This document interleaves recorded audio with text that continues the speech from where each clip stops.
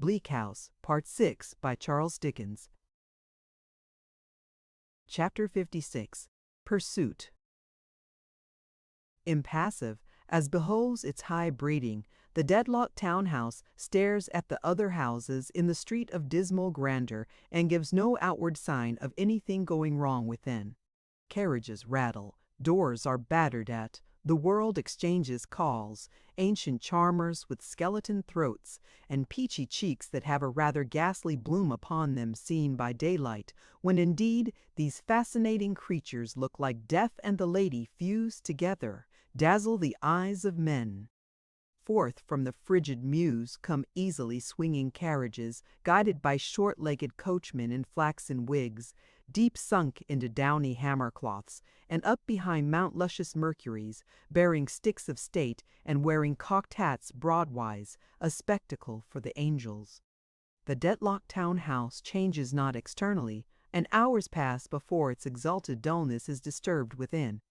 But Volumnia the fair, being subject to the prevalent complaint of boredom, and finding that disorder attacking her spirits with some virulence, ventures at length to repair to the library for change of.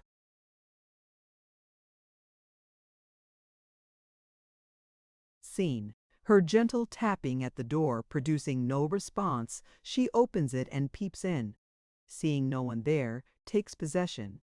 The sprightly deadlock is reputed in that grass-grown city of the ancients Bath to be stimulated by an urgent curiosity which impels her on all convenient and inconvenient occasions to sidle about with a golden glass at her eye, peering into objects of every description. Certain it is that she avails herself of the present opportunity of hovering over her kinsman's letters and papers like a bird, taking a short peck at this document and a blink with her head on one side at that document, and hopping about from table to table with her glass at her eye in an inquisitive and restless manner. In the course of these researches she stumbles over something, and turning her glass in that direction, sees her kinsman lying on the ground like a felled tree. Volumnia's pet little scream acquires a considerable augmentation of reality.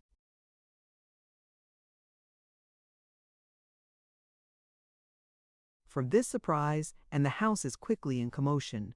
Servants tear up and down stairs, bells are violently rung, doctors are sent for, and Lady Dedlock is sought in all directions, but not found. Nobody has seen or heard her since she last rang her bell. Her letter to Sir Leicester is discovered on her table, but it is doubtful yet whether he has not received another missive from another world requiring to be personally answered, and all the living languages and all the dead are as one to him. They lay him down upon his bed, and chafe and rub and fan, and put ice to his head, and try every means of restoration. Howbeit, the day has ebbed away, and it is night in his room before his stertorous breathing lulls, or his fixed eyes show any consciousness of the candle that has occasionally passed before them. But when this change begins, it goes on, and by he nods, or moves his eyes or even his hand in token that he hears and comprehends. He fell down this morning, a handsome stately gentleman, somewhat infirm, but of a fine presence and with a well-filled face. He lies upon his bed, an aged man with sunken cheeks, the decrepit shadow of himself.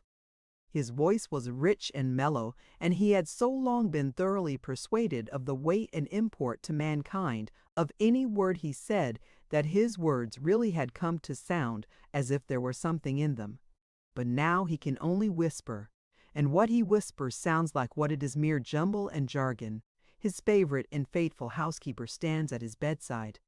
It is the first act he notices, and he clearly derives pleasure from it. After vainly trying to make himself understood in speech, he makes signs for a pencil, so inexpressively that they cannot at first understand him.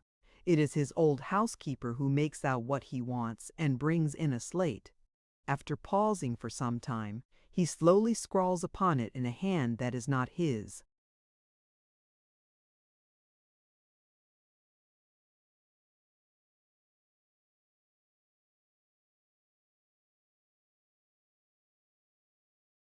Chesney Wold?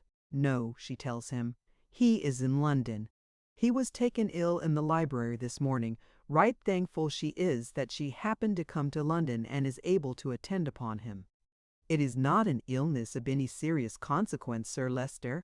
You will be much better tomorrow, Sir Leicester. All the gentlemen say so. This with the tears coursing down her fair old face. After making a survey of the room and looking with particular attention all round the bed where the doctors stand, he writes, "My lady. My lady went out, Sir Leicester, before you were taken ill, and don't know of your illness yet." He points again, in great agitation, at the two words.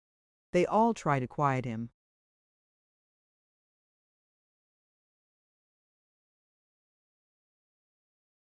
But he points again with increased agitation. On their looking at one another, not knowing what to say, he takes the slate once more and writes, "My lady, for God's sake, where?" and makes an imploring moan.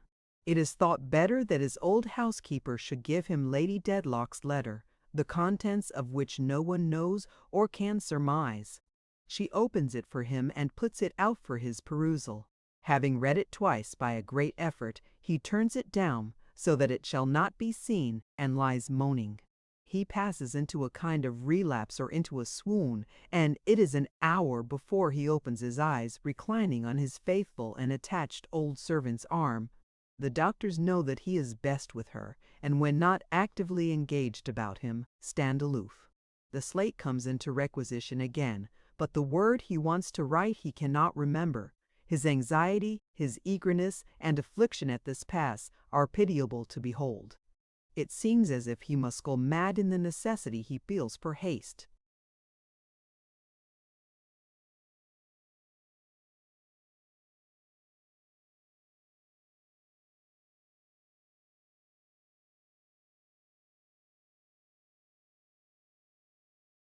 And the inability under which he labors of expressing to do what or to fetch whom.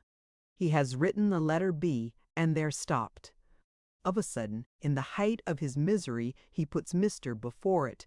The old housekeeper suggests Bucket. Thank heaven, that's his meaning.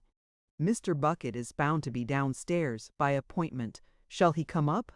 There is no possibility of misconstruing Sir Leicester's burning wish to see him, or the desire he signifies to have the room cleared of everyone but the housekeeper. It is speedily done, and Mr. Bucket appears. Of all men upon earth, Sir Leicester seems fallen from his high estate to place his sole trust and reliance upon this man. "Sir Leicester Dedlock, Baronet, I'm sorry to see you like this. I hope you'll cheer up. I'm sure you will, on account of the family credit." Sir Leicester puts her letter in his hands and looks intently in his face while he reads it. A new intelligence comes into Mr. Bucket's eye as he reads on. With one hook of his finger, while that eye is still glancing over the words, he indicates, "Sir Leicester Dedlock, Baronet, I understand you." Sir Leicester writes upon the slate, "Full forgiveness." Find Mr. Bucket stops his hand. "Sir Leicester Dedlock, Baronet, I'll find her. But my search after her must be begun out of hand. Not a minute must be lost." With the quickness of thought, he follows Sir Leicester Dedlock's look towards a little box upon a table. "Bring it here, Sir Leicester Dedlock, Baronet." "Certainly." "Open it with one of these here keys." "Certainly." "The littlest key?" "To be sure." "Take the notes out." "So I." "Will. Count 'em? That's soon done. 20 and 30's 50, and 20's 70, and 50's 120, and 40's 160. Take 'em for expenses? That I'll do, and render an account, of course. Don't spare money? No, I won't." The velocity and certainty of Mr. Bucket's interpretation on all these heads is little short of miraculous. Mrs. Rouncewell, who holds the light, is giddy with the swiftness of his eyes and hands as he starts up, furnished for his journey. "You're George's mother, old lady. That's about what you are, I believe?" says Mr. Bucket aside, with his hat already on and buttoning his coat. "Yes, sir, I am his distressed mother. So I thought, according to what he mentioned to me just now." "Well then, I'll tell you something. You needn't be distressed no more. Your son's all right. Now don't you begin a-crying, because what you've got to do is to take care of Sir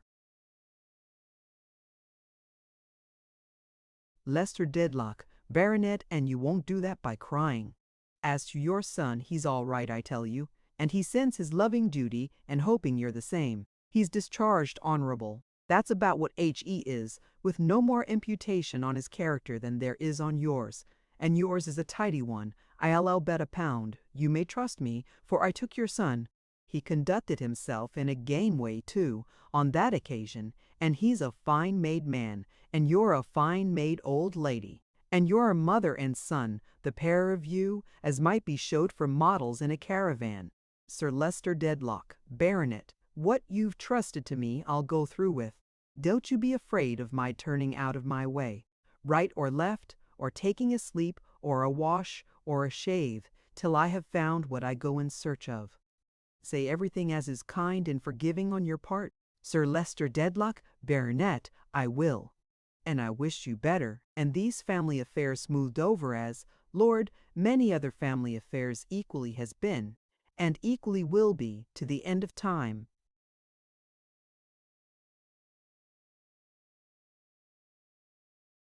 With this peroration, Mr. Bucket, buttoned up, goes quietly out, looking steadily before him, as if he were already piercing the night in quest of the fugitive. His first step is to take himself to Lady Dedlock's rooms and look all over them for any trifling indication that may help him. The rooms are in darkness now, and to see Mr. Bucket with a wax light in his hand, holding it above his head and taking a sharp mental inventory of the many delicate objects so curiously at variance with himself, would be to see a sight which nobody does see, as he is particular to lock himself in. A spicy boudoir this, says Mr. Bucket, who feels in a manner furbished up in his French by the blow of the morning. Must have cost a sight of money. Room articles to cut away from, bees. She must have been hard put to it, opening and shutting table drawers and looking into caskets and jewel cases. He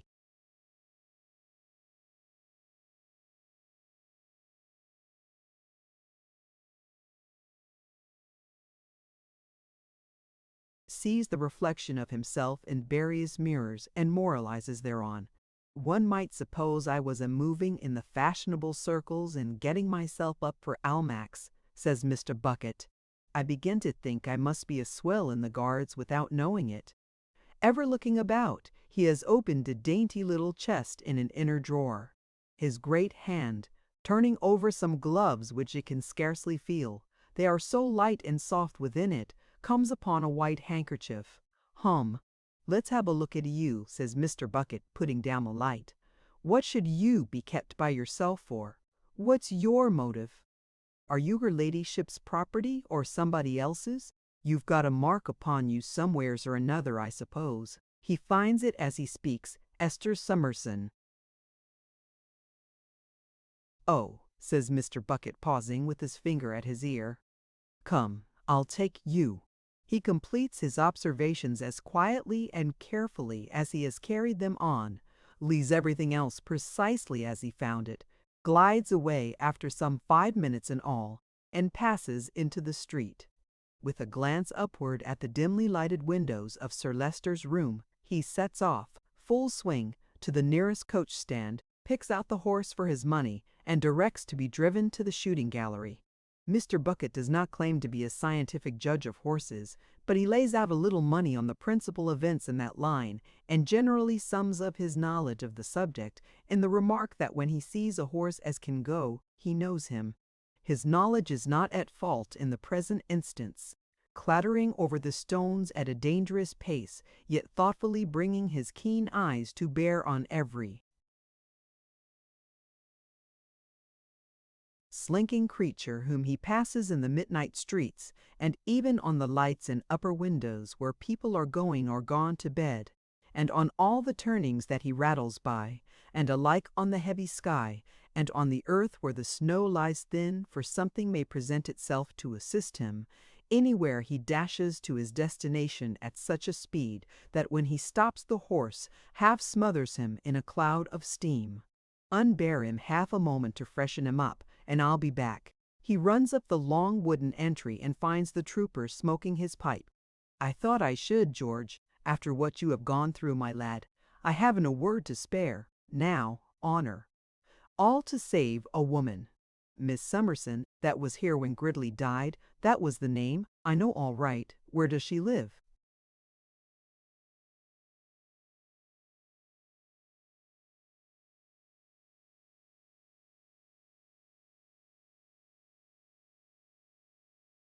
The trooper has just come from there and gives him the address, near Oxford Street. "You won't repent it, George. Good night." He's off again, with an impression of having seen Phil sitting by the frosty fire, staring at him open-mouthed, and gallops away again and gets out in a cloud of steam again.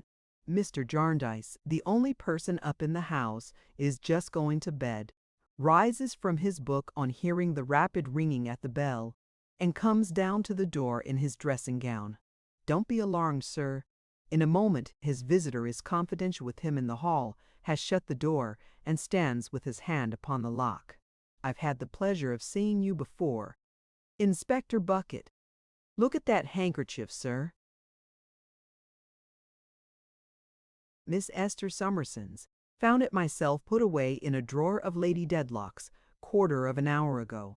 Not a moment to lose. Matter of life or death. You know Lady Dedlock?" "Yes, there has been a discovery there today. Family affairs have come out. Sir Leicester Dedlock, Baronet, has had a fit apoplexy or paralysis and couldn't be brought to, and precious time has been lost. Lady Dedlock disappeared this afternoon and left a letter for him that looks bad. Run your eye over it. Here it is." Mr. Jarndyce, having read it, asks him what he thinks. "I don't know. It looks like suicide. Anyways, there's more and more danger every minute of its drawing to that. I'd give £100 an hour to have."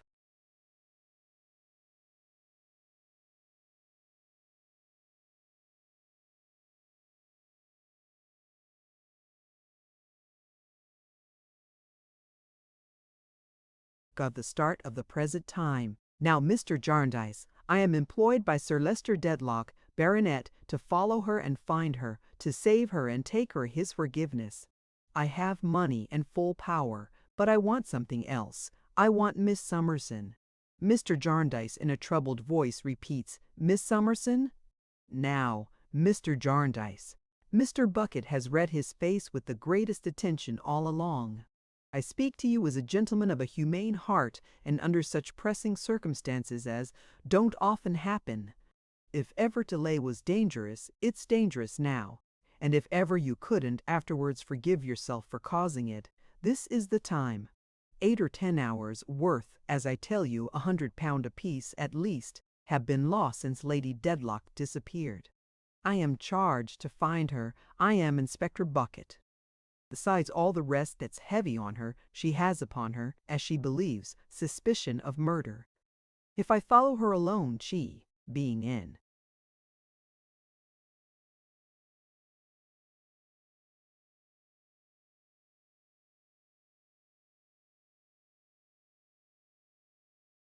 ignorance of what Sir Leicester Dedlock, Baronet, has communicated to me may be driven to desperation.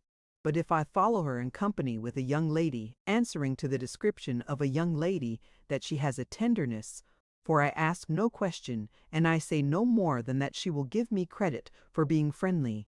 Let me come up with her, and be able to have the hold upon her of putting that young lady for'ard, and I'll save her, and prevail with her if she is alive. Let me come up with her alone, a hard matter, and I'll do my best, but I don't answer for what the best may be. Time flies. It's getting on for 1 o'clock. When one strikes, there's another hour gone, and it's worth £1,000 now instead of 100. This is all true, and the pressing nature of the case cannot be questioned. Mr. Jarndyce begs him to remain there while he speaks to Miss Summerson. Mr. Bucket says he will, but acting on his usual principle, does no such thing, following upstairs instead and keeping his man in sight. So he remains, dodging,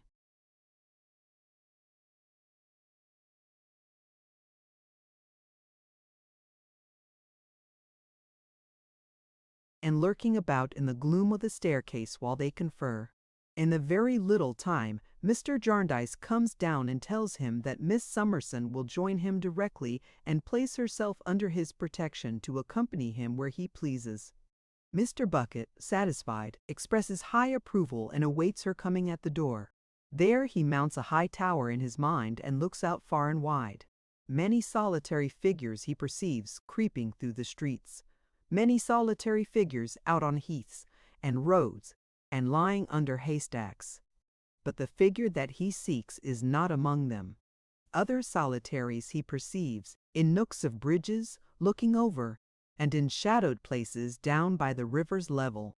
And a dark, dark, shapeless object drifting with the tide, more solitary than all, clings with a drowning hold on his attention. Where is she? Living or dead, where is she? If, as he folds the handkerchief and,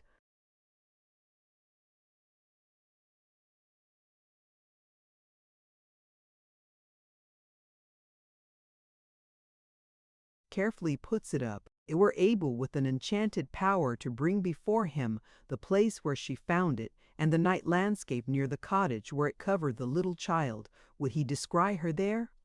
On the waste where the brick kilns are burning with a pale blue flare, where the straw roofs of the wretched huts in which the bricks are made are being scattered by the wind, where the clay and water are hard frozen, and the mill in which the gaunt blind horse goes round all day looks like an instrument of human torture, traversing this deserted, blighted spot, there is a lonely figure with the sad world to itself, pelted by the snow, and driven by the wind, and cast out, it would seem, from all companionship. It is the figure of a woman, too, but it is miserably dressed, and no such clothes ever came through the hall and out at the great door of the Dedlock mansion.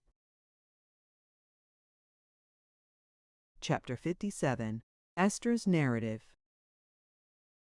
I had gone to bed and fallen asleep when my guardian knocked at the door of my room and begged me to get up directly.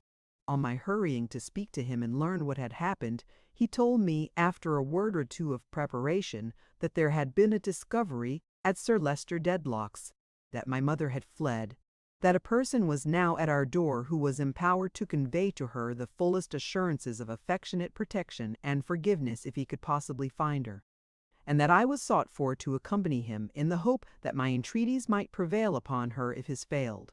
Something to this general purpose I made out, but I was thrown into such a tumult of alarm and hurry and distress that in spite of every effort I could make to subdue my agitation, I did not seem, to myself, fully to recover my right mind until hours had passed. But I dressed and wrapped up expeditiously without waking Charlie or anyone, and went down to Mr. Bucket, who was the person entrusted with the secret. In taking me to him, my guardian told me this, and also explained how it was that he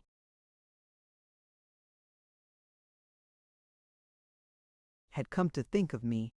Mr. Bucket, in a low voice, by the light of my guardian's candle, read to me in the hall a letter that my mother had left upon her table, and I suppose within 10 minutes of my having been aroused, I was sitting beside him, rolling swiftly through the streets.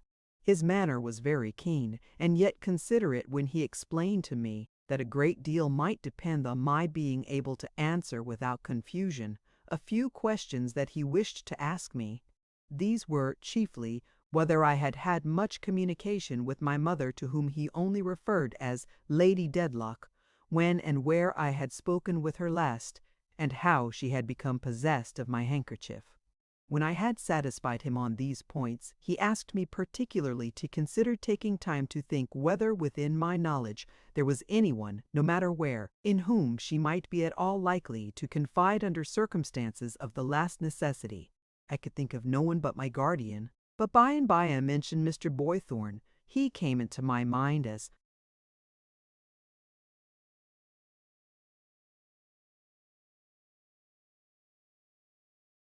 connected with his old chivalrous manner of mentioning my mother's name, and with what my guardian had informed me of his engagement to her sister, and his unconscious connection with her unhappy story.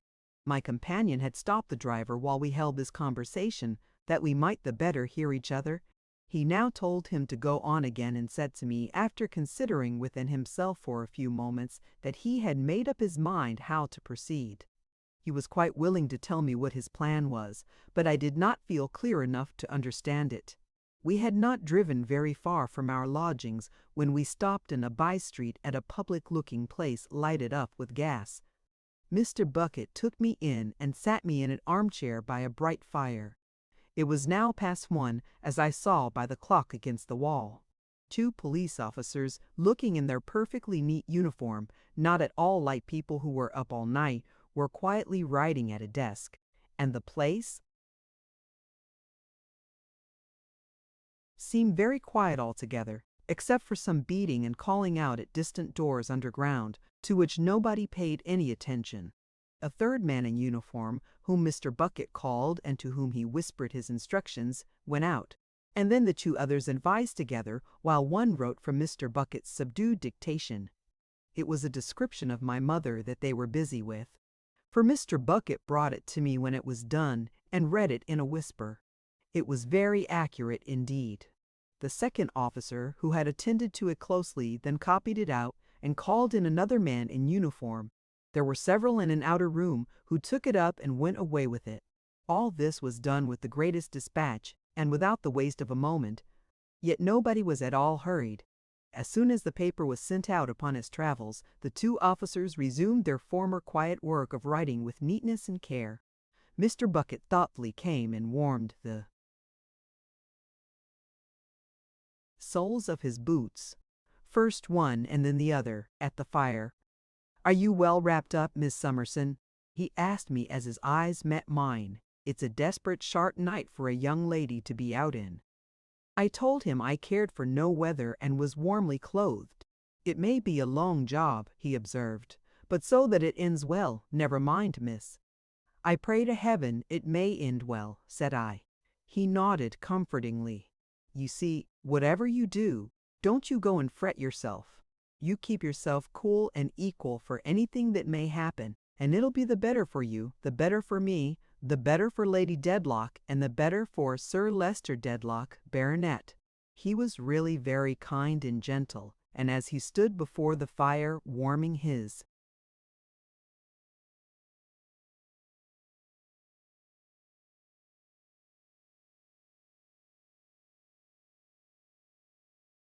boots and rubbing his face with his forefinger, I felt a confidence in his sagacity which reassured me.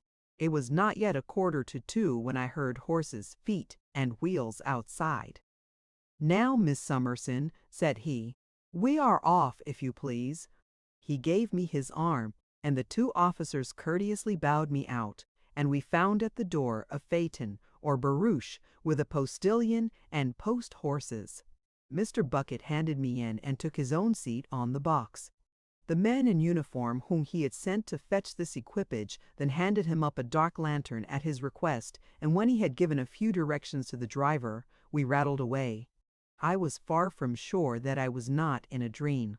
We rattled with great rapidity through such a labyrinth of streets that I soon lost all idea where we were, except that we had crossed and recrossed the river and still seemed to be traversing a low-lying, waterside, dense neighborhood of narrow thoroughfares checkered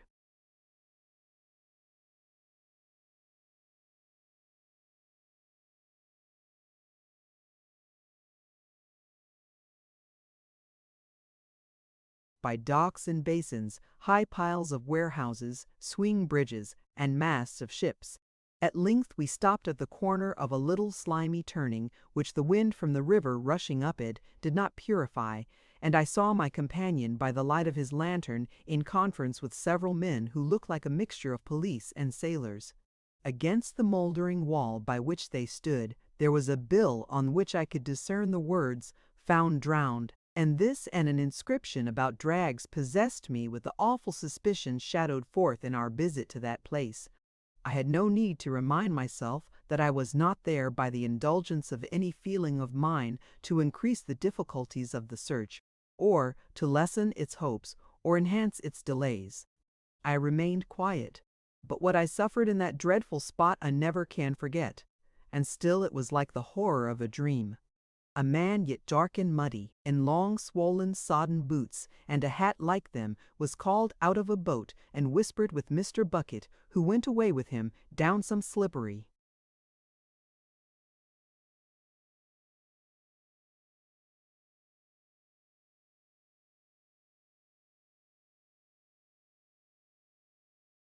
steps as if to look at something secret that he had to show. They came back, wiping their hands upon their coats after turning over something wet. But thank God it was not what I feared. After some further conference, Mr. Bucket, whom everybody seemed to know and defer to, went in with the others at a door and left me in the carriage while the driver walked up and down by his horses to warm himself. The tide was coming in, as I judged from the sound it made, and I could hear it break at the end of the alley with a little rush towards me. It never did so, and I thought it did so hundreds of times in what can have been at the most a quarter of an hour, and probably was less, but the thought shuddered through me that it would cast my mother at the horse's feet. Mr. Bucket came out again, exhorting the others to be vigilant, darkened his lantern, and once more took his seat. "Don't you be alarmed, Miss Summerson."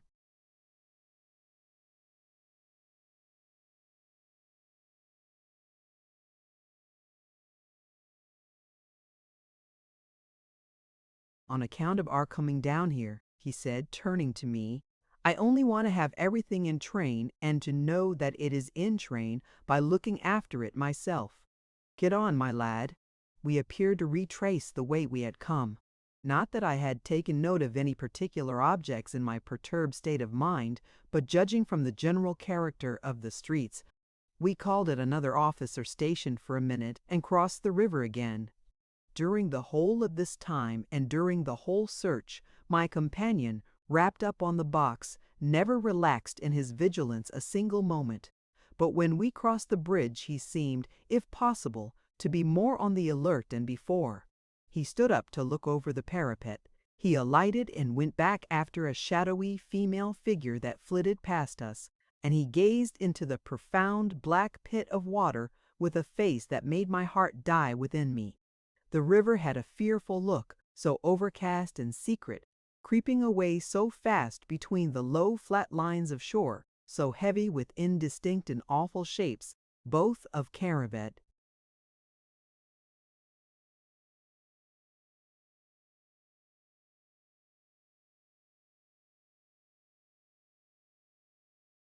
Substance and shadow, so death-like and mysterious.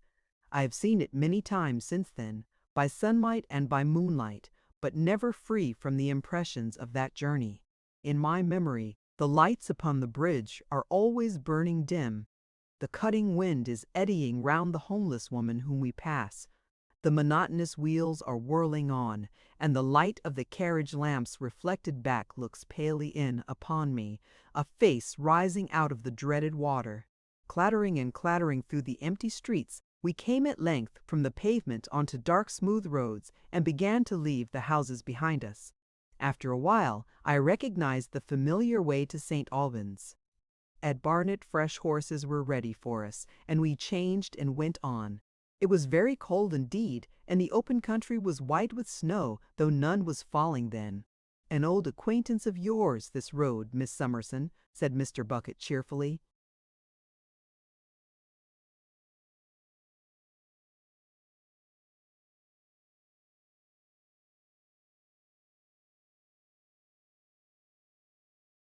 "Yes," I returned. "Have you gathered any intelligence?" "None that can be quite depended on as yet," he answered. "But it's early times as yet." He had gone into every late or early public house where there was a light.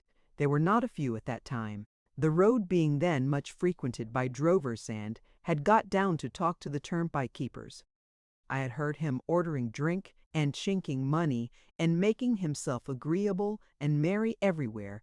But whenever he took his seat upon the box again, his face resumed its watchful, steady look, and he always said to the driver in the same business tone, "Get on, my lad."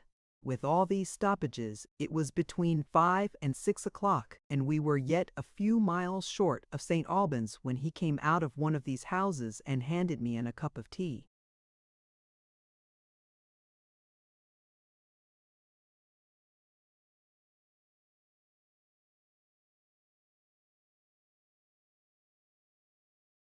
Drink it, Miss Summerson. It'll do you good. You're beginning to get more yourself now, ain't you?" I thanked him and said I hope so. "You was what you may call stunned at first," he returned, "and Lord, no wonder. Don't speak loud, my dear. It's all right. She's on ahead." I don't know what joyful exclamation I made or was going to make, but he put up his finger, and I stopped myself. "Passed due here on foot this evening, about 8 or 9.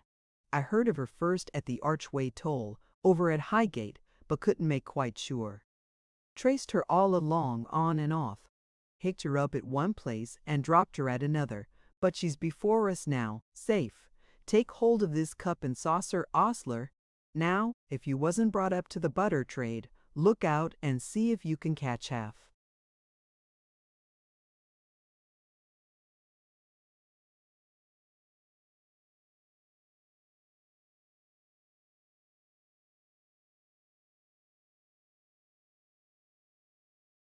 A crown in your t'other hand. 1, 2, 3, and there you are. Now, my lad, try a gallop.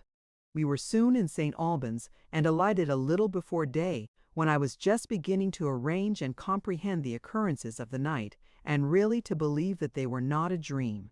Leaving the carriage at the posting-house and ordering fresh horses to be ready, my companion gave me his arm, and we went towards home. "As this is your regular abode, Miss Summerson, you see," he observed. "I should like to know whether you've been asked for by any stranger answering the description, or whether Mr. Jarndyce has.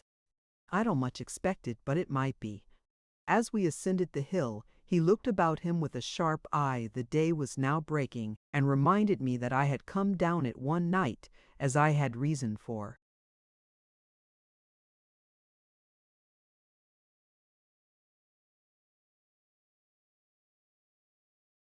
Remembering, with my little servant and poor Joe, whom he called Tucky. I wondered how he knew that. "When you passed a man upon the road, just yonder, you know," said Mr. Bucket. Yes, I remembered that too, very well. "That was me," said Mr. Bucket. Seeing my surprise, he went on, "I drove down in a gig that afternoon to look after that boy. You might have heard my wheels when you came out to look after him yourself, for I was aware of you and your little maid going up when I was walking the horse down. Making an inquiry or two about him in the town, I soon heard what company he was in, and was coming among the brickfields to look for him when I observed you bringing him home here."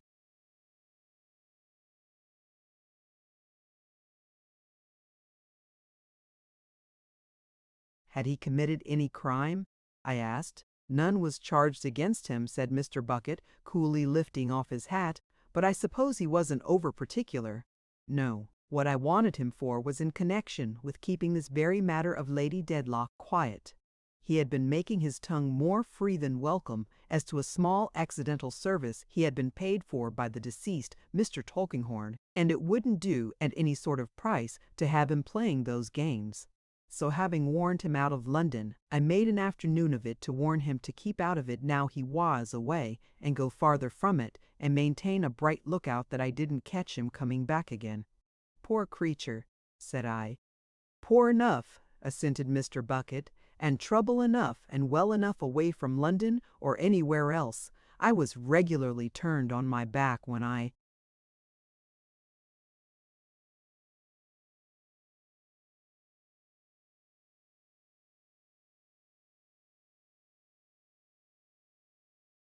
found him taken up by your establishment, I do assure you." I asked him why. "Why, my dear," said Mr. Bucket, "naturally there was no end to his tongue then. He might as well have been born with 1.5 yards of it, and a remnant over. Although I remember this conversation now, my head was in confusion at the time, and my power of attention hardly did more than enable me to understand that he entered into these particulars to divert me. With the same kind intention manifestly, he often spoke to me of indifferent things, while his face was busy with the one object that we had in view. He still pursued this subject as we turned in at the garden gate. "Ah," said Mr. Bucket, "here we are, and a nice retired place it is. Puts a man in mind of the country house in the Woodpecker, tapping that was known by the smoke which so gracefully curled. "They're early with the kitchen fire, and that,"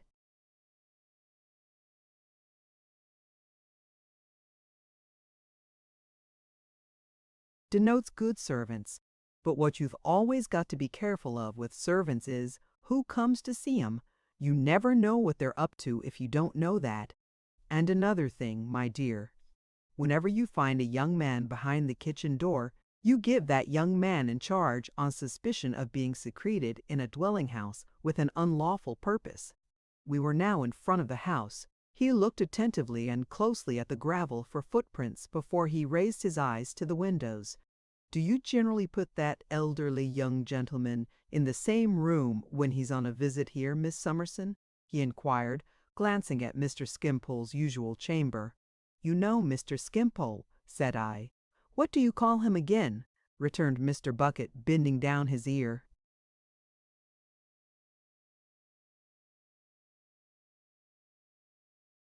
"Skimpole, is it? I've often wondered what his name might be. Skimpole. Not John, I should say, nor yet Jacob. Harold, I told him. Harold. Yes. He's a queer bird, is Harold," said Mr. Bucket, eyeing me with great expression. "He is a singular character," said I. "No idea of money," observed Mr. Bucket. "He takes it, though." I involuntarily returned for answer that I perceived Mr. Bucket knew him. "Why, now I'll tell you, Miss Summerson," he replied. "Your mind will be all the better for not running on one point too continually, and I'll tell you for a change. It was him as pointed out to me where Tucky was. I made up my mind that."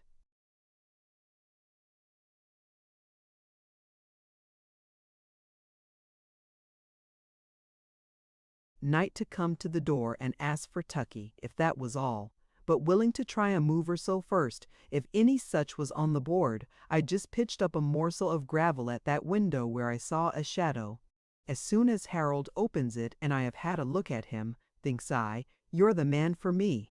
So I smoothed him down a bit about not wanting to disturb the family after they was gone to bed, and about its being a thing to be regretted that charitable young ladies should harbor vagrants. And then, when I pretty well understood his ways, I said I should consider a fee-pun note well bestowed if I could relieve the premises of Tucky without causing any noise or trouble. Then says he, lifting up his eyebrows in the gayest way, "It's no use mentioning a fee-pun note to me, my friend, because I'm a mere child in such matters and have no idea of money." Of course I understood what his taking it so easy meant, and being now quite sure he was the man for me, I wrapped the note round a little stone and threw it up to him. Well, he laughs and beams and looks as innocent as you like and says, "But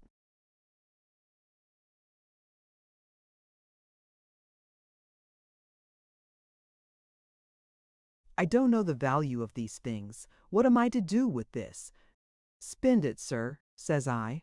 "But I shall be taken in," he says. "They won't give me the right change. I shall lose it. It's no use to me." Lord, you never saw such a face as he carried it with. Of course he told me where to find Tucky, and I found him. I regarded this as very treacherous on the part of Mr. Skimpole towards my guardian, and as passing the usual bounds of his childish innocence. "Bounds, my dear," returned Mr. Bucket. "Bounds? Now, Miss Summerson, I'll give you a piece of advice that your husband will find useful when you are happily married and have got a family about you. Whenever a person says to you that they are as innocent as can be in all concerning money, look well after your own money, for they are dead certain to collar it if they can. Whenever a person proclaims to you, 'In worldly matters I'm a child,' you consider that that person is only a crying off from being held accountable, and that you have got that person's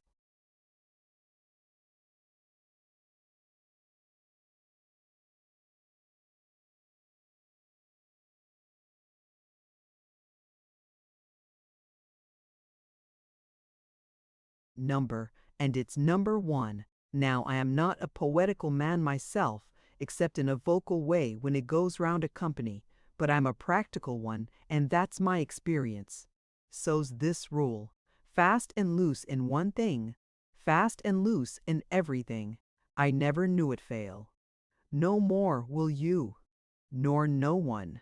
With which caution to the unwary, my dear, I take the liberty of pulling this here bell, and so go back to our business. I believe it had not been for a moment out of his mind, any more than it had been out of my mind or out of his face. The whole household were amazed to see me, without any notice at that time in the morning, and so accompanied, and their surprise was not diminished by my inquiries. No one, however, had been there. It could not be doubted that this was the truth. "Then, Miss Summerson," said my companion, "we can't be too soon at the cottage where those brickmakers are to be found. Most inquiries there I leave to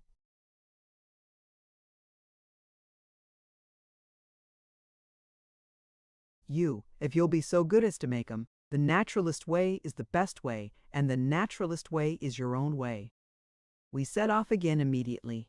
On arriving at the cottage, we found it shut up and apparently deserted. But one of the neighbors who knew me, and who came out when I was trying to make someone hear, informed me that the two women and their husbands now lived together in another house, made of loose, rough bricks, which stood on the margin of the piece of ground where the kilns were, and where the long rows of bricks were drying.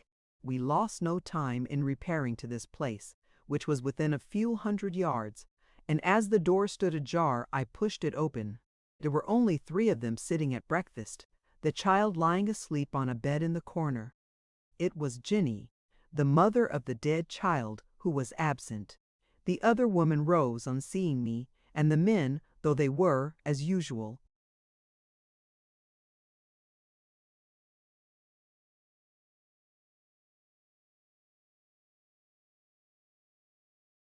sulky and silent, each gave me a morose nod of recognition. A look passed between them, when Mr. Bucket followed me in, and I was surprised to see that the woman evidently knew him. I had asked leave to enter, of course. Liz, the only name by which I knew Harrow's to give me, her own chair. But I sat down on a stool near the fire, and Mr. Bucket took a corner of the bedstead. Now that I had to speak, and was among people with whom I was not familiar, I became conscious of being hurried and giddy. It was very difficult to begin, and I could not help bursting into tears. "Liz," said I have come a long way in the night and through the snow to inquire after a lady who has been here, you know," Mr. Bucket struck in, addressing the whole group with a composed, propitiatory face. "That's the lady, the young lady means, the lady that was here last night, you know."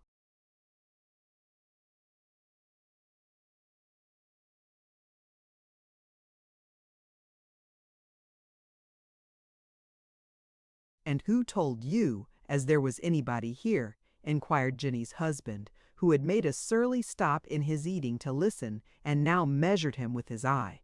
"A person of the name of Michael Jackson, with a blue velveteen waistcoat with a double row of mother-of-pearl buttons," Mr. Bucket immediately answered. "He had as good mind his own business, whoever he is," growled the man. "He's out of the 'ployment, I believe," said Mr. Bucket apologetically for Michael Jackson, "and so gets talkin'." The woman had not resumed her chair, but stood faltering with her hand upon its broken back, looking at me. I thought she would have spoken to me privately if she had dared. She was still in this attitude of uncertainty when her husband, who was eating with a lump of bread and fat in one hand and his clasp knife in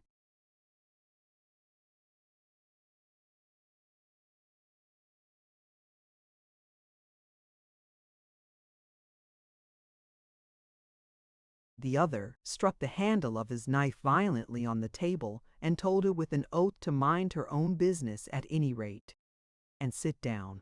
"I should like to have seen Jenny very much," said I, "for I am sure she would have told me all she could about this lady, whom I am very anxious indeed. You cannot think how anxious to overtake. Will Jenny be here soon? Where is she?" The woman had a great desire to answer, but the man, with another oath, openly kicked at her foot with his heavy boot. He left it to Jenny's husband to say what he chose, and after a dogged silence the latter turned his shaggy head towards me. "I'm not partial to gentlefolks coming into my place, as you've heard me say afore now. I think, miss, I let their places be, and it's curious they can't let my place be. There'd be a pretty shine made if I was to go a-wisitin' them, I think. Howsoever, I don't so much complain of you as of some others, and I'm agreeable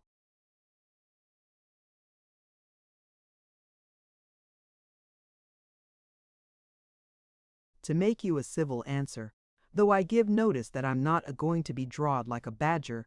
Will Jenny be here soon? No, she won't. Where is she? She's gone up to London. Did she go last night? I asked. Did she go last night? Ah, she went last night, he answered with a sulky jerk of his head. But was she here when the lady came? And what did the lady say to her? And where is the lady gone? I beg and pray you to be so kind as to tell me, said I, for I am in great distress to know.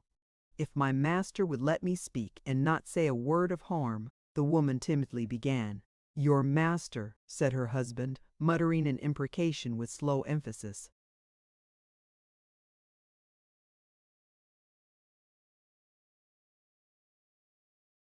Will break your neck if you meddle with what don't concern you. After another silence, the husband of the absent woman, turning to me again, answered me with his usual grumbling unwillingness. Was Jenny here when the lady come? Yes, she was here when the lady come. What did the lady say to her? Well, I'll tell you what the lady said to her. She said, you remember me as come one time to talk to you about the young lady as had been a visiting of you. You remember me as give you something handsome for a handkercher what she had left? Ah, she remembered, so we all did. Well then, was that young lady up at the house now? No, she weren't up at the house now. Well then, look ye here. The lady was upon a journey all alone, strange as we might think it, and could she rest herself where you're a-settin' for an hour or so? Yes, she could, and so she did. Then she went, it might be at 20 minutes past 11, and it might be at 20 minutes past 12. We ain't got no watches here to know the time by, nor yet clocks. Where did she go? I don't know where she go. She went one way and Jenny went another. One went right to London and t'other went right from it. That's all about it. Ask this man, he heard it all and see it all. He knows. The other man repeated, that's all about it. Was the lady crying? I inquired. Devil a bit, returned the first man. Her shoes was the worse, and her clothes was the worse, but she warn't not as I see. The woman sat with her arms crossed, and her eyes upon the ground.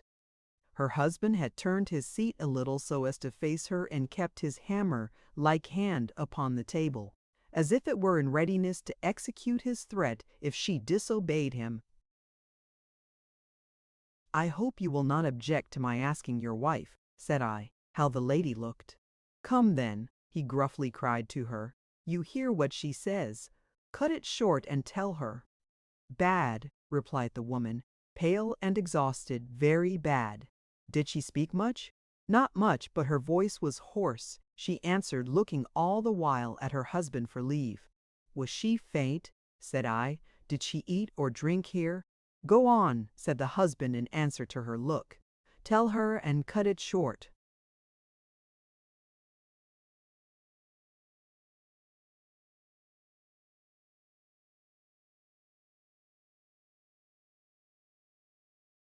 She had a little water, miss, and Jenny fetched her some bread and tea, but she hardly touched it.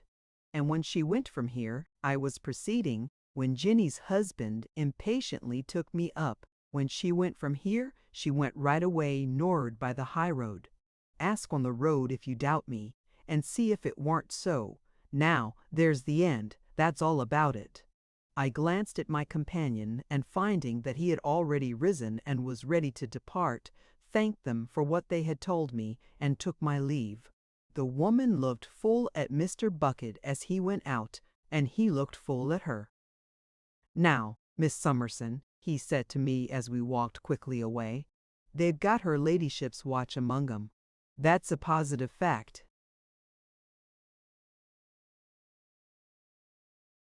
You saw it? I exclaimed. Just as good as saw it, he returned. Else why should he talk about his 20 minutes past and about his having no watch to tell the time by? 20 minutes. He don't usually cut his time so fine as that. If he comes to half hours, it's as much as H.E. does. Now, you see, either her ladyship gave him that watch, or he took it. I think she gave it him. Now, what should she give it him for? What should she give it him for? What should she give it him for? He repeated this question to himself several times as we hurried on, appearing to balance between a variety of answers that arose in his mind. If time could be spared, said Mr. Bucket, which is the only thing that can't be spared in this case, I might get it out of that woman, but it's too doubtful a chance to trust to under present circumstances. They are up to keeping a close eye upon her, and any fool knows that a poor creetur like her, beaten and kicked,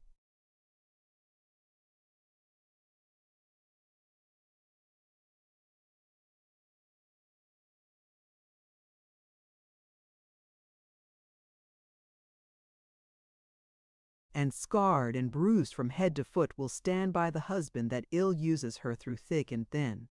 There's something kept back. It's a pity but what we had seen the other woman.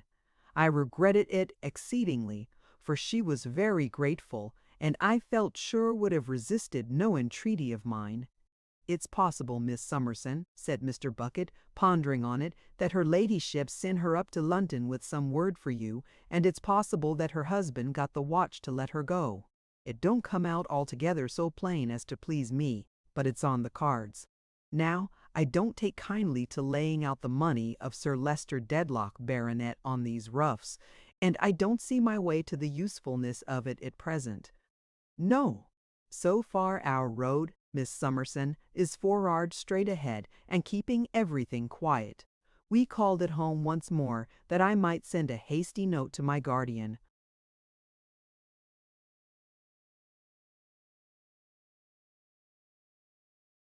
And then we hurried back to where we had left the carriage. The horses were brought out as soon as we were seen coming, and we were on the road again in a few minutes. It had set in snowing at daybreak, and it now snowed hard. The air was so thick with the darkness of the day and the density of the fall that we could see but a very little way in any direction. Although it was extremely cold, the snow was but partially frozen, and it churned with a sound as if it were a beach of small shells under the hoofs of the horses into mire and water. They sometimes slipped and floundered for a mile together, and we were obliged to come to a standstill to rest them. One horse fell 3 times in this first stage, and trembled so and was so shaken that the driver had to dismount from his saddle and lead him at last. I could eat nothing and could not sleep, and I grew so nervous under those delays in the slow pace at which we traveled that I had an unreasonable desire.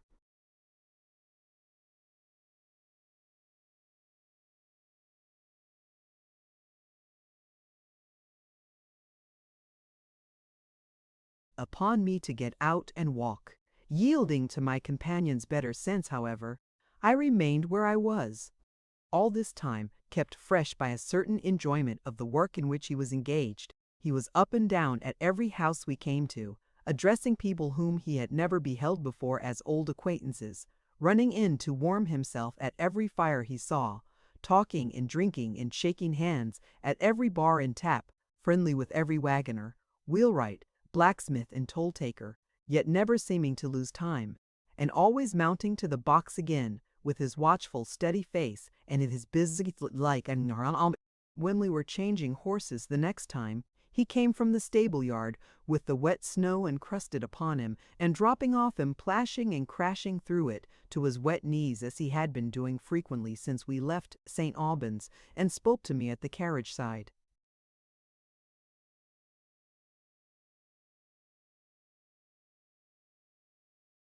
Keep up your spirits. It's certainly true that she came on here, Miss Summerson.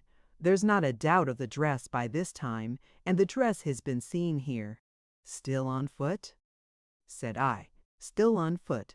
I think the gentleman you mention must be the point she's aiming at, and yet I don't like his living down in her own part of the country neither.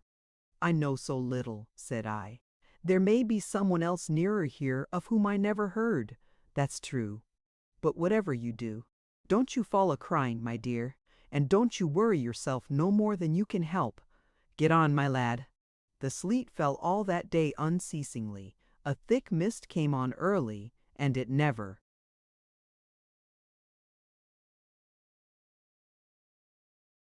rose or lightened for a moment. Such roads I had never seen. I sometimes feared we had missed the way and got into the plowed grounds or the marshes. If I ever thought of the time I had been out, it presented itself as an indefinite period of great duration, and I seemed, in a strange way, never to have been free from the anxiety under which I then labored. As we advanced, I began to feel misgivings that my companion lost confidence. He was the same as before with all the roadside people, but he looked graver when he sat by himself on the box. I saw his finger uneasily going across and across his mouth during the whole of one long weary stage. I overheard that he began to ask the drivers of coaches and other vehicles coming towards us what passengers they had seen in other coaches and vehicles that were in advance. Their replies did not encourage him. He always gave me a reassuring beck of his finger and lift of his eyelid as he got upon the box again. But he seemed perplexed now when he said, "Get on, my lad."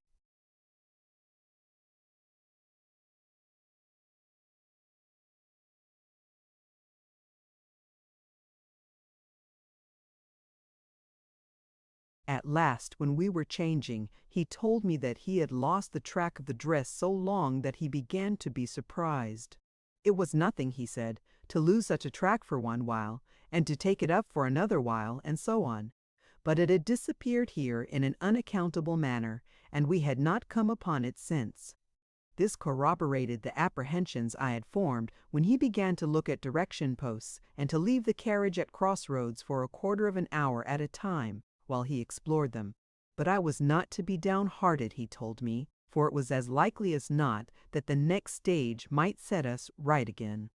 The next stage, however, ended as that one ended. We had no new clue.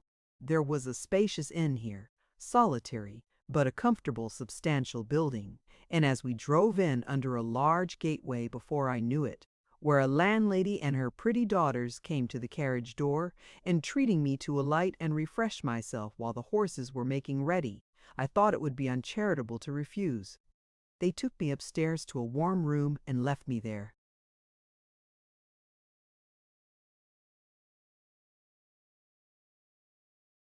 It was at the corner of the house, I remember, looking two ways.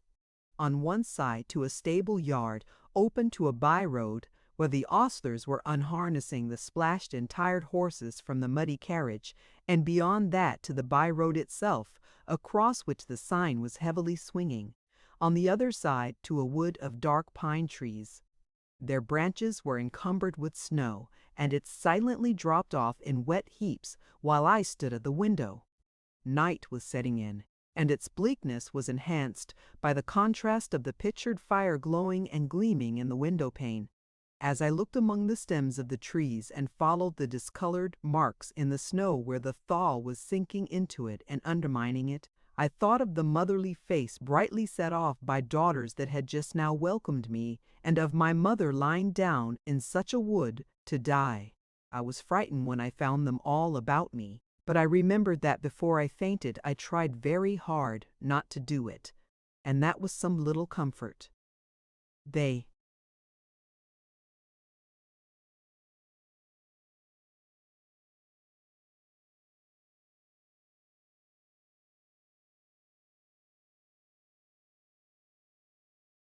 cushioned me up on a large sofa by the fire, and then the comely landlady told me that I must travel no further tonight, but must go to bed.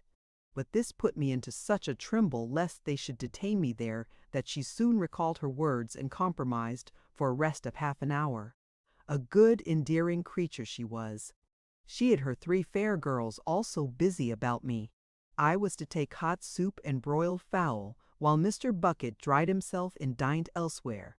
But I could not do it when a snug round table was presently spread by the fireside, though I was very unwilling to disappoint them. However, I could take some toast and some hot negus, and as I really enjoyed that refreshment, it made some recompense. Punctual to the time, at the half-hour's end, the carriage came rumbling under the gateway, and they took me down, warmed, refreshed, comforted by kindness, and safe. I assured them not to faint any more. After I had got in and had taken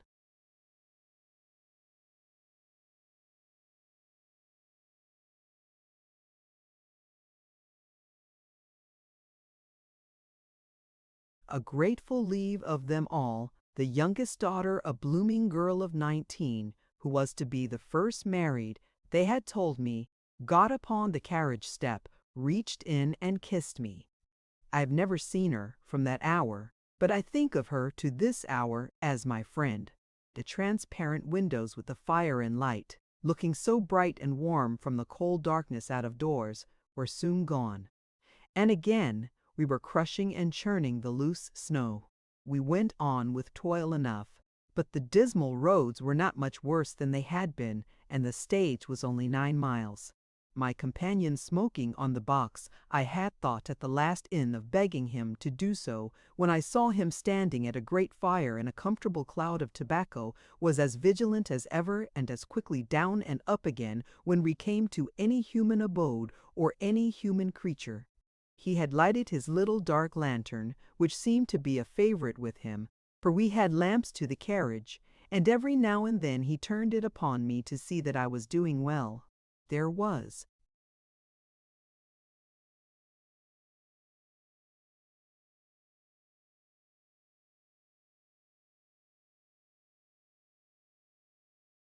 A folding window to the carriage head, but I never closed it, for it seemed like shutting out hope. We came to the end of the stage, and still the lost trace was not recovered. I looked at him anxiously when we stopped to change, but I knew by his yet graver face as he stood watching the ostlers that he had heard nothing. Almost in an instant afterwards, as I leaned back in my seat, he looked in, with his lighted lantern in his hand, an excited and quite different man. "What is it?" said I, starting. "Is she here?" "No, no, don't deceive yourself, my dear. Nobody's here, but I've got it." The crystallized snow was in his eyelashes, in his hair, lying in ridges on his dress. He had to shake it from his face and get his breath before he spoke to me. "Now, Miss Summerson," said he, beating his finger on the apron, "don't you be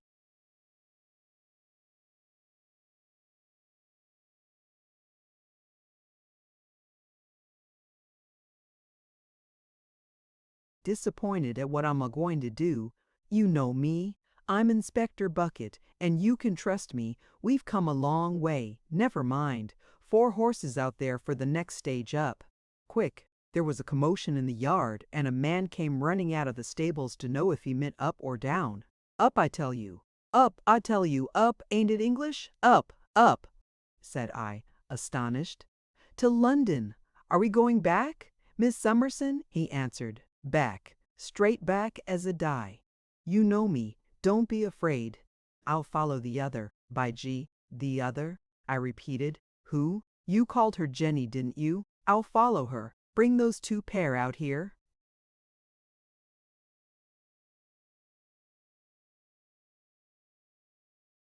£4 a man. "Wake up, some of you. You will not desert this lady we are in search of. You will not abandon her on such a night, and in such a state of mind as I know her to be in," said I, in an agony, and grasping his hand. "You are right, my dear. I won't, but I'll follow the other. Look alive here with them horses. Send a man forrard in the saddle to the next stage, and let him send another forrard again, and order 4 on, up right through. My darling, don't you be afraid." These orders, and the way in which he ran about the yard urging them, caused a general excitement that was scarcely less bewildering to me than the sudden change. But in the height of the confusion, a mounted man galloped away to order the relays, and our horses were put to with great speed.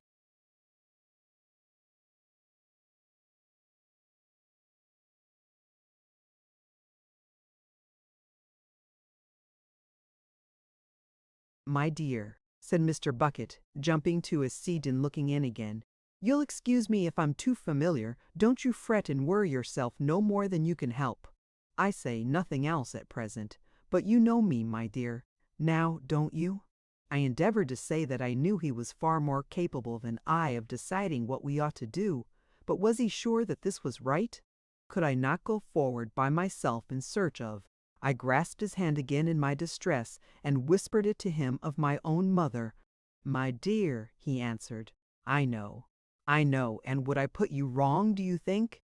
Inspector Bucket. Now you know me, don't you? What could I say but yes? Then you keep up as good a heart as you can, and you rely upon me for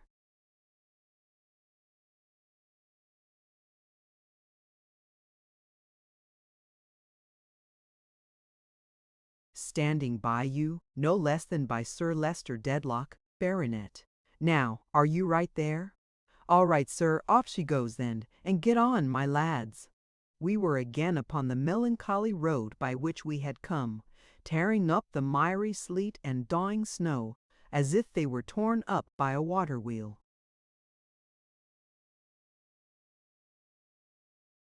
Chapter 58. A Wintry Day and Night. Still impassive, as behoves its breeding, the Dedlock townhouse carries itself as usual towards the street of dismal grandeur. There are powdered heads from time to time in the little windows of the hall, looking out at the untaxed powder falling all day from the sky, and in the same conservatory there is peach blossom turning itself exotically to the great hall fire from the nipping weather out of doors. It is given out that my lady has gone down into Lincolnshire, but is expected to return presently. Rumor, busy overmuch, however, will not go down into Lincolnshire. It persists in flitting and chattering about town. It knows that that poor unfortunate man Sir Leicester has been sadly used. It hears, my dear child, all sorts of shocking things. It makes the world of 5 miles round quite merry. Not to know that there is something wrong at the Dedlocks is to augur yourself unknown. One of the peachy-cheeked charmers with the skeleton throats is already apprised of all the principal circumstances that will come out before the four.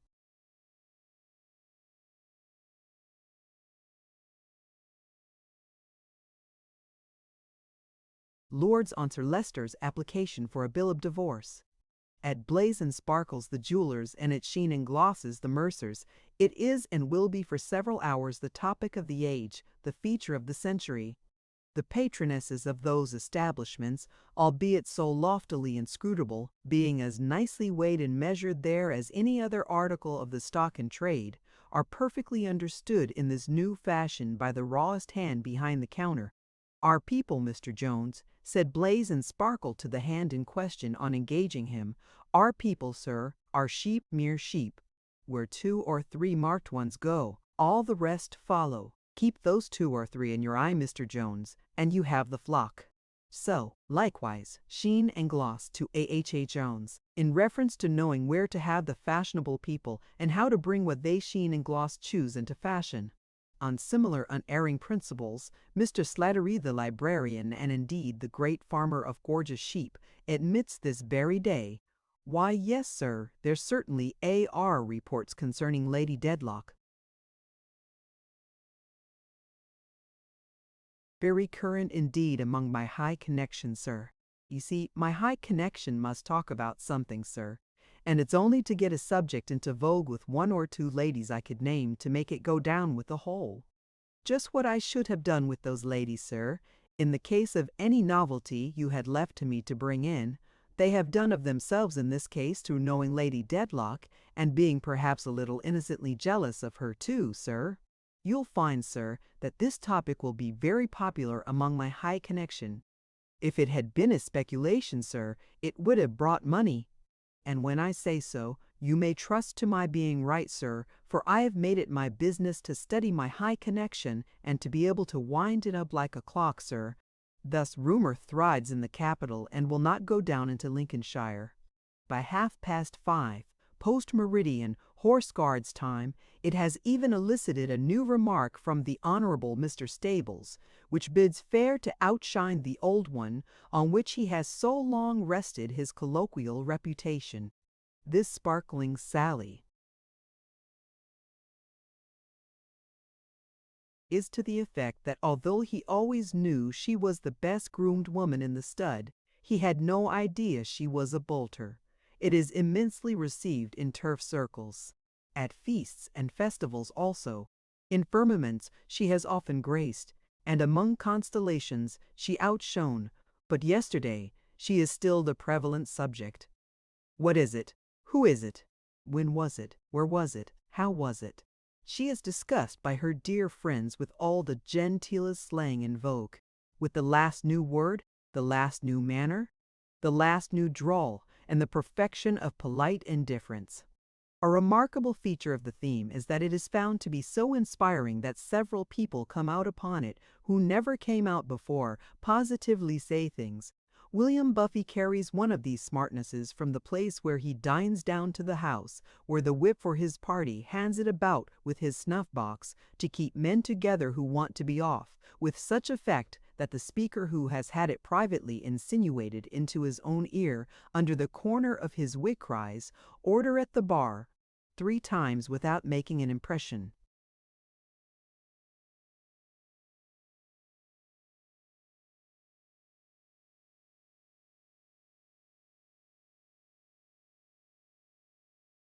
And not the least amazing circumstance connected with her being vaguely the town talk is that people hovering on the confines of Mr. Slattery's high connection, people who know nothing and ever did know nothing about her, think it essential to their reputation to pretend that she is their topic too, and to retell her at second hand with the last new word and the last new polite indifference, and all the rest of it, all at second hand but considered equal to, in inferior systems and to fainter stars.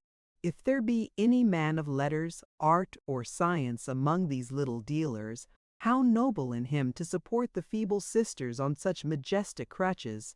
So goes the wintry day outside the Dedlock mansion. How within it? Sir Leicester, lying in his bed, can speak a little, though with difficulty and indistinctness. He is enjoined to silence and to rest, and they have given him some opiate to lull his pain, for his old enemy is very hard with him. He is never asleep,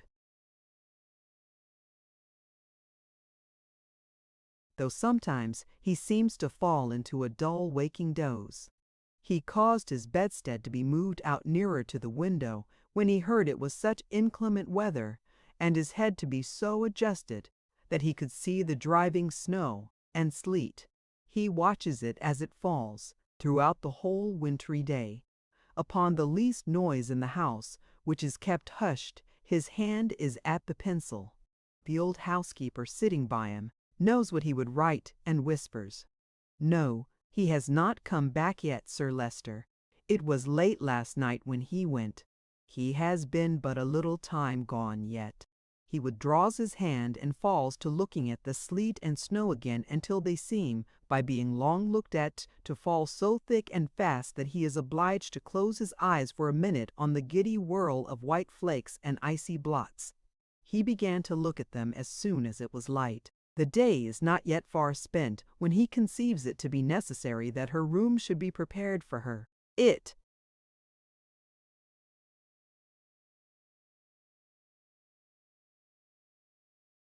is very cold and wet. Let there be good fires. Let them know that she is expected. Please see to it yourself. He writes to this purpose on his slate, and Mrs. Rouncewell, with a heavy heart, obeys. "For I dread, George," the old lady says to her son, who waits below to keep her company when she has a little leisure, "I dread, my dear, that my lady will never more set foot within these walls." "That's a bad presentiment, mother." "Nor yet within the walls of Chesney Wold, my dear." "That's worse. But why, mother?" "When I saw my lady yesterday, George, she looked to me, and I may say it me too, as if the step on the Ghost's Walk had almost walked her down.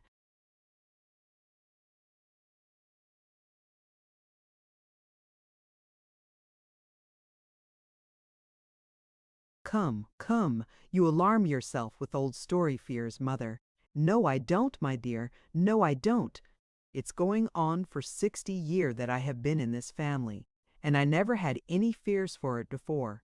But it's breaking up, my dear. The great old Dedlock family is breaking up." "I hope not, mother."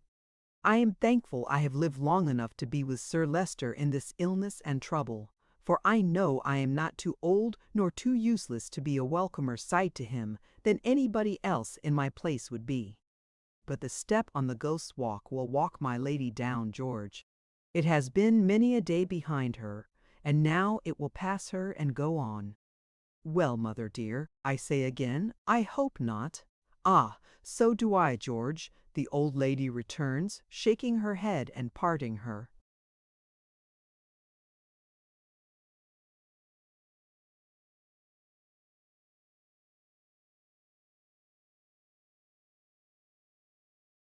Folded hands. But if my fears come true and he has to know it, who will tell him?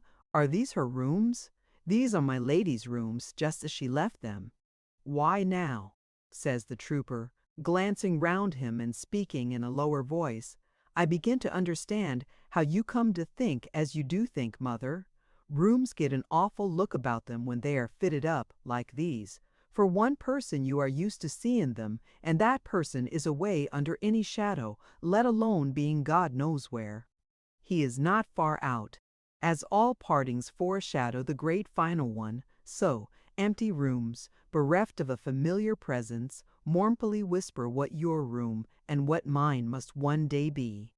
My lady's state has a hollow look, thus gloomy and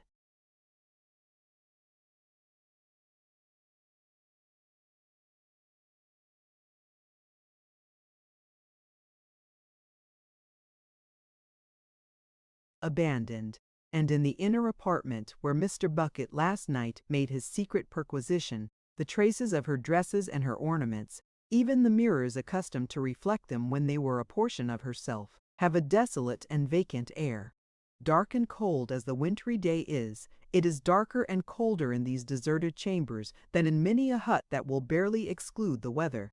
And though the servants heap fires in the grates and set the couches and the chairs within the warm glass screens that let their ruddy light shoot through to the furthest corners, there is a heavy cloud upon the rooms which no light will dispel. The old housekeeper and her son remain until the preparations are complete, and then she returns upstairs. Volumnia has taken Mrs. Rouncewell's place in the meantime, though pearl necklaces and rouge pots, however calculated to embellish Bath, are but indifferent comforts to the invalid under present circumstances. Volumnia, not being supposed to know, and indeed not knowing,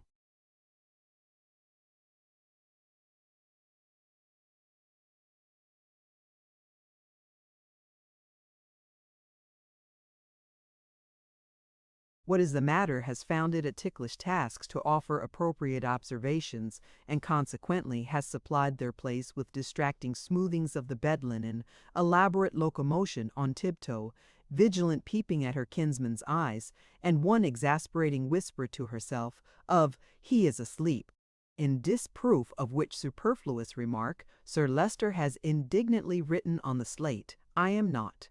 Yielding, therefore, the chair at the bedside to the quaint old housekeeper, Volumnia sits at a table a little removed, sympathetically sighing.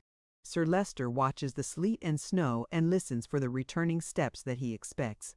In the ears of his old servant, looking as if she had stepped out of an old picture frame to attend a summoned deadlock to another world, the silence is fraught with echoes of her own words. Who will tell him? He has been under his valet's hands this morning to be made presentable, and is as well got up as the circumstances will allow. He is propped with pillows, his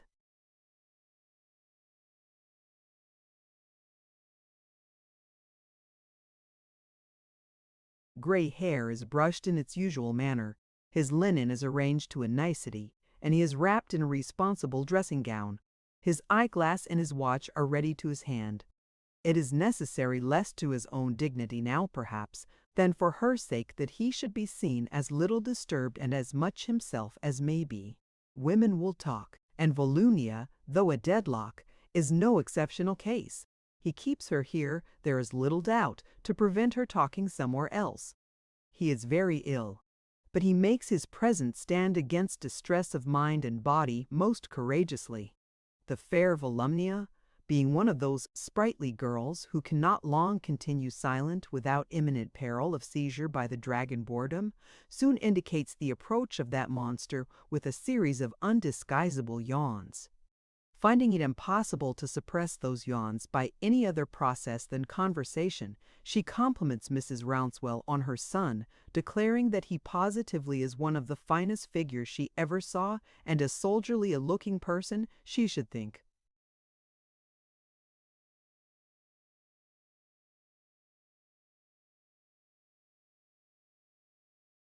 as what's-his-name, her favorite lifeguardsman, the man she dotes on, the dearest of creatures who was killed at Waterloo.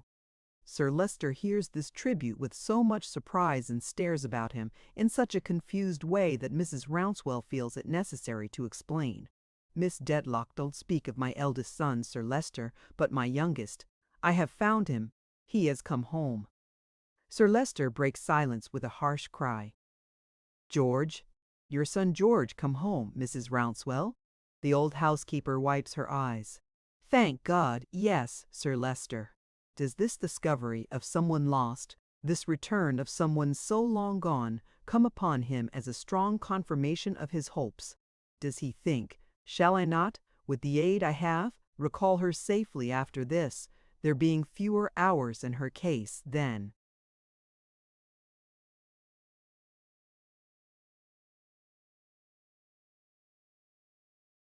There are years in his?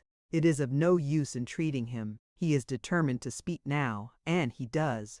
In a thick crowd of sounds, but still intelligibly enough to be understood. Why did you not tell me, Mrs. Rouncewell? It happened only yesterday, Sir Leicester, and I doubted your being well enough to be talked to of such things. Besides, the giddy Volumnia now remembers with her little scream that nobody was to have known of his being Mrs. Rouncewell's son, and that she was not to have told. But Mrs. Rouncewell protests with warmth enough to swell the stomacher that of course she would have told Sir Leicester as soon as he got better. Where is your son George, Mrs. Rouncewell? Asked Sir Leicester.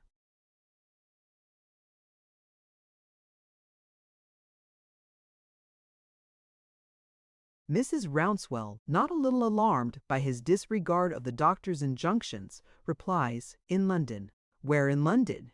Mrs. Rouncewell is constrained to admit that he is in the house. Bring him here to my room. Bring him directly. The old lady can do nothing but go in search of him.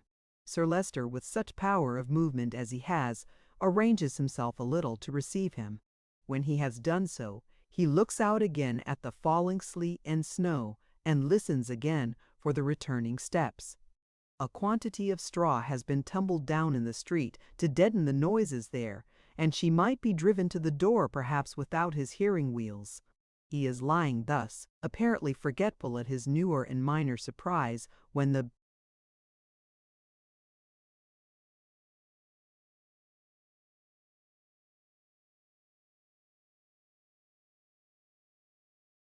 housekeeper returns, accompanied by her trooper son.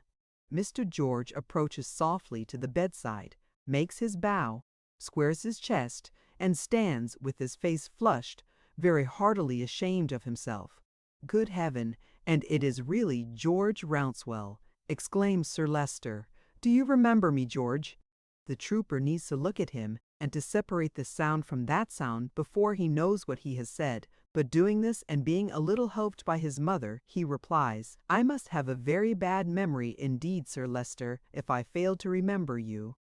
When I look at you, George Rouncewell, Sir Leicester observes with difficulty, I see something of a boy at Chesney Wold. I remember well, very well.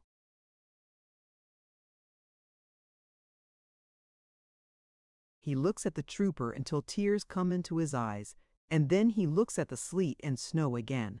I ask your pardon, Sir Leicester, says the trooper, but would you accept of my arms to raise you up? You would lie easier, Sir Leicester, if you would allow me to move you. If you please, George Rouncewell, if you will be so good. The trooper takes him in his arms like a child, lightly raises him, and turns him with his face more towards the window. Thank you.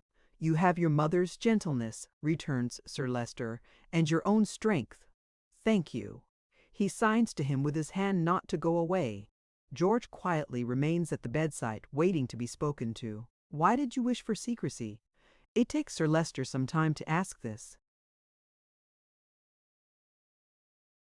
Truly I am not much to boast of, Sir Leicester, and I should still, Sir Leicester, if you was not so indisposed, which I hope you will not be, long I should still hope for the favor of being allowed to remain unknown in general. That involves explanations, not very hard to be guessed at, not very well timed here, and not very creditable to myself.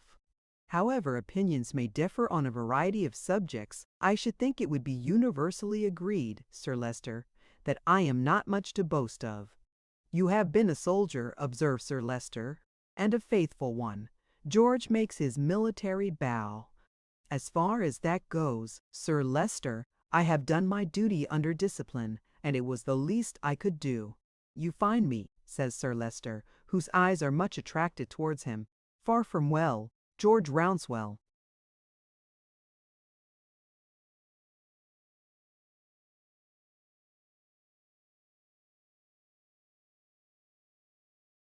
I am very sorry both to hear it and to see it, Sir Leicester. I am sure you are.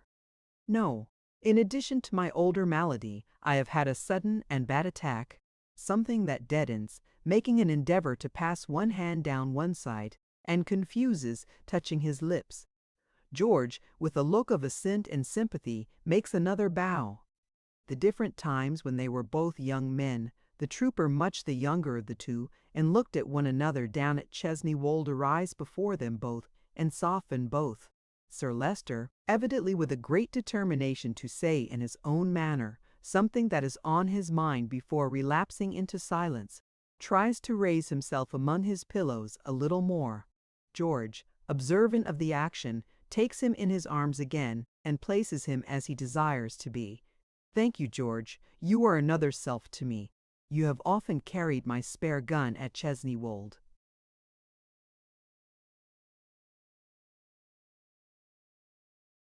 George, you are familiar to me in these strange circumstances, very familiar. He has put Sir Leicester's sounder arm over his shoulder in lifting him up, and Sir Leicester is slow in drawing it away again as he says these words. I was about to add, he presently goes on, I was about to add, respecting this attack, that it was unfortunately simultaneous with a slight misunderstanding between my lady and myself. I do not mean that there was any difference between us, for there has been none, but that there was a misunderstanding of certain circumstances important only to ourselves, which deprives me, for a little while, of my lady's society. She has found it necessary to make a journey I trust will shortly return. Volumnia, do I make myself intelligible? The words are not quite under my command in the manner of pronouncing them. Volumnia understands him perfectly, and in truth he delivers himself with far greater plainness than could have been supposed possible a minute ago. The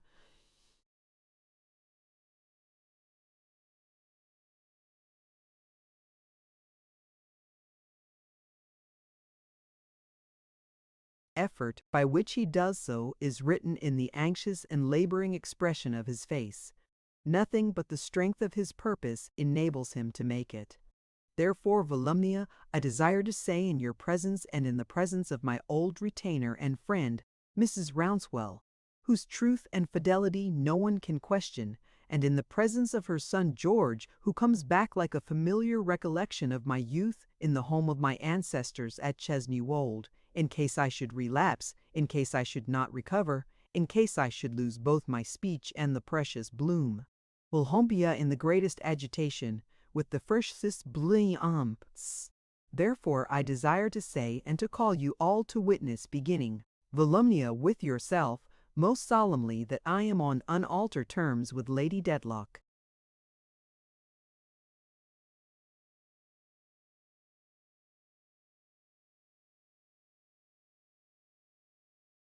That I assert no cause whatever of complaint against her, that I have ever had the strongest affection for her, and that I retain it undiminished. Say this to herself and to every one. If you ever say less than this, you will be guilty of deliberate falsehood to me. Volumnia tremblingly protests that she will observe his injunctions to the letter. My lady is too high in position, too handsome, too accomplished, too superior in most respects to the best of those by whom she is surrounded, not to have her enemies and traducers, I dare say. Let it be known to them, as I make it known to you, that being of sound mind, memory, and understanding, I revoke no disposition I have made in her favor. I abridge nothing I have ever bestowed upon her. I am on unaltered terms with her, and I recall having the full power to do it if I were so disposed, as you see no act I have done for her advantage, and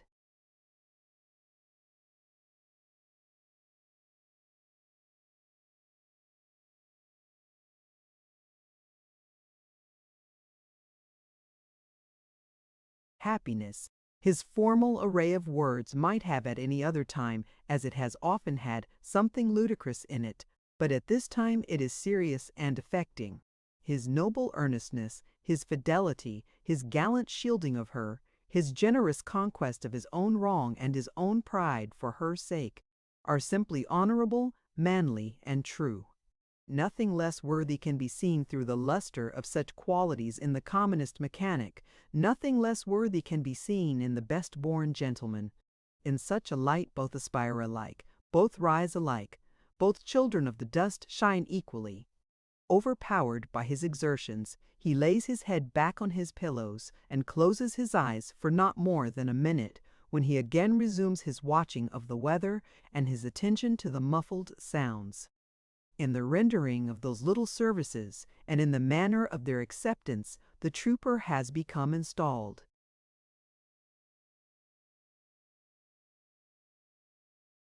As necessary to him. Nothing has been said, but it is quite understood. He falls a step or two backward to be out of sight, and mounts guard a little behind his mother's chair. The day is now beginning to decline.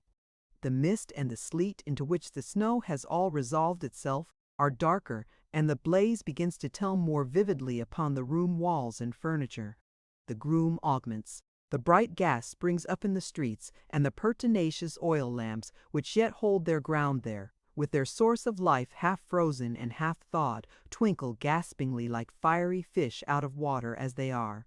The world, which has been rumbling over the straw and pulling at the bell, to inquire, begins to go home, begins to dress, to dine, to discuss its dear friend with all the last new modes, as already mentioned. Now does Sir Leicester become worse, restless, uneasy, and in great pain, Volumnia lighting a candle with a predestined aptitude for doing something.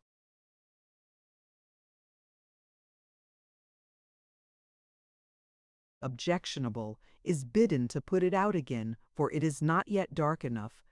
Yet it is very dark too, as dark as it will be all night. By and by she tries again. No, put it out. It is not dark enough yet. His old housekeeper is the first to understand that he is striving to uphold the fiction with himself, that it is not growing late. Dear Sir Leicester, my honored master, she softly whispers, I must for your own good, and my duty, take the freedom of begging and praying that you will not lie here in the lone darkness, watching and waiting and dragging through the time. Let me draw the curtains and light the candles, and make things more comfortable about you. The church clocks will strike the hours just the same, Sir Leicester, and the night will pass away just the same. My lady will come back just the same. I know it, Mrs. Rouncewell, but I am weak, and she has been so long gone.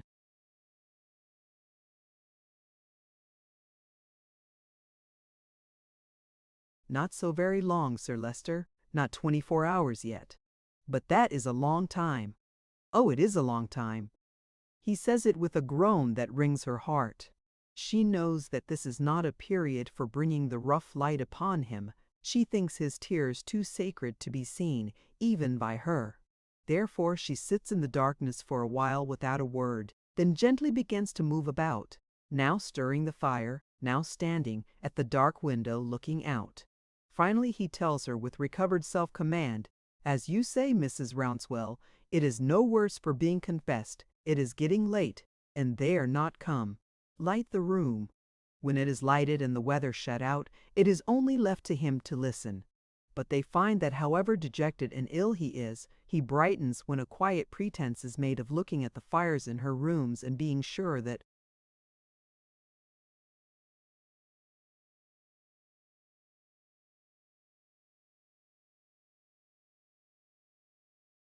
everything is ready to receive her. Poor pretense as it is, these allusions to her being expected keep up hope within him. Midnight comes, and with it the same blank. The carriages in the streets are few, and other late sounds in that neighborhood there are none. unless a man so very nomadically drunk as to stray into the frigid zone goes brawling and bellowing along the pavement. Upon this wintry night, it is so still that listening to the intense silence is like looking at intense darkness. If any distant sound be audible in this case, it departs through the gloom like a feeble light in that, and all is heavier than before. The corporation of servants are dismissed to bed, not unwilling to go, for they were up all last night, and only Mrs. Rouncewell and George keep watch in Sir Leicester's room. As the night lags tardily on, or rather when it seems to stop altogether, at between 2 and 3 o'clock they find a restless craving on him to know more about the weather, now he cannot see it. Hence George, patrolling regularly every half hour to the rooms so carefully looked after, extends his march to the hall door, looks about him, and brings back the best report he can make of the worst of nights, the sleet still falling and even the stone footways lying ankle deep in icy sludge.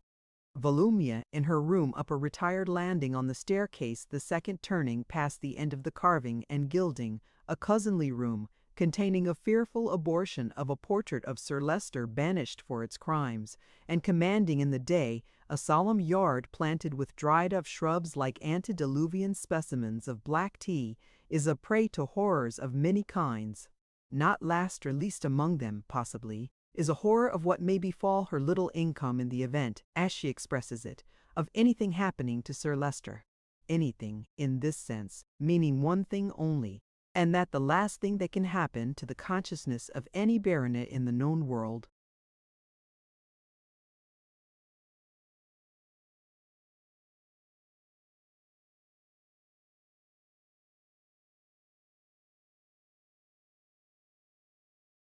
An effect of these horrors is that Volumnia finds she cannot go to bed in her own room or sit by the fire in her own room, but must come forth with her fair head tied up in a profusion of shawl, and her fair form enrobed in drapery, and parade the mansion like a ghost, particularly haunting the rooms, warm and luxurious, prepared for one who still does not return. Solitude under such circumstances being not to be thought of, Volumnia is attended by her maid, who, impressed from her own bed for that purpose, extremely cold, very sleepy, and generally an injured maid as condemned by circumstances to take office with a cousin, when she had resolved to be maid to nothing less than 10,000 a year, has not a sweet expression of countenance. The periodical visits of the trooper to these rooms, however, in the course of his patrolling, is an assurance of protection and company both to mistress and maid, which renders them very acceptable in the small hours of the night. Whenever he is heard advancing, they both make some little decorative preparation to receive him. At other times they divide their watches into short scraps of oblivion and dialogues not wholly free from acerbity, as to whether Miss Dedlock, sitting with her feet upon the fender, was or was not falling into the fire when rescued to her great displeasure by her guardian genius, the maid. "How is Sir Leicester now, Mr. George?" inquires Volumnia, adjusting her cowl over her head. "Why, Sir Leicester is much the same, miss. He is very low and ill, and he even wanders a little sometimes." "Has he asked for me?" inquires Volumnia tenderly. "Why, no, I can't say he has, miss. Not within my hearing, that is to say. This is a truly sad time, Mr. George."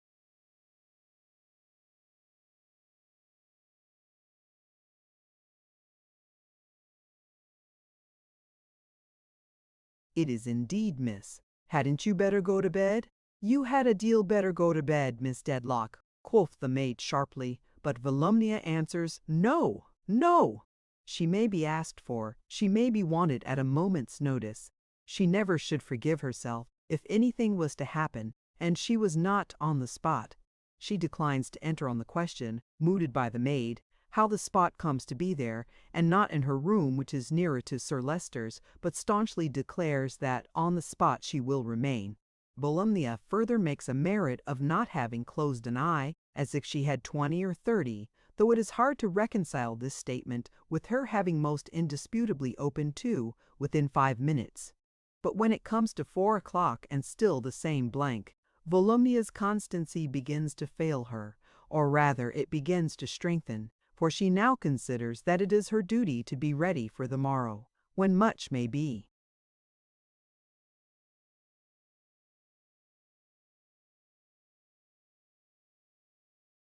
expected of her, that, in fact, howsoever anxious to remain upon the spot, it may be required of her, as an act of self-devotion, to desert the spot.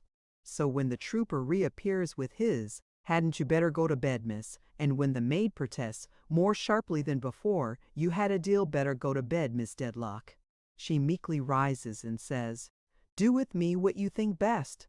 Mr. George undoubtedly thinks it best to escort her on his arm to the door of her cousinly chamber, and the maid as undoubtedly thinks it best to hustle her into bed with mighty little ceremony.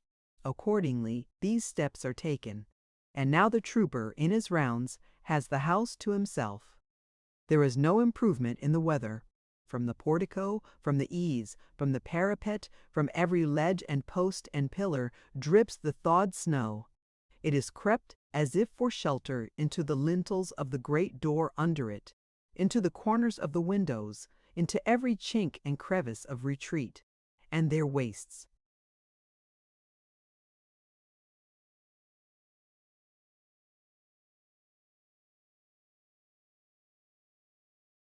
And dies. It is falling still, upon the roof, upon the skylight, even through the skylight, and drip, drip, drip, with the regularity of the ghost's walk, on the stone floor below. The trooper, his old recollections awakened by the solitary grandeur of a great house, no novelty to him, once at Chesney Wold goes up the stairs and through the chief rooms, holding up his light at arm's length, thinking of his varied fortunes within the last few weeks, and of his rustic boyhood, and of the two periods of his life so strangely brought together across the wide intermediate space, thinking of the murdered man whose image is fresh in his mind, thinking of the lady who has disappeared from these very rooms and the tokens of whose recent presence are all here, thinking of the master of the house upstairs, and of the foreboding, "Who will tell him?" He looks here and looks there, and reflects how he might see something now, which it would tax his boldness to walk up to, lay his hand upon, and prove to be a fancy. But it is all blank, blank as thee.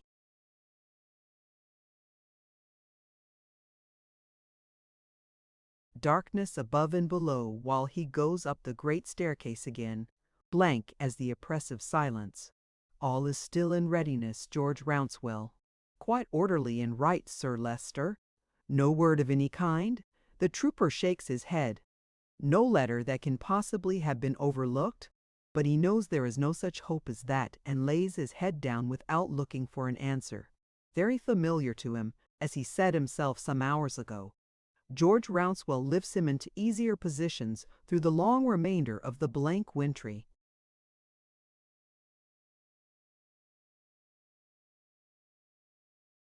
Night, and equally familiar with his unexpressed wish, extinguishes the light and undraws the curtains at the first late break of day. The day comes like a phantom. Cold, colorless, and vague, it sends a warning streak before it of a death-like hue, as if it cried out, "Look what I am bringing you, who watch there. Who will tell him?"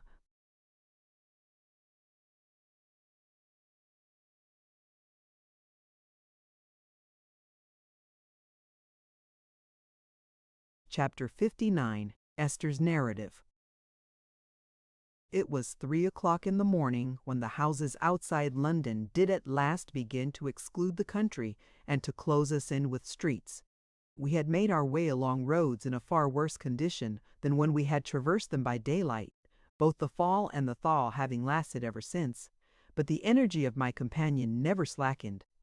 It had only been, as I thought, of less assistance than the horses in getting us on, and it had often aided them. They had stopped exhausted halfway up hills. They had been driven through streams of turbulent water. They had slipped down and become entangled with the harness. But he and his little lantern had been always ready, and when the mishap was set right, I had never heard any variation in his cool, "Get on, my lads." The steadiness and confidence with which he had directed our journey back I could not account for. Never wavering, he never even stopped to make an inquiry until we were within a few miles of London. A very few words, here and there, were then enough for him, and thus we came at between 3 and 4 o'clock.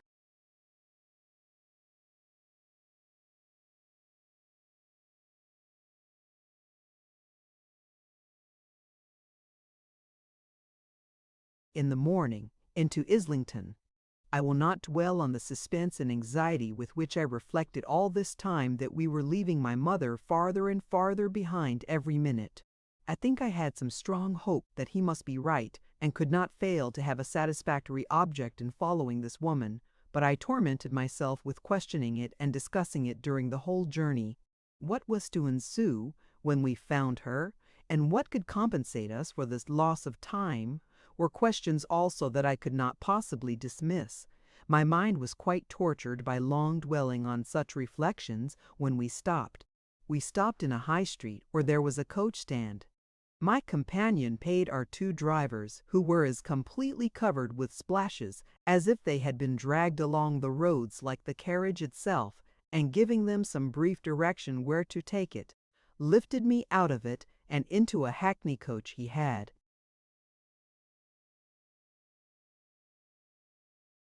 Chosen from the rest. "Why, my dear," he said as he did this, "how wet you are! I had not been conscious of it." But the melted snow had found its way into the carriage, and I had got out 2 or 3 times when a fallen horse was plunging and had to be got up, and the wet had penetrated my dress. I assured him it was no matter, but the driver, who knew him, would not be dissuaded by me from running down the street to his stable, whence he brought an armful of clean dry straw. They shook it out and strewed it well about me, and I found it warm and comfortable. "Now, my dear," said Mr. Bucket, with his head in at the window, after I was shut up, "we're going to mark this person down. It may take a little time, but you don't mind that. You're pretty sure that I've got a motive, ain't you?"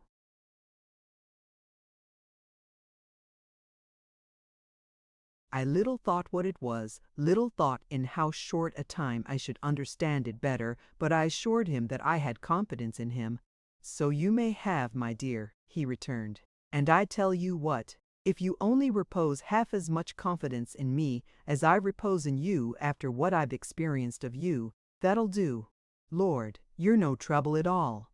I never see a young woman in any station of society, and I've seen many elevated ones too conduct herself like you have conducted yourself since you was called out of your bed. You're a pattern, you know. That's what you are," said Mr. Bucket warmly. "Hic, you're a pattern." I told him I was very glad, as indeed I was, to have been no hindrance to him, and that I hoped I should be none now. "My dear," he returned, "when a young lady is as mild as she's game, and as game as she's mild, that's all I ask, and more than I expect. She then becomes a queen."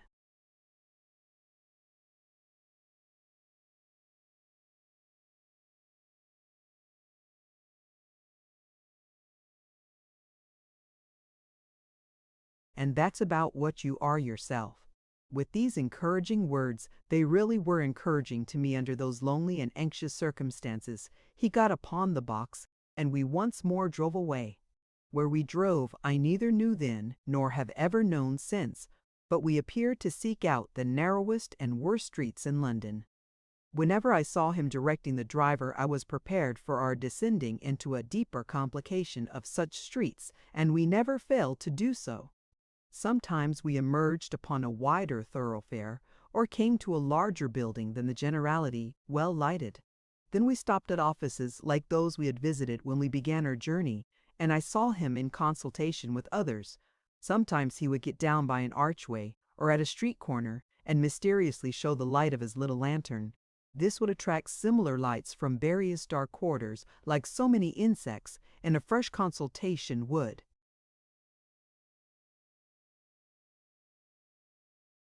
be held. By degrees we appeared to contract our search within narrower and easier limits. Single police officers on duty could now tell Mr. Bucket what he wanted to know and point to him where to go. At last we stopped for a rather long conversation between him and one of these men, which I supposed to be satisfactory from his manner of nodding from time to time. When it was finished, he came to me looking very busy and very attentive. "Now, Miss Summerson," he said to me, "you won't be alarmed whatever comes off, I know. It's not necessary for me to give you any further caution than to tell you that we have marked this person down, and that you may be of use to me before I know it myself. I don't like to ask such a thing, my dear, but would you walk a little way?" Of course I got out directly and took his arm. "It ain't so easy to keep your feet," said Mr. Bucket, "but take time."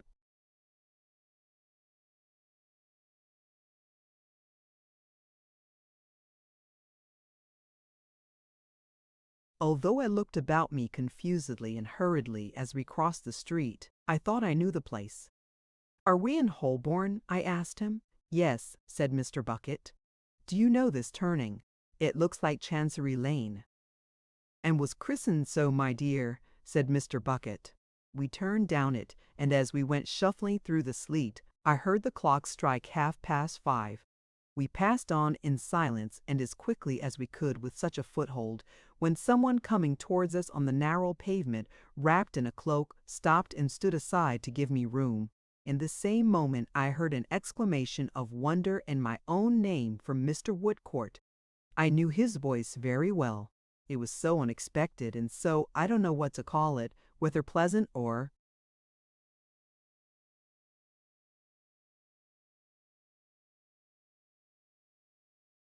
painful to come upon it after my feverish wandering journey, and in the midst of the night, that I could not keep back the tears from my eyes.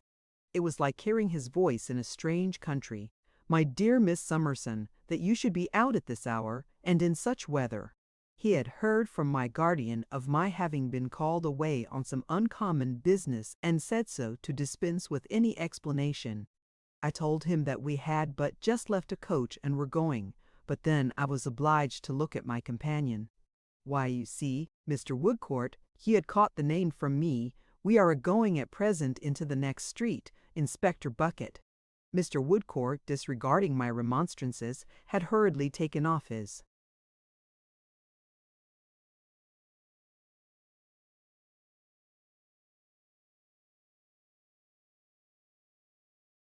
cloak and was putting it about me. "That's a good move, too," said Mr. Bucket, assisting.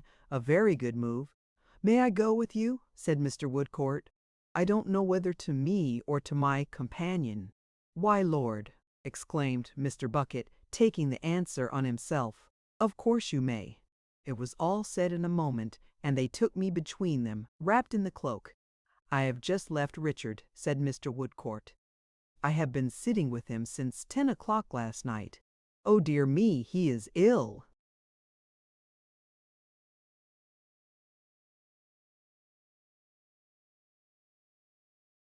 "No, no, believe me.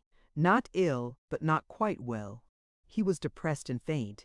You know he gets so worried and so worn sometimes, and Ada sent to me, of course, and when I came home I found her note and came straight here. Well, Richard revived so much after a little while, and Ada was so happy and so convinced of its being my doing, though God knows I had little enough to do with it, that I remained with him until he had been fast asleep some hours. As fast asleep as she is now, I hope.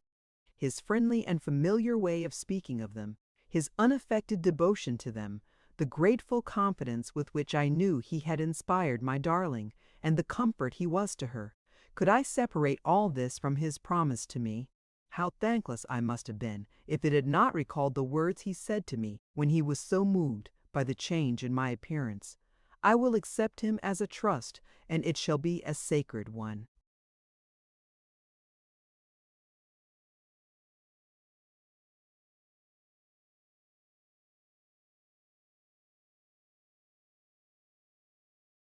We now turned into another narrow street. "Mr. A. Woodcourt," said Mr. Bucket, who had eyed him closely as we came along, "our business takes us to a law stationer's here, a certain Mr. Snagsby's. What, you know him, do you?" He was so quick that he saw it in an instant. Yes, I know a little of him, and have called upon him at this place. Indeed, sir, said Mr. Bucket. Then you will be so good as to let me leave Miss Summerson with you for a moment while I go and have half a word with him. The last police officer with whom he had conferred was standing silently behind us. I was not aware of it until he struck in on my saying I heard someone crying. Don't be alarmed, miss, he returned. It's Snagsby's servant. Why, you see, said Mr. Bucket, the girl's subject to fits and has 'em bad upon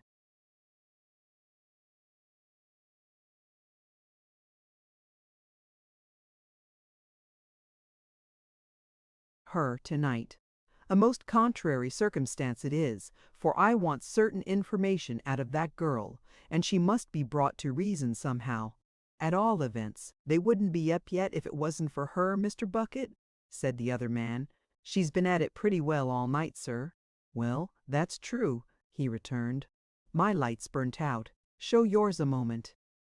All this passed in a whisper, a door or two from the house in which I could faintly hear crying and moaning. In the little round of light produced for the purpose, Mr. Bucket went up to the door and knocked. The door was opened after he had knocked twice, and he went in, leaving us standing in the street. Miss Summerson, said Mr. Woodcourt, if without obtruding myself on your confidence I may remain near you, pray let me do so. You are truly kind, I answered. I need wish to keep no secret of my own from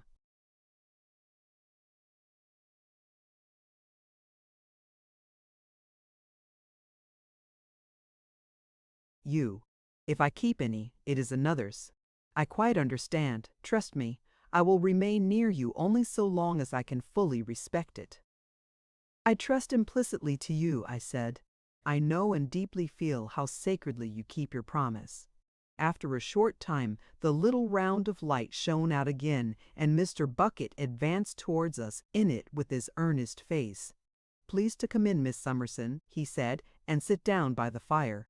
Mr. Woodcourt, from information I have received, I understand you are a medical man. Would you look to this girl and see if anything can be done to bring her round? She has a letter somewhere that I particularly want. It's not in her box, and I think it must be about her, but she is so twisted and clenched up that she is difficult to handle without hurting.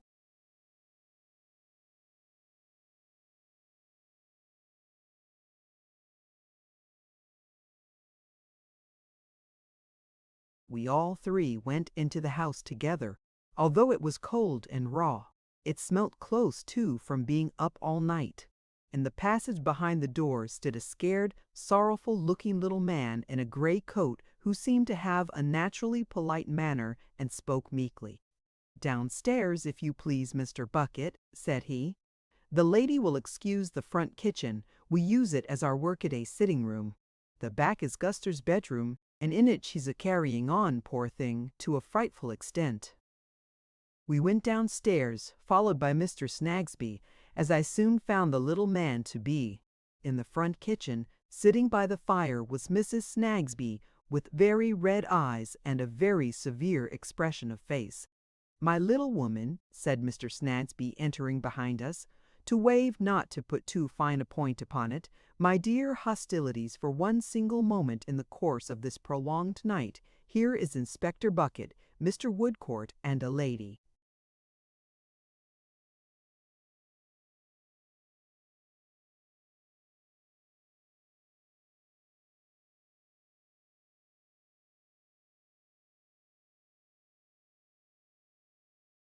She looked very much astonished, as she had reason for doing, and looked particularly hard at me. "My little woman," said Mr. Snagsby, sitting down in the remotest corner by the door, as if he were taking a liberty, "it is not unlikely that you may inquire of me why Inspector Bucket, Mr. Woodcourt, and a lady call upon us in Cook's Court, Cursitor Street, at the present hour.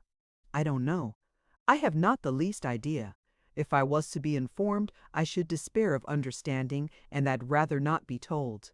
He appeared so miserable, sitting with his head upon his hand, and I appeared so unwelcome that I was going to offer an apology when Mr. Bucket took the matter on himself. "Now, Mr. Snagsby," said he, The best thing you can do is to go along with Mr. Woodcourt to look after your Guster.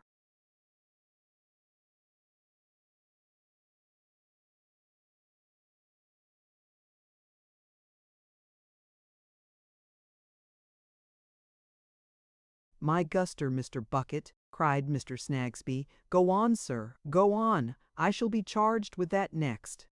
And to hold the candle, pursued Mr. Bucket without correcting himself, or hold her, or make yourself useful in any way you're asked, which there's not a man alive more ready to do, for you're a man of urbanity and suavity, you know, and you've got the sort of heart that can feel for another. Mr. Woodcourt, would you be so good as see to her, and if you can get that letter from her, to let me have it as soon as ever you can. As they went out, Mr. Bucket made me sit down in a corner by the fire and take off my wet shoes, which he turned up to dry upon the fender, talking all the time. Don't you be at all put out, miss, by the want of a hospitable look from Mrs. Snagsby there, because she's under a mistake altogether. She'll find that out.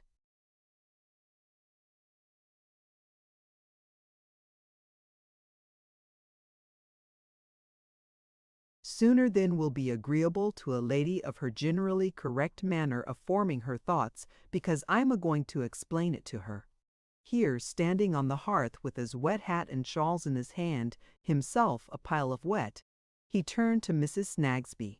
Now, the first thing that I say to you, as a married woman possessing what you may call charms, you know, believe me, if all those endearing, and cetera you're well acquainted with the song, because it's in vain for you to tell me that you in good society are strangers' charms, attractions, mind you, that ought to give you confidence in yourself is, that you've done it.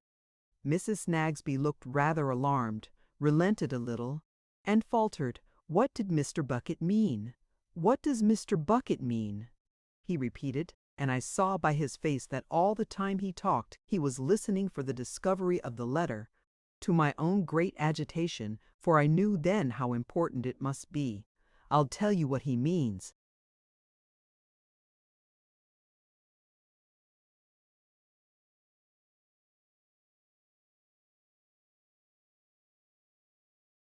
Ma'am, go and see Othello acted. That's the tragedy for you. Mrs. Snagsby consciously asked why. Why? Said Mr. Bucket. Because you'll come to that if you don't look out. Why? At the very moment while I speak, I know what your mind's not wholly free from respecting this young lady. But shall I tell you who this young lady is? Now, come, you're what I call an intellectual woman, with your soul too large for your body, if you come to that, and chafing it, and you know me, and you recollect where you saw me last, and what was talked of in that circle. Don't you? Yes, very well. This young lady is that young lady. Mrs. Snagsby appeared to understand the reference better than I did at the time, and Tucky him as you call Joe was mixed up in the same business, and no.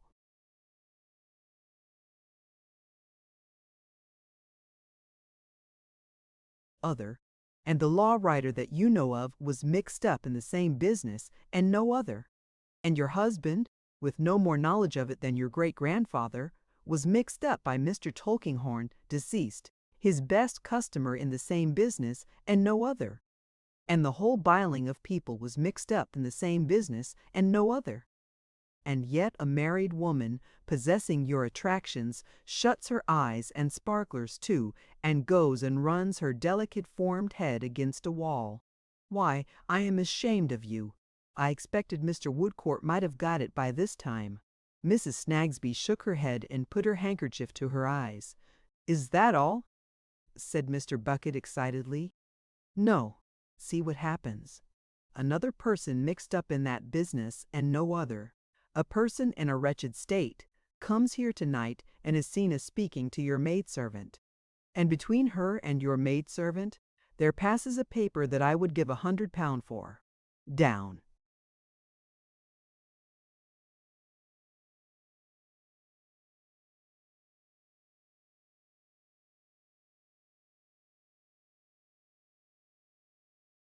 What do? You hide, and you watch 'em, and you pounce upon that maidservant, knowing what she's subject to, and what a little thing will bring 'em on in that surprising manner, and with that severity that, by the Lord, she goes off and keeps off, when a life may be hanging upon that girl's words." He so thoroughly meant what he said now that I involuntarily clasped my hands and felt the room turning away from me. But it stopped. Mr. Woodcourt came in, put a paper into his hand, and went away again. "Now, Mrs. Snagsby, the only amends you can make," said Mr. Bucket, rapidly glancing at it, "is to let me speak a word to this young lady in private here. And if you know of any help that you can give to that gentleman in the next kitchen there, or can think of any one thing that's likelier than another to bring the girl round, do your swiftest and best." In an instant she was gone, and he had shut the door. "Now, my dear, you're steady and quite sure of yourself."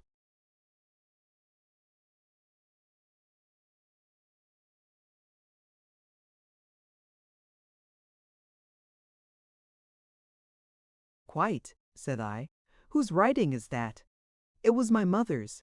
A pencil writing on a crushed and torn piece of paper, blotted with wet, folded roughly like a letter, and directed to me at my guardian's. "You know the hand," he said, "and if you are firm enough to read it to me, do, but be particular to a word." It had been written in portions at different times. I read what follows. I came to the cottage with two objects. First, to see the dear one, if I could, once more, but only to see her, not to speak to her or let her know that I was near. The other object, to elude pursuit and to be lost. Do not blame the mother for her share. The assistance that she rendered me, she rendered on my strongest.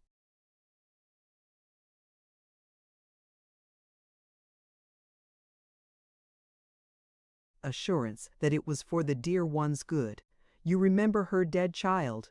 The men's consent I bought, but her help was freely given. I came. That was written, said my companion, when she rested there. It bears out what I made of it. I was right. The next was written at another time. I have wandered a long distance, and for many hours, and I know that I must soon die. These streets, I have no purpose but to die. When I left, I had a worse, but I am saved from adding that guilt to the rest. Cold, wet, and fatigue are sufficient causes for my being found dead, but I shall die of others, though I suffer from these. It was right that all that had sustained me should give way at once, and that I should die of terror in my conscience. Take courage, said Mr. Bucket. There's only a few words more.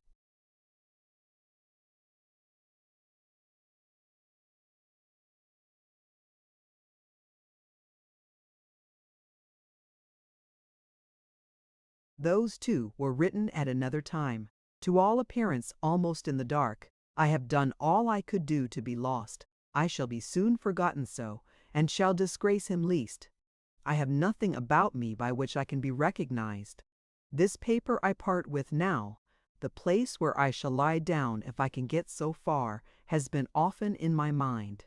Farewell. Forgive. Mr. Bucket, supporting me with his arm, lowered me gently into my chair. Cheer up. Don't think me hard with you, my dear, but as soon as ever you feel equal to it, get your shoes on and be ready. I did as he required, but I was left there a long time praying for my unhappy mother.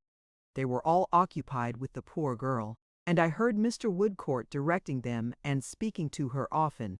At length he came in with Mr. Bucket and said that as it was important to address her gently, he thought it best that I should ask her for whatever information we desired to obtain. There was no doubt that she could now reply to questions if she were soothed and not alarmed. The questions, Mr. Bucket said, were how she came by the letter, what passed between her and the person who gave her the letter, and where the person went. Holding my mind as steadily as I could to these points, I went into the next room with them. Mr. Woodcourt would have remained outside, but at my solicitation went in with us. The poor girl was sitting on the floor where they had laid her down. They stood around her, though at a little distance, that she might have air. She was not pretty and looked weak and poor, but she had a plaintive and a good face, though it was still a little wild. I kneeled on the ground beside her, and put her poor head upon my shoulder, whereupon she drew her arm round my neck and burst into tears. "My poor girl," said I, laying my face against her forehead, for indeed I was.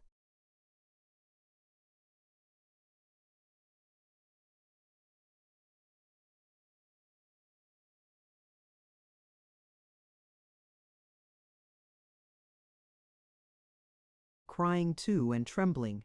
"It seems cruel to trouble you now, but more depends on our knowing something about this letter than I could tell you in an hour."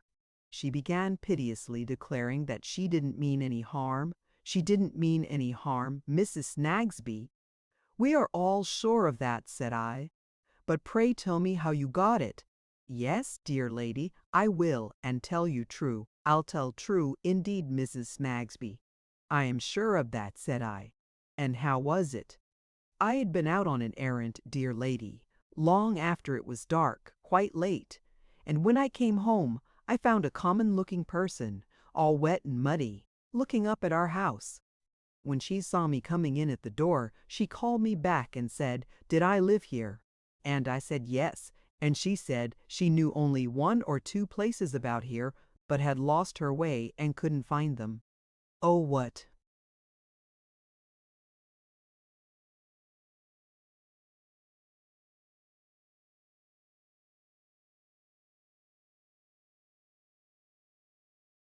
shall I do? What shall I do? They won't believe me. She didn't say any harm to me, and I didn't say any harm to her. Indeed, Mrs. Snagsby, it was necessary for her mistress to comfort her, which she did, I must say, with a good deal of contrition before she could be got beyond this. She could not find those places, said I. No, cried the girl, shaking her head. No, couldn't find them. And she was so faint, and lame, and miserable. Oh, so wretched, that if you had seen her, Mr. Snagsby, you'd have given her 1/2 crown, I know. Well, Guster, my girl, said he, at first not knowing what to say, I hope I should. And yet she was so well spoken, said the girl, looking at me with wide open eyes, that it made a person's heart bleed. And so she said to me, did I know the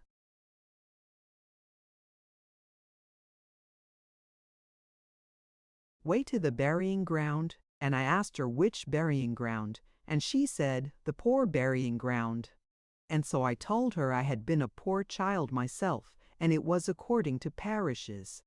But she said she meant a poor burying ground, not very far from here, where there was an archway and a step and an iron gate. As I watched her face and soothed her to go on, I saw that Mr. Bucket received us with a look which I could not separate from one of alarm. "Oh, dear, dear!" cried the girl, pressing her hair back with her hands. "What shall I do? What shall I do?" She meant the burying ground where the man was buried that took the sleeping stuff that you came home and told us of. Mr. Snagsby, that frightened me so, Mrs. Snagsby. Oh, I am frightened again. Hold me, you are so much better now, sobbed I. Pray, pray tell me more.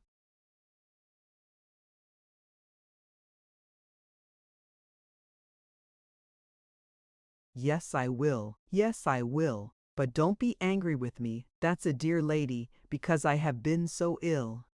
Angry with her, poor soul. There, now I will, now I will. So she said, could I tell her how to find it? And I said yes, and I told her. And she looked at me with eyes like almost as if she was blind, and herself all waving back. And so she took out the letter and showed it me, and said if she was to put that in the post office, it would be rubbed out and not minded, and never sent, and would I take it from her and send it, and the messenger would be paid at the house.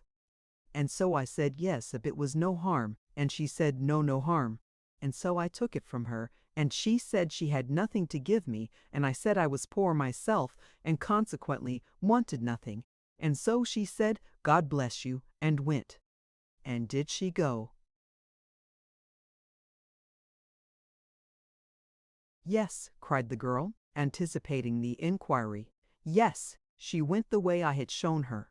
Then I came in, and Mrs. Snagsby came behind me from somewhere and laid hold of me, and I was frightened. Mr. Woodcourt took her kindly from me. Mr. Bucket wrapped me up, and immediately we were in the street. Mr. Woodcourt hesitated, but I said, "Don't leave me now." And Mr. Bucket added, "You'll be better with us, we may want you, don't lose time." I have the most confused impressions of that walk. I recollect that it was neither night nor day, that morning was dawning, but the street lamps were not yet put out, that the sleet was still falling, and that all the ways were deep with it. I recollect a few chilled people passing in the streets. I recollect the wet house tops, the clogged and bursting gutters and waterspouts, the mounds of blackened ice and snow over which we passed, the narrowness of the courts by which we went. At the same time, I remember that the poor girl seemed to be yet telling her story audibly and plainly in my hearing, that I could feel her resting on my arm, that the stained house fronts put on human shapes and looked at me, that great water gates seemed to be opening and closing in my head or in the air, and that the unreal things were more substantial than the real. At last we stood under a dark and miserable covered way, where one lamp was burning over an iron gate, and where the morning faintly struggled in. The gate was closed. Beyond it was a burial ground, a dreadful spot in which the night was very slowly stirring, but where I could dimly see heaps of dishonored graves and stones hemmed in by filthy houses with a few dull lights in their windows, and on whose walls a thick humidity broke out like a disease. On the step at the gate, drenched in the fearful wet of such a place which oozed and splashed down everywhere, I saw, with a cry of pity and horror, a woman lying Jenny, the mother of the dead child. I ran forward, but they stopped me, and Mr. Woodcourt entreated me with the greatest earnestness, even with tears, before I went up to the figure to listen for an instant to what Mr. Bucket said. I did so, as I thought. I did so, as I am sure. Miss Summerson, you'll understand me, if you think a moment. They changed clothes at the cottage. They changed clothes at the cottage. I could repeat the words in my mind, and I knew what they meant of themselves, but I attached no meaning to them in any other connection. And one returned, said Mr. Bucket, and one went on, and the one that went on only went on a certain way, agreed upon to deceive, and then turned across country and went home. Think a moment. I could repeat this in my mind too, but I had not the least idea what it meant. I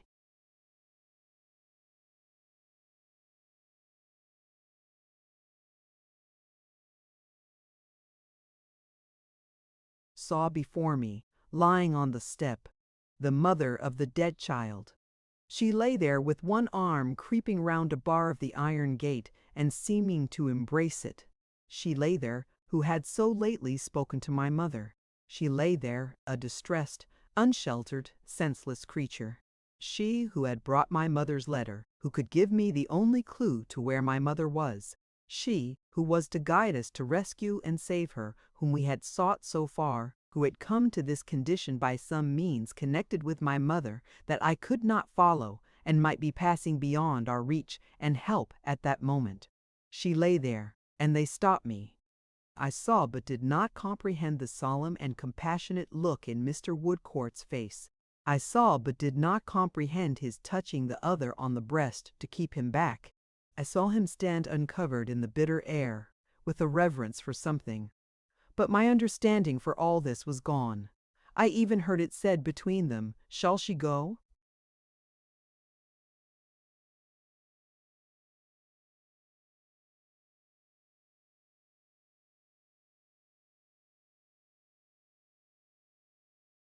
She had better go.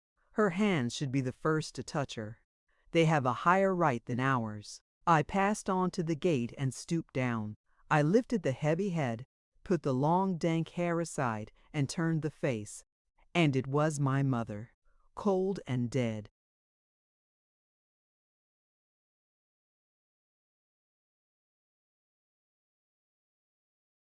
Chapter 60, Perspective. I proceed to other passages of my narrative. From the goodness of all about me I derive such consolation as I can never think of unmoved.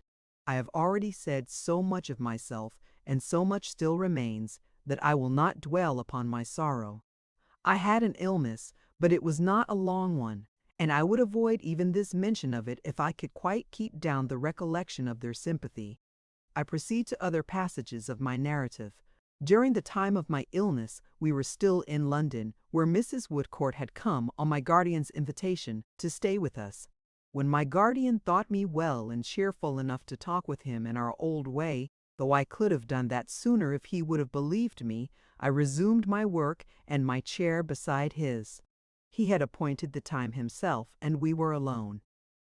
"Dame Trot," said he, receiving me with a kiss, "welcome to the growlery again, my dear. I have a scheme to develop, little woman. I propose to remain here.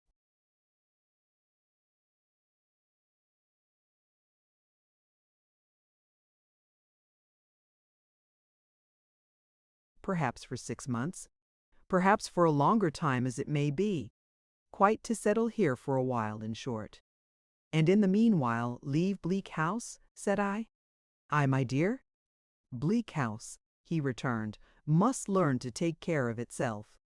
I thought his tone sounded sorrowful, but looking at him, I saw his kind face lighted up by its pleasantest smile. "Bleak House," he repeated, and his tone did not sound sorrowful. I found, "must learn to take care of itself." It is a long way from Ada, my dear, and Ada stands much in need of you. "It's like you, guardian," said I, "to have been taking that into consideration for a happy surprise to both of us."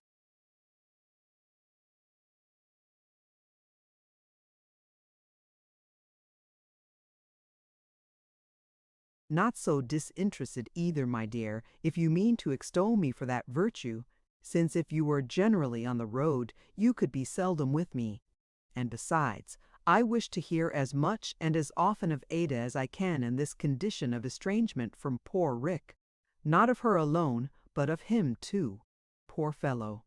Have you seen Mr. Woodcourt this morning, guardian?" "I see Mr. Woodcourt every morning, Dame Durden. Does he still say the same of Richard?" "Just the same. He knows of no direct bodily illness that he has. On the contrary, he believes that he has none. Yet he is not easy about him. Who can be? My dear girl had been to see us lately every day, sometimes twice in a day. But we had foreseen all along that this would only last until I was quite myself. We knew full well that her fervent heart was as full of affection and gratitude.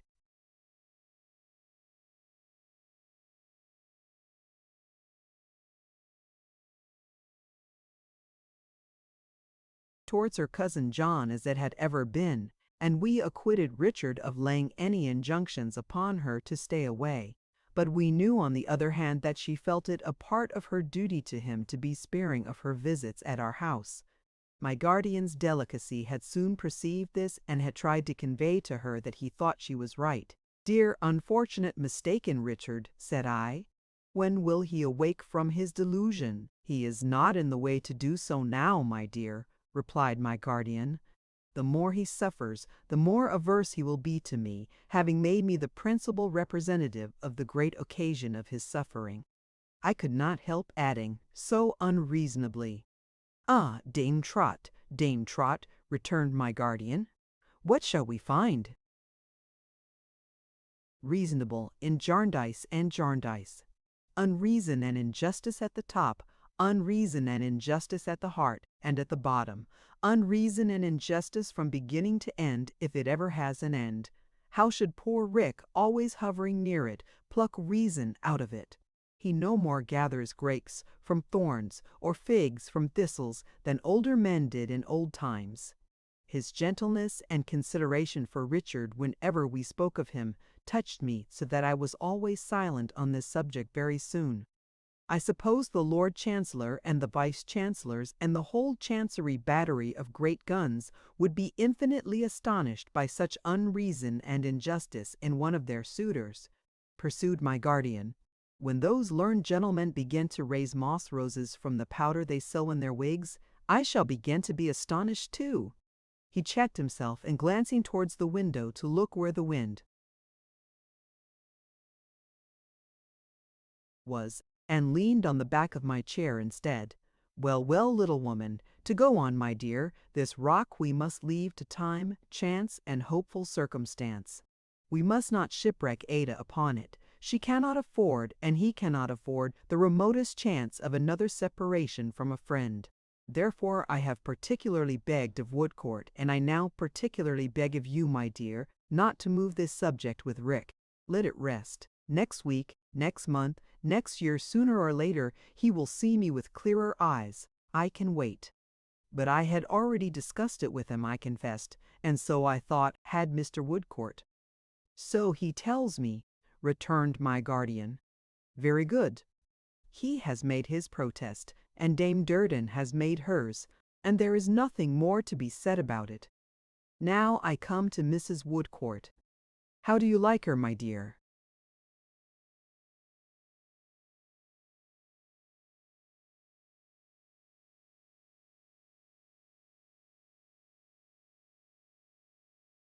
In answer to this question, which was oddly abrupt, I said I liked her very much and thought she was more agreeable than she used to be. I think so too, said my guardian. Less pedigree, not so much of Morganaplutz's name. That was what I meant, I acknowledged, though he was a very harmless person, even when we had had more of him. Still, upon the whole, he is as well in his native mountains, said my guardian. I agree with you. Then, little woman, can I do better for a time than retain Mrs. Woodcourt here?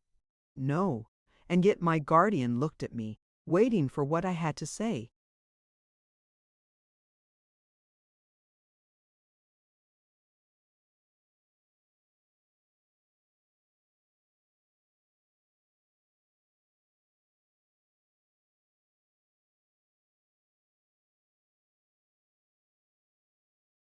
I had nothing to say. At least I had nothing in my mind that I could say. I had an undefined impression that it might have been better if we had had some other inmate, but I could hardly have explained why even to myself. Or to myself, certainly not to anybody else. You see, said my guardian, our neighborhood is in Woodcourt's way, and he can come here to see her as often as he likes, which is agreeable to them both, and she is familiar to us and fond of you. Yes, that was undeniable. I had nothing to say against it. I could not have suggested a better arrangement, but I was not quite easy in my mind. Esther, Esther, why not? Esther, think. It is a very good plan indeed, dear guardian, and we could not do better. Sure, little woman.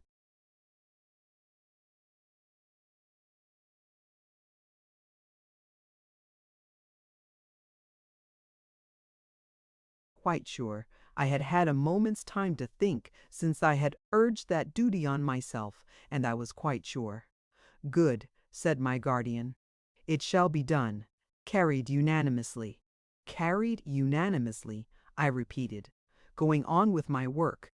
It was a cover for his book table that I happened to be ornamenting. It had been laid by on the night preceding my sad journey and never resumed. I showed it to him now, and he admired it highly. After I had explained the pattern to him and all the great effects that were to come out by and by, I thought I would go back to our last theme. You said, dear guardian, when we spoke of Mr. Woodcourt before Ada left us, that you thought he would give a long trial to another country. Have you been advising him since? Yes, little woman, pretty often. Has he decided to do so? I rather think not. Some other prospect has opened to him, perhaps, said I.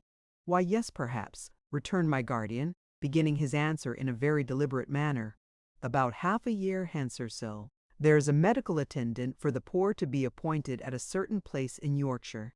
It is a thriving place, pleasantly situated streams and streets, town and country, mill and moor, and seems to present an opening for such a man. I mean a man whose hopes and aims may sometimes lie as most men sometimes do. I dare say above the ordinary level, but to whom the ordinary level will be high enough after all, if it should prove to be a way of usefulness and good service leading to no other. All generous.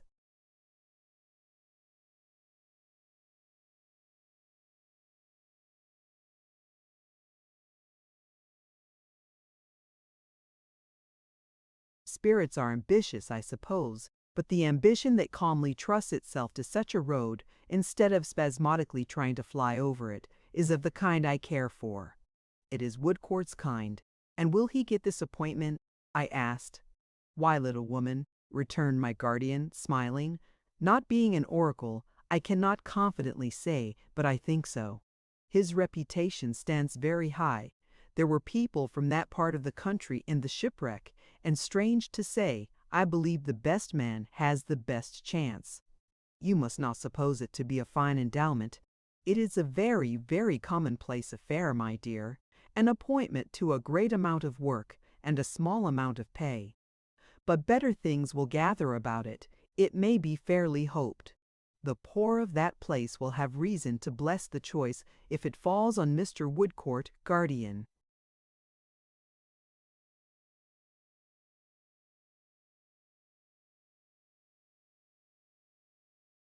You are right, little woman, that I am sure they will.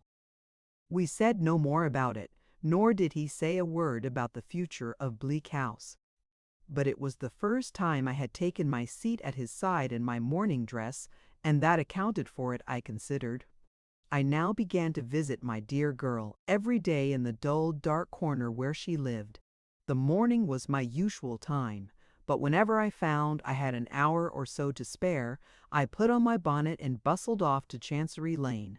They were both so glad to see me at all hours, and used to brighten up so when they heard me opening the door, and coming in being quite at home.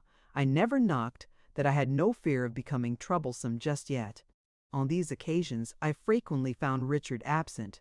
At other times he would be writing or reading papers in the cause at that table of his, so covered with papers, which was never disturbed.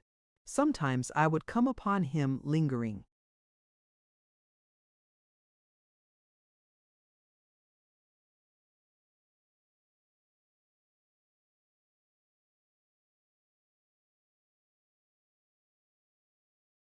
At the door of Mr. V. Holes's office. Sometimes I would meet him in the neighborhood, lounging about and biting his nails. I often met him wandering in Lincoln's Inn, near the place where I had first seen him. Oh, how different, how different! That the money Ada brought him was melting away with the candles I used to see burning after dark in Mr. V. Holes's office, I knew very well. It was not a large amount in the beginning, he had married in debt, and I could not fail to understand, by this time, what was meant by Mr. V. Holes's shoulder being at the wheel, as I still heard it was. My dear made the best of housekeepers and tried hard to save, but I knew that they were getting poorer and poorer every day. She shone in the miserable corner like a beautiful star. She adorned and graced it so that it became another place. Paler than she had been at home, and a little quieter than I had thought natural when she was yet so cheerful and hopeful, her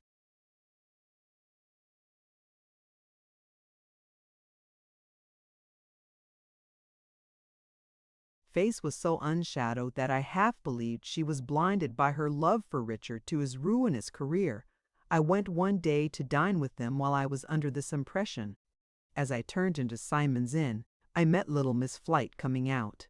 She had been to make a stately call upon the wards in Jarndyce, as she still called them, and had derived the highest gratification from that ceremony.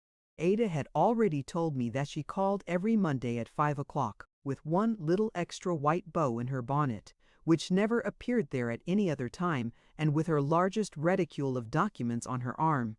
"My dear," she began, "so delighted. How do you do? So glad to see you. And you are going to visit our interesting Jarndyce wards? To be sure. Our beauty is at home, my dear, and will be charmed to see you." "Then Richard is not come in yet," said I. "I am glad of that, for I was afraid of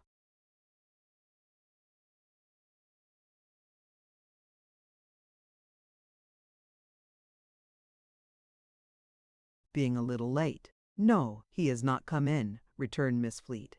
"He has had a long day in court. I left him there with V. Holes. You don't like V. Holes, I hope?" "Don't like V. Holes, dangerous man.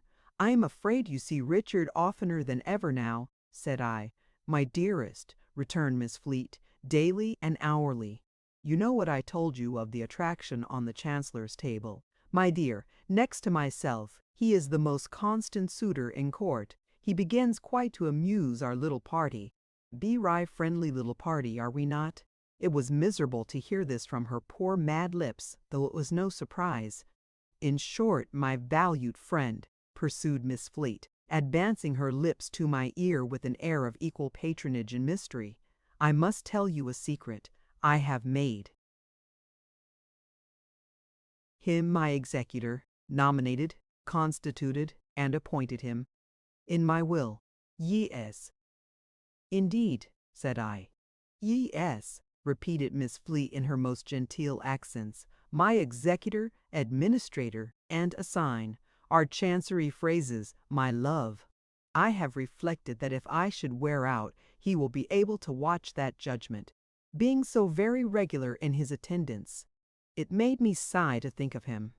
I did at one time mean, said Miss Flight, echoing the sigh, to nominate, constitute, and appoint poor Gridley. Also very regular, my charming girl, I assure you most exemplary. But he wore out, poor man, so I have appointed his successor. Don't mention it. This is in confidence.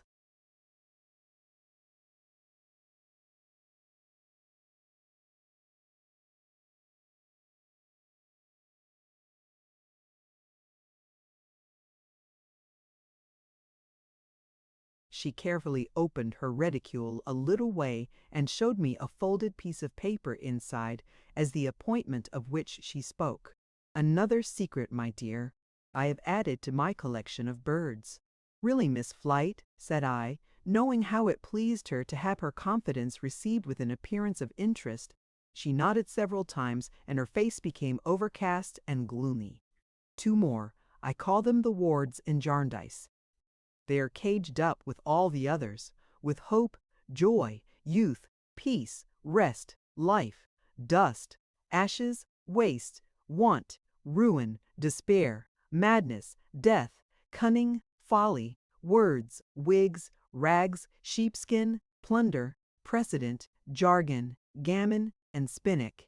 The poor soul kissed me with the most troubled look I had ever seen in her, and went her way. Her manner of running over the names of her birds as if she were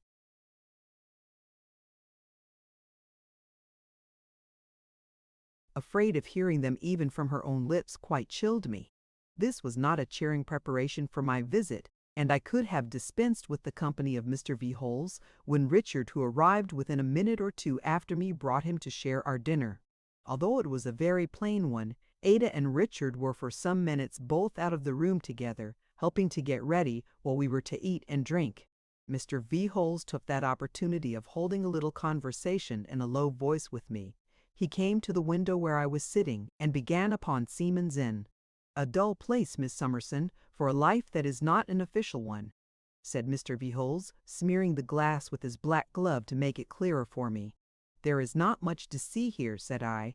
Nor to hear, miss, returned Mr. V. Holes. A little music does occasionally stray.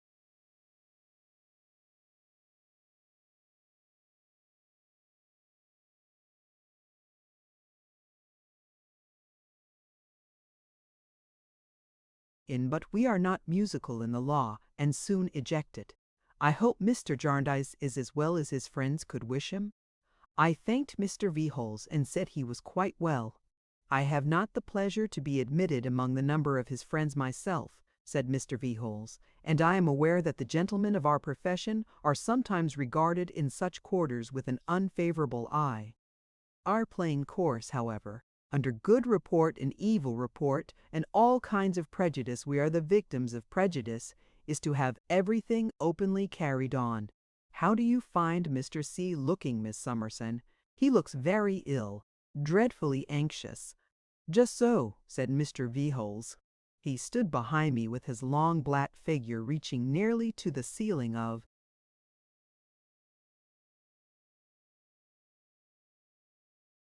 those low rooms, feeling the pimples on his face as if they were ornaments, and speaking inwardly and evenly as though there were not a human passion or emotion in his nature. Mr. Small, Woodcourt is in attendance upon Mr. C., I believe, he resumed. Mr. Woodcourt is his disinterested friend, I answered.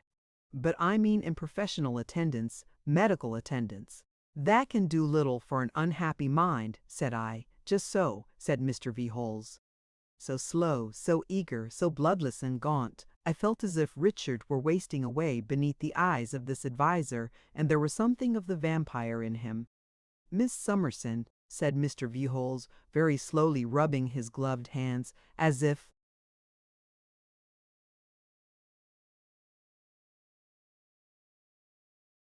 to his cold sense of touch, they were much the same in Black Kid or out of it. This was an ill-advised marriage of Mr. C.'s. I begged he would excuse me from discussing it. They had been engaged when they were both very young. I told him a little indignantly, and when the prospect before them was much fairer and brighter. When Richard had not yielded himself to the unhappy influence which now darkened his life. Just so, assented Mr. V. Holes again.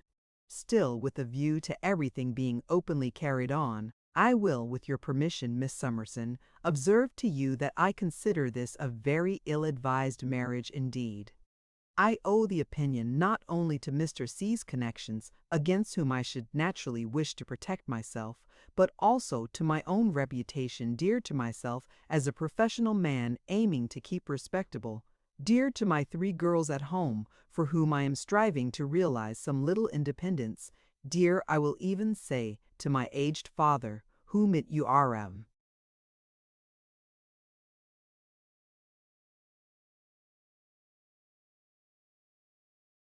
is my privilege to support. It would become a very different marriage, a much happier and better marriage. Another marriage altogether, Mr. V. Holes, said I, if Richard were persuaded to turn his back on the fatal pursuit in which you are engaged with him. Mr. V. Holes, with a noiseless cough or rather gasp into one of his black gloves, inclined his head as if he did not wholly dispute even that. Miss Summerson, he said, it may be so, and I freely admit that the young lady who has taken Mr. C.'s name upon herself in so ill-advised a manner, you will, I am sure, not quarrel with me for throwing out that remark again, as a duty I owe to Mr. C.'s connections, is a highly genteel young lady. Business has prevented me from mixing much with general society in any but a professional character. Still, I trust I am competent to perceive that she is a highly genteel young lady. As to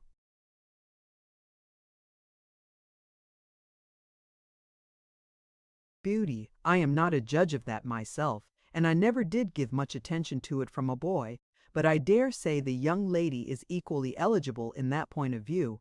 She is considered so, I have heard, among the clerks in the inn, and it is a point more in their way than in mine. In reference to Mr. C.'s pursuit of his interests. Oh, his interests, Mr. V. Holes? Pardon me, returned Mr. V. Holes, going on in exactly the same inward and dispassionate manner. Mr. C. takes certain interests under certain wills disputed in the suit. It is a term we use. In reference to Mr. C.'s pursuit of his interests, I mentioned to you, Miss Summerson, the first time I had the pleasure of seeing you. In my desire that everything should be openly carried on, I used those words, for I happened afterwards to note them in my diary, which is producible at any time I mentioned to you that Mr. C. had laid down the principle of watching his own interests, and that when a client of mine laid down a principle which was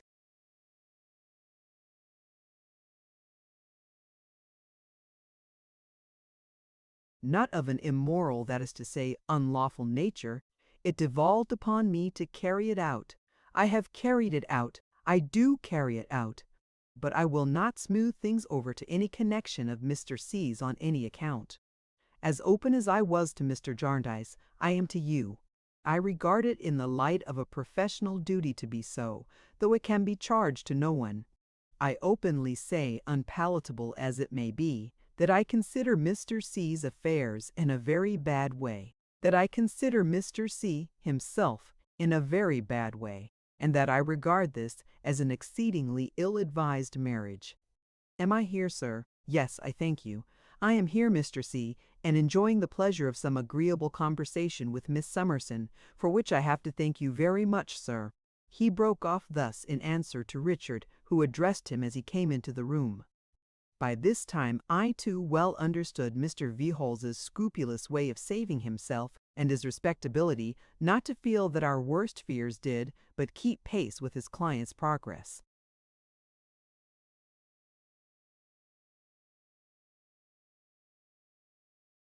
We sat down to dinner, and I had an opportunity of observing Richard anxiously. I was not disturbed by Mr. Veholes, who took off his gloves to dine, though he sat opposite to me at the small table, for I doubt if, looking up at all, he once removed his eyes from his host's face. I found Richard thin and languid, slovenly in his dress, abstracted in his manner, forcing his spirits now and then, and at other intervals relapsing into a dull thoughtfulness. About his large bright eyes that used to be so merry, there was a wanness and a restlessness that changed them altogether. I cannot use the expression that he looked old.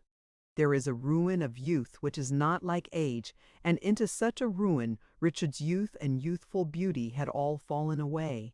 He ate little and seemed indifferent what it was, showed himself to be much more impatient than he used to be, and was quick even with Ada. I thought at first that his old light-hearted manner was all gone, but it shone out of him sometimes as I had occasionally known little momentary glimpses of my own old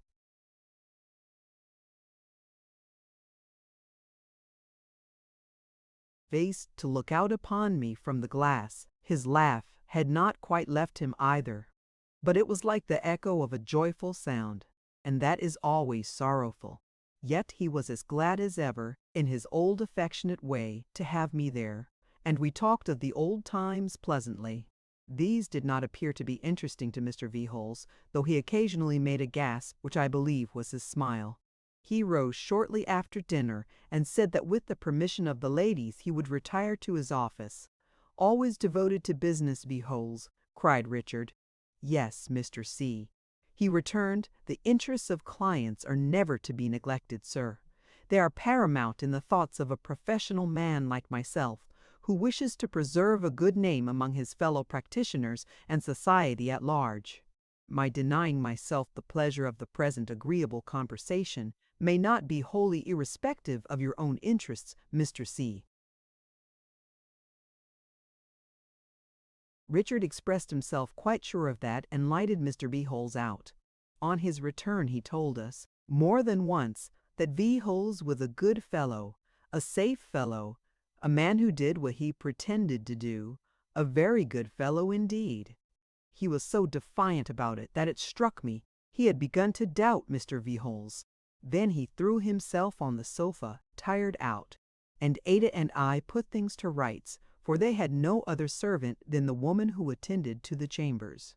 My dear girl had a cottage piano there, and quietly sat down to sing some of Richard's favorites, the lamp being first removed into the next room, as he complained of its hurting his eyes. I sat between them, at my dear girl's side, and felt very melancholy listening to her sweet voice. I think Richard did too. I think he darkened the room for that reason. She had been singing some time, rising between whiles to bend over him and speak to him, when Mr. Woodcourt came in. Then he sat down by Richard.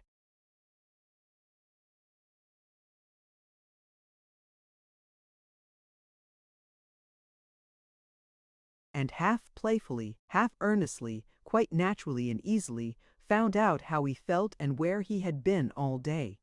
Presently he proposed to accompany him in a short walk on one of the bridges, as it was a moonlight, airy night. And Richard readily consenting, they went out together. They left my dear girl still sitting at the piano, and me still sitting beside her. When they were gone out, I drew my arm round her waist. She put her left hand in mine. I was sitting on that side, but kept her right upon the keys, going over and over them without striking any note. "Esther, my dearest," she said, breaking silence, "Richard is never so well, and I am never so easy about him as when he is with Ellen Woodcourt. We have to thank you for that." I pointed out to my darling how this could scarcely be, because Mr. Woodcourt had come to her cousin John's house and had known us all there, and because he,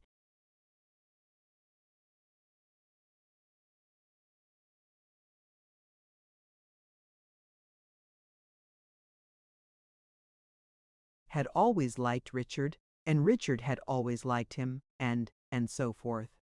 All true, said Ada, but that he is such a devoted friend to us, we owe to you. I thought it best to let my dear girl have her way, and to say no more about it, so I said as much. I said it lightly, because I felt her trembling. Esther, my dearest, I want to be a good wife, a very, very good wife indeed. You shall teach me. I teach. I said no more, for I noticed the hand that was fluttering over the keys, and I knew that it was not I who ought to speak, that it was she who had something to say to me. When I married Richard, I was not insensible to what was before him. I had been perfectly happy for a long time with you, and I had never known any trouble or anxiety, so loved and cared for, but I understood the danger he was in. Dear Esther, I know, my darling. When we were married, I had some little hope that I might be able to convince him of his mistake, that he might come to regard it in a new way, as my husband, and not pursue it all the more desperately for my sake as he does. But if I had not had that hope, I would have married him just the same, Esther, just the same. In the momentary firmness of the hand that was never still a firmness inspired by the utterance of these last words, and dying away with them, I saw the confirmation of her earnest tones. You are not to think, my dearest Esther, that I fail to see what you see, and fear what you fear. No one can understand him better than I do. The greatest wisdom that ever lived in the world could scarcely know Richard better than my love does.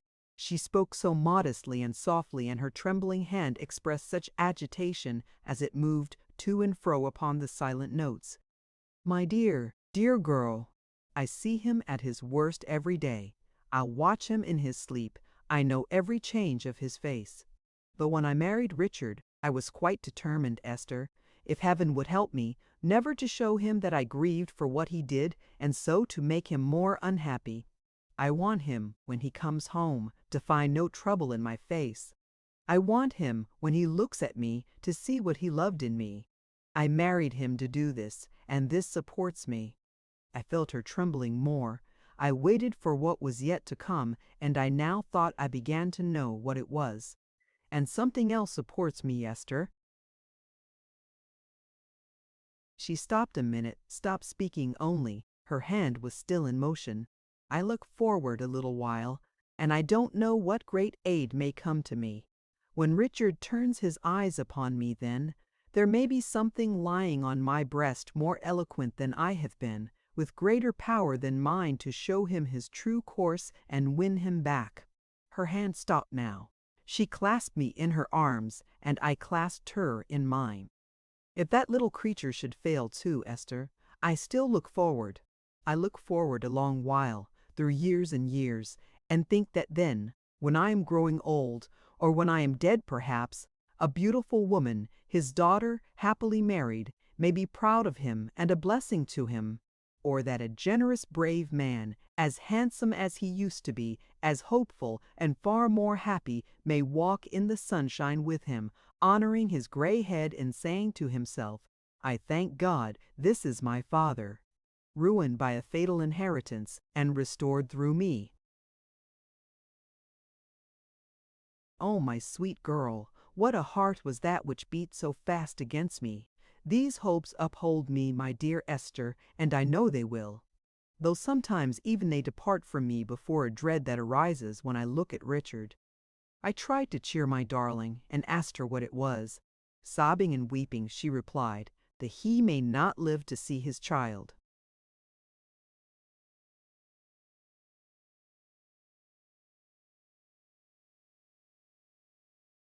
Chapter 61. A Discovery. The days when I frequented that miserable corner which my dear girl brightened can never fade in my remembrance. I never see it, and I never wish to see it now. I have been there only once since, but in my memory there is a mournful glory shining on the place which will shine forever. Not a day passed without my going there, of course. At first I found Mr. Skimpole there, on 2 or 3 occasions idly playing the piano and talking in his usual vivacious strain. Now, besides my very much mistrusting the probability of his being there without making Richard poorer, I felt as if there were something in his careless gaiety too inconsistent with what I knew of the depths of Ada's life. I clearly perceived, too, that Ada shared my feelings. I therefore resolved, after much thinking of it, to make a private visit to Mr. Skimpole and try delicately to explain myself. My dear girl was the great consideration that made me bold.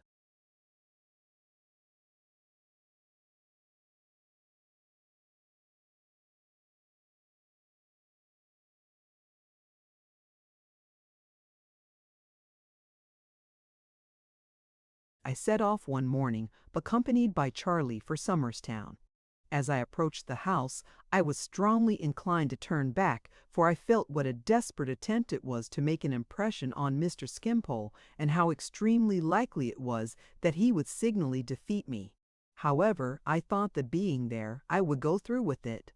I knocked with a trembling hand at Mr. Skimpole's door, literally with the hand, for the knocker was gone, and after a long parley gained admission from an Irishwoman who was in the area when I knocked, breaking up the lid of a water butt with the poker to light the fire with.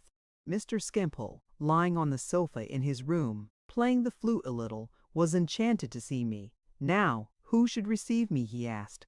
Who would I prefer for mistress of the ceremonies? Would I have his comedy daughter, his beauty daughter, or his sentiment daughter? Or would I have all the daughters at once in a perfect nosegay?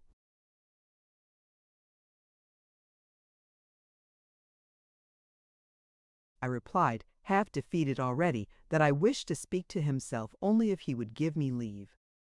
My dear Miss Summerson, most joyfully.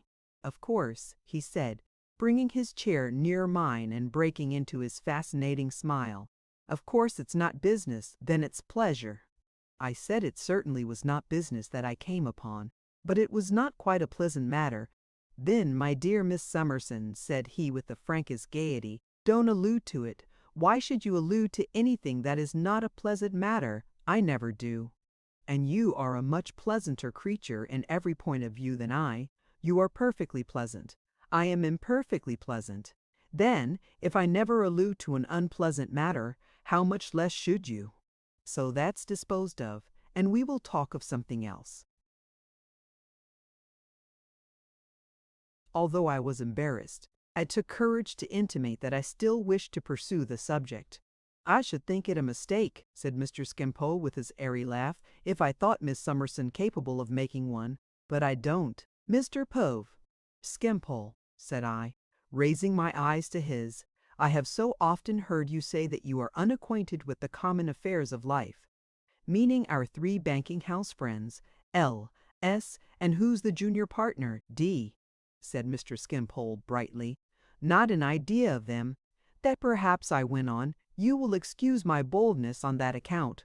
I think you ought most seriously to know that Richard is poorer than he was. Dear me, said Mr. Skimpole, so am I, they tell me.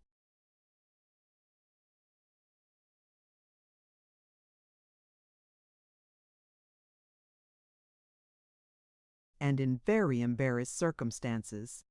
Parallel case, exactly, said Mr. Skimpole with a delighted countenance. This at present naturally causes Ada much secret anxiety, and as I think she is less anxious when no claims are made upon her by visitors, and as Richard has one uneasiness always heavy on his mind, it has occurred to me to take the liberty of saying that if you would not, I was coming to the point with great difficulty when he took me by both hands and with a radiant face and in the liveliest way anticipated it. Not go there? Certainly not, my dear Miss Summerson, most assuredly not. Why should I go there? When I go anywhere, I go for pleasure. I don't go anywhere for pain, because I was made for pleasure. Pain comes to me when it wants me. Now, I have had very little pleasure at our dear Richard's lately, and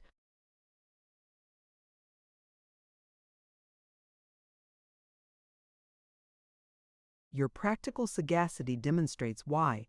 Our young friends, losing the youthful poetry which was once so captivating in them, begin to think, this is a man who wants pounds.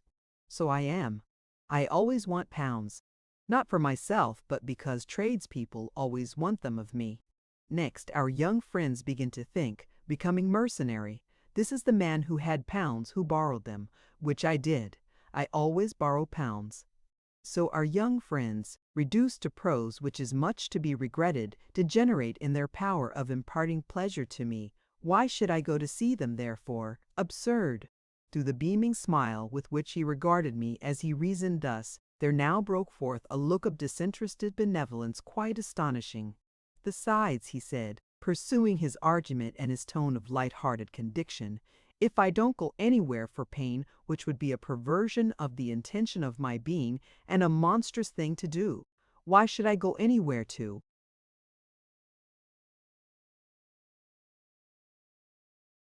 be the cause of pain? If I went to see our young friends in their present ill-regulated state of mind, I should give them pain. The associations with me would be disagreeable.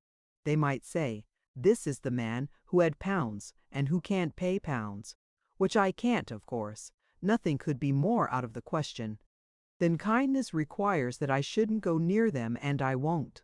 He finished by genially kissing my hand and thanking me. Nothing but Miss Summerson's fine tact, he said, would have found this out for him.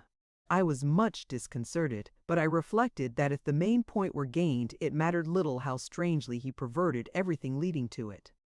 I had determined to mention something else, however, and I thought I was not to be put off in that. "Mr. Skimpole," said I must take the liberty of saying before I conclude my visit that I was much surprised to learn, on the best authority, some little time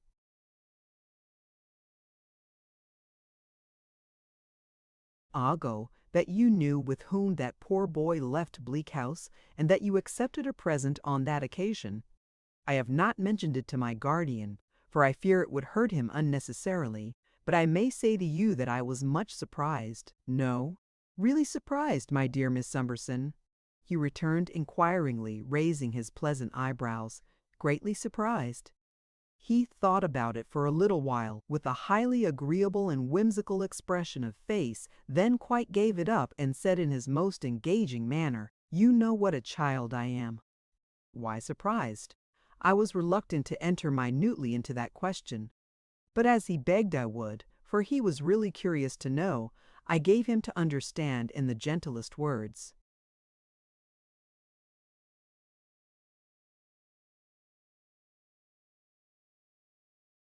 I could use that his conduct seemed to involve a disregard of several moral obligations.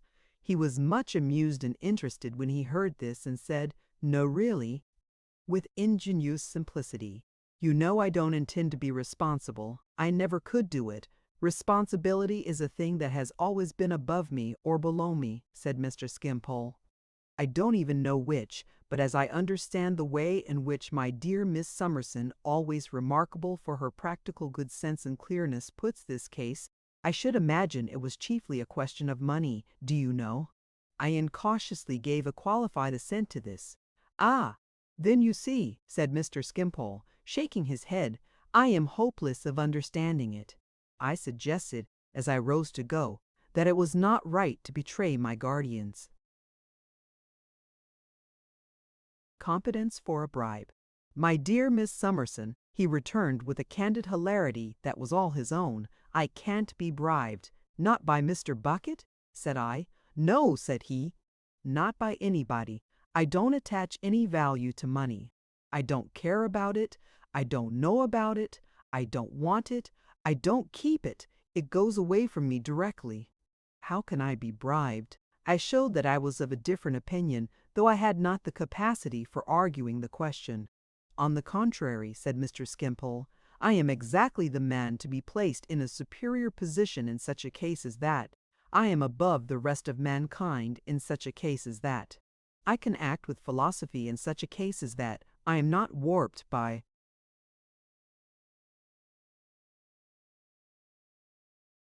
prejudices, as an Italian baby is by bandages. I am as free as the air. I feel myself as far above suspicion as Caesar's wife. Anything to equal the lightness of his manner, and the playful impartiality with which he seemed to convince himself, as he tossed the matter about like a ball of feathers, was surely never seen in anybody else. Observe the case, my dear Miss Sumberson. Here is a boy received into the house and put to bed in a state that I strongly object to. The boy being in bed, a man arrives like the house that Jack built. Here is the man who demands the boy who is received into the house and put to bed in a state that I strongly object to. Here is a banknote produced by the man who demands the boy who is received into the house and put to bed in a state that I strongly object to. Here is the skimpole who accepts the banknote produced by the man who demands the boy who is received into the house and put to bed in a state that I strongly object to.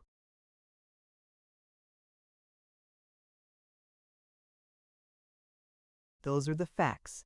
Very well. Should the skimpole have refused the note? Why should the skimpole have refused the note? Skimpole protests to Bucket. What's this for? I don't understand it. It is of no use to me. Take it away. Bucket still entreats Skimpole to accept it. Are there reasons why Skimpole, not being warped by prejudices, should accept it? Yes, Skimpole perceives them. What are they? Skimpole reasons with himself. This is a tamed lynx, an active police officer, an intelligent man, a person of a peculiarly directed energy and great subtlety both of conception and execution, who discovers our friends and enemies for us when they run away, recovers our property for us when we are robbed, avenges us comfortably when we are murdered.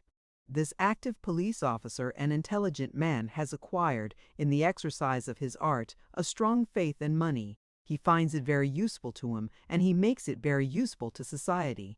Shall I shake that faith in Bucket because I want it myself? Shall I deliberately blunt one of Bucket's weapons? Shall I positively paralyze Bucket in his next detective operation? And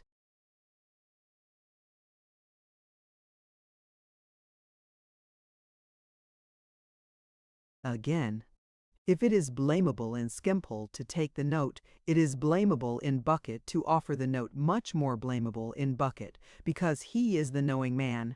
Now, Skimpole wishes to think well of Bucket. Skimpole deems it essential, in its little place, to the general cohesion of things, that he should think well of Bucket. The state expressly asks him to trust to Bucket, and he does. And that's all he does. I had nothing to offer in reply to this exposition, and therefore took my leave. Mr. Bowtucket. Skimpole, however, who was in excellent spirits, would not hear of my returning home, attended only by little Quavinses, and accompanied me himself. He entertained me on the way with a variety of delightful conversation, and assured me, at parting, that he should never forget the fine tact with which I had found that out for him about our young friends. As it so happened that I never saw Mr. Skimpole again, I may at once finish.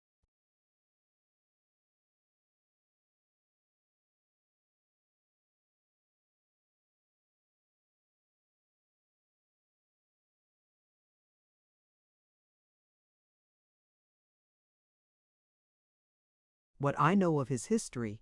A coolness arose between him and my guardian, based principally on the foregoing grounds and on his having heartlessly disregarded my guardian's entreaties, as we afterwards learned from Ada in reference to Richard. His being heavily in my guardian's debt had nothing to do with their separation. He died some 5 years afterwards, and left a diary behind him with letters and other materials towards his life, which was published, and which showed him to have been the victim of a combination on the part of mankind against an amiable child. It was considered very pleasant reading, but I never read more of it myself than the sentence on which I chanced to light on opening the book. It was this: Jarndyce, in common with most other men I have known, is the incarnation of selfishness. And now I come to a part of my story touching myself very nearly indeed, and for which I was quite unprepared when the circumstance occurred. Whatever little lingerings may have now and then revived in my mind associated with my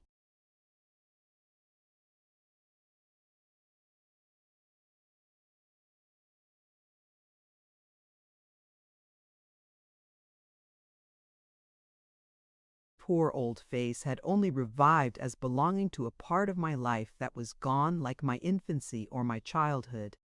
I have suppressed none of my many weaknesses on that subject, but have written them as faithfully as my memory has recalled them. And I hope to do, and mean to do, the same down to the last words of these pages, which I see now, not so very far before me. The months were gliding away, and my dear girl, sustained by the hopes she had confided in me, was the same beautiful star in the miserable corner.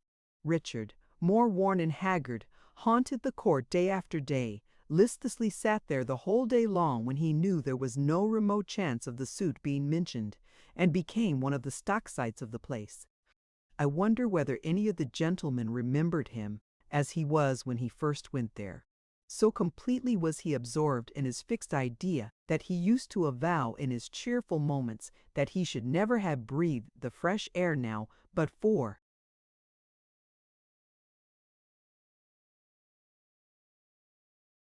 Woodcourt. It was only Mr. Woodcourt who could occasionally divert his attention for a few hours at a time, and rouse him, even when he sunk into a lethargy of mind and body that alarmed us greatly, and the returns of which became more frequent as the months went on. My dear girl was right in saying that he only pursued his errors the more desperately for her sake. I have no doubt that his desire to retrieve what he had lost was rendered the more intense by his grief for his young wife, and became like the madness of a gamester. I was there, as I have mentioned, at all hours. When I was there at night, I generally went home with Charlie in a coach. Sometimes my guardian would meet me in the neighborhood, and we would walk home together. One evening he had arranged to meet me at 8 o'clock. I could not leave as I usually did, quite punctually at the time, for I was working for my dear girl and had a few stitches more to do to finish what I was about. But it was within a few minutes of the hour when I bundled up my little work-basket, gave my darling my last kiss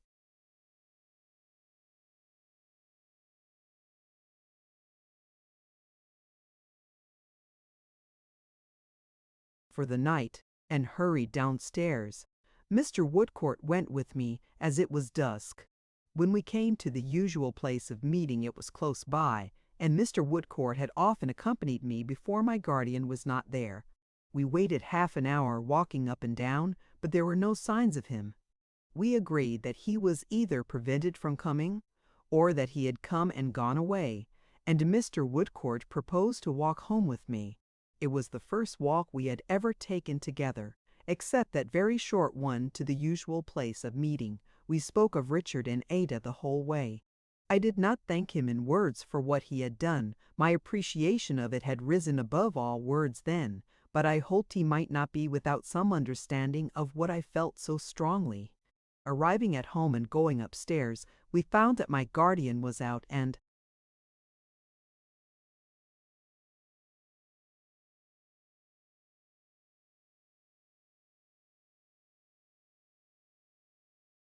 that Mrs. Woodcourt was out too. We were in the very same room into which I had brought my blushing girl when her youthful lover, now her so altered husband, was the choice of her young heart, the very same room from which my guardian and I had watched them going away through the sunlight in the fresh bloom of their hope and promise. We were standing by the opened window looking down into the street when Mr. Woodcourt spoke to me. I learned in a moment that he loved me. I learned in a moment that my scarred face was all unchanged to him. I learned in a moment that what I had thought was pity and compassion was devoted, generous, faithful love. Oh, too late to know it now. Too late, too late. That was the first ungrateful thought I had. Too late. When I returned, he told me, when I came back, no richer than when I went away, and found you newly risen from a sick-bed, yet so inspired by sweet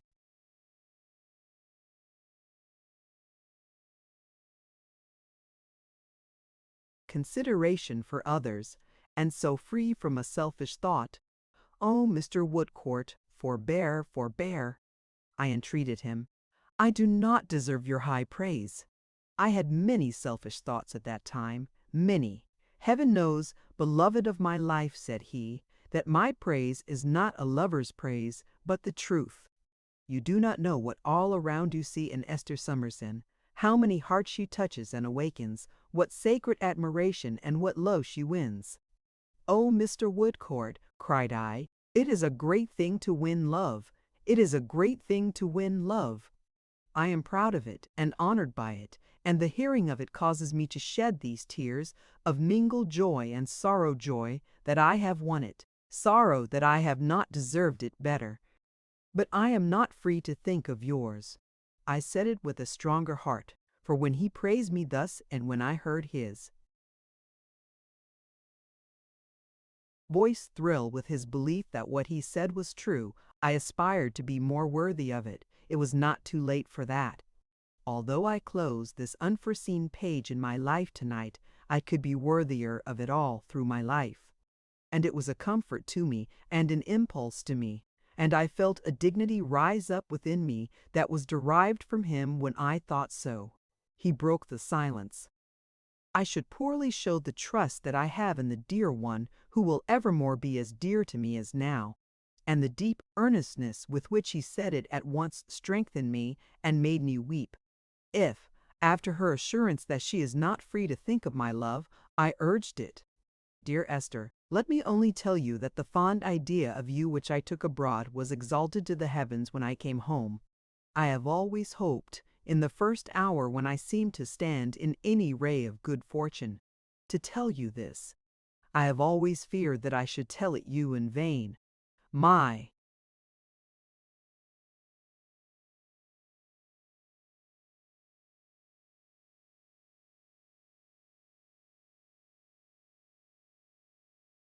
hopes and fears are both fulfilled tonight. I distress you. I have said enough.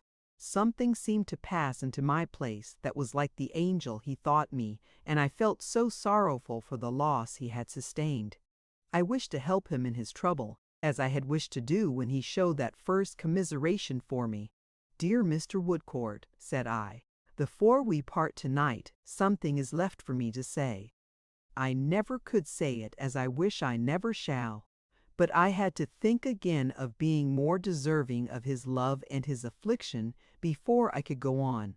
I am deeply sensible of your generosity, and I shall treasure its remembrance to my dying hour. I know full well how changed I am. I know you are not unacquainted with my history, and I know what a noble love that is which is so faithful. What you have said to me could have affected me so much from no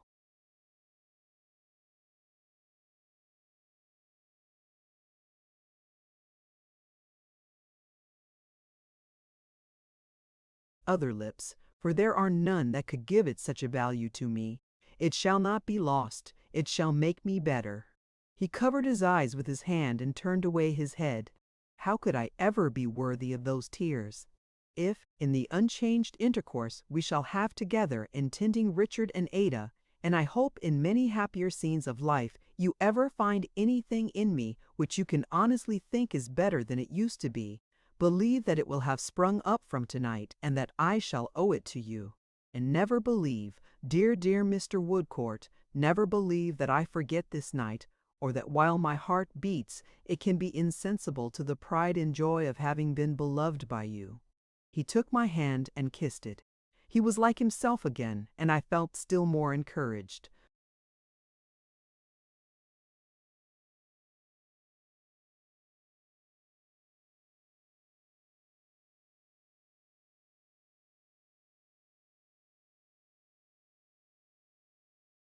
"I am induced by what you said just now," said I, "to hope that you have succeeded in your endeavor." "I have," he answered. "With such help from Mr. Jarndyce as you, who know him so well, can imagine him to have rendered me, I have succeeded." "Heaven bless him for it," said I, giving him my hand, "and heaven bless you in all you do." "I shall do it better for the wish," he answered. "It will make me enter on these new duties as on another sacred trust from you." "Ah, Richard!" I exclaimed involuntarily. "What will he do when you are gone?" "I am not required to go yet. I would not desert him, dear Miss Summerson, even if I were."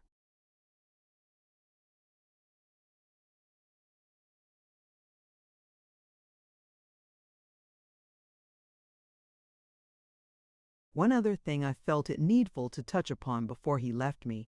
I knew that I should not be worthier of the love I could not take if I reserved it. "Mr. Woodcourt," said I.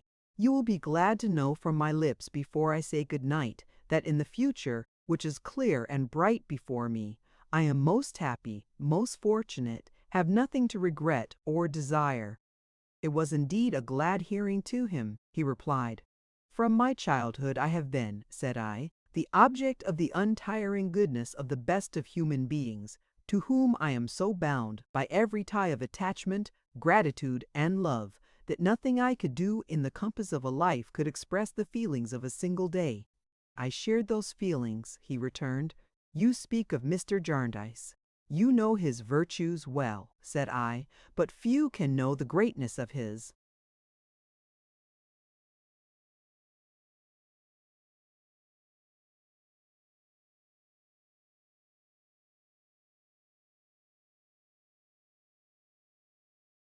Character as I know it, all its highest and best qualities have been revealed to me in nothing more brightly than in the shaping out of that future, in which I am so happy.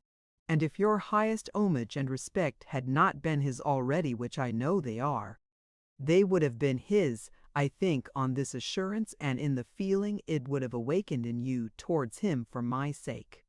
He fervently replied that indeed they would have been. I gave him my hand again. Good night, I said. Good-bye.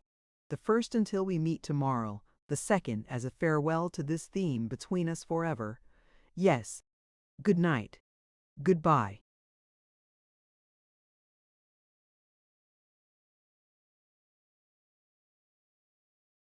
He left me, and I stood at the dark window watching the street. His love, in all its constancy and generosity, had come so suddenly upon me that he had not left me a minute when my fortitude gave way again and the street was blotted out by my rushing tears. But they were not tears of regret and sorrow. No. He had called me the beloved of his life and had said I would be evermore as dear to him as I was then, and I felt as if my heart would not hold the triumph of having heard those words. My first wild thought had died away. It was not too late to hear them, for it was not too late to be animated by them, to be good, true, grateful, and contented. How easy my path, how much easier than his!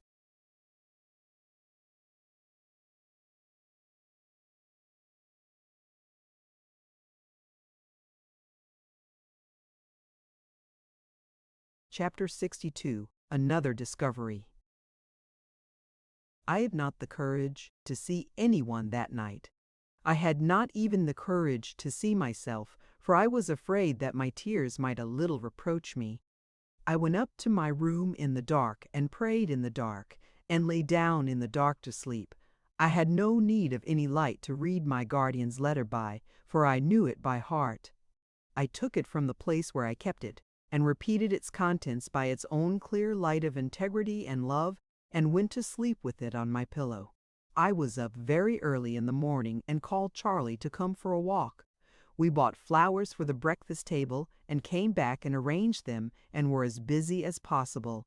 We were so early that I had a good time still for Charlie's lesson before breakfast. Charlie, who was not in the least improved and the old defective article of grammar, came through it with great applause, and we were altogether very notable.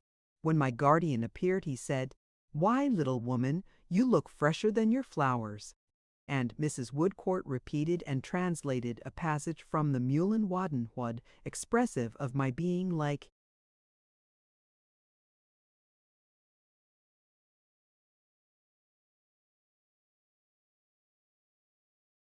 mountain with the sun upon it. This was all so pleasant that I hope it may be still more like the mountain than I had been before. After breakfast I waited my opportunity and peeped about a little until I saw my guardian in his own room, the room of last night, by himself. Then I made an excuse to go in with my housekeeping keys, shutting the door after me. "Well, Dame Durden," said my guardian. The post had brought him several letters, and he was writing. "You want money?" "No, indeed, I have plenty in hand." "There never was such a Dame Durden," said my guardian, "for making money last." He had laid down his pen and leaned back in his chair looking at me. "I have."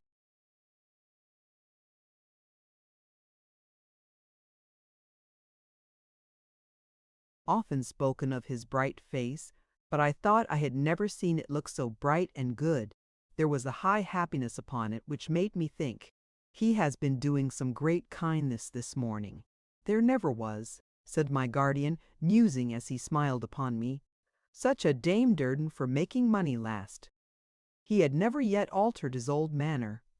I loved it and him so much that when I now went up to him and took my usual chair, which was always put at his side, for sometimes I read to him, and sometimes I talked to him, and sometimes I silently worked by him, I hardly liked to disturb it by laying my hand on his breast.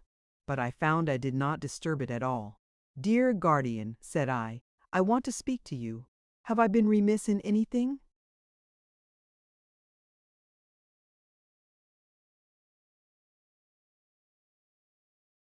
"Remiss in anything, my dear? Have I not been what I have meant to be since I brought the answer to your letter, guardian? You have been everything I could desire, my love." "I am very glad indeed to hear that," I returned. "You know, you said to me, 'Was this the mistress of Bleak House?' And I said, 'Yes.'" "Yes," said my guardian, nodding his head. He had put his arm about me as if there were something to protect me from, and looked in my face, smiling. "Since then," said I, "we have never spoken on the subject except once." And then I said Bleak House was thinning fast, and so it was, my dear. And I said I timidly reminded him, but its mistress remained.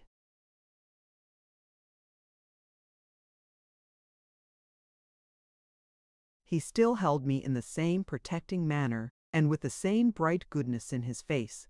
"Dear guardian," said I know how you have felt all that has happened, and how considerate you have been. As so much time has passed, and as you spoke only this morning of my being so well again, perhaps you expect me to renew the subject. Perhaps I ought to do so. I will be the mistress of Bleak House when you please. See," he returned gaily, "what a sympathy there must be between us. I have had nothing else, poor Rick, excepted. It's a large exception in my mind. When you came in, I was full of it. When shall we give Bleak House its mistress, little woman?" "When you please." Next month, dear guardian. The day on which I take the happiest and best step of my life, the day on which I shall be a man more exulting and more enviable than any other man in the world, the day on which I give Bleak House its little mistress, shall be next month. Then, said my guardian. I put my arms round his neck and kissed him just as I had done on the day when I brought my answer. A servant came to the door to announce Mr. Bucket, which was quite unnecessary, for Mr. Bucket was already looking in over the servant's shoulder. "Mr. Bucket, Jarndyce and Miss Summerson," said he, rather out of breath.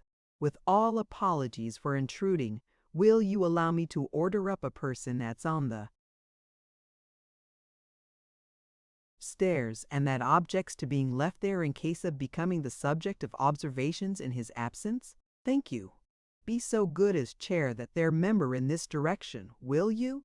said Mr. Bucket, beckoning over the banisters. This singular request produced an old man in a black skull-cap, unable to walk, who was carried up by a couple of bearers and deposited in the room near the door. Mr. Bucket immediately got rid of the bearers, mysteriously shut the door, and bolted it.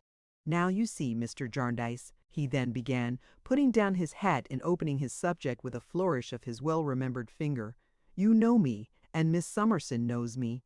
This gentleman likewise knows me, and his name is Smallweed. The discounting line is his line principally, and he's what you may call a dealer in bills. That's about what you are, you know, ain't you?" said Mr. Bucket, stopping a little to address the gentleman in question, who was exceedingly suspicious of him. He seemed about to dispute this designation of himself when he was seized with a violent fit of coughing. "Now, moral, you know," said Mr. Bucket, improving the accident. "Don't you contradict when there ain't no occasion, and you won't be took in that way. Now, Mr. Jarndyce, I address myself to you. I've been negotiating with this gentleman on behalf of Sir Leicester Dedlock, Baronet, and one way and another I've been in and out and about his premises a deal. His premises are the premises formerly occupied by Crook, marine store dealer, a relation of this gentleman's that you saw in his lifetime, if I don't mistake." My guardian replied, "Yes." "Well, you are to understand," said Mr. Bucket, "that this gentleman he come into Crook's property, and a good deal of magpie property there was. Bast, lots of waste paper among the rest. Lord bless you, of no use to nobody." The cunning of Mr. Bucket's eye, and the masterly manner in which he contrived, without a look or a word against which his watchful auditor could protest, to let us know that he stated the case according to previous agreement, and could say much more of Mr. Smallweed if he thought it advisable, deprived us of any merit in quite understanding him. His difficulty was increased by Mr. Smallweed's being deaf as well as suspicious and watching his space with the closest attention. Among them odd heaps of old papers, this gentleman, when he comes into the property, naturally begins to rummage. "Don't you see?" said Mr. Bucket. To which, "Say that again," cried Mr. Smallweed in a shrill, sharp voice.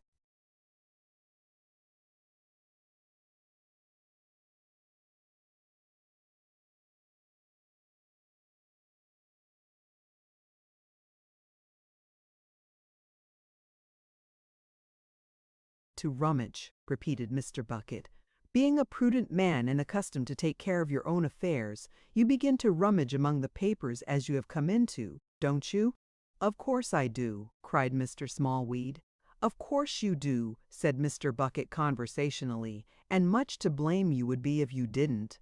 And so you chance to find, you know," Mr. Bucket went on, stooping over him with an air of cheerful raillery which Mr. Smallweed by no means reciprocated. "And so you chance to find, you know, a paper with the signature of Jarndyce to it, don't you?" Mr. Smallweed glanced with a troubled eye at us and grudgingly nodded assent. "And coming to look at that paper at your full leisure and convenience, all in good time, for you're not curious to read it, and why should you be? What do you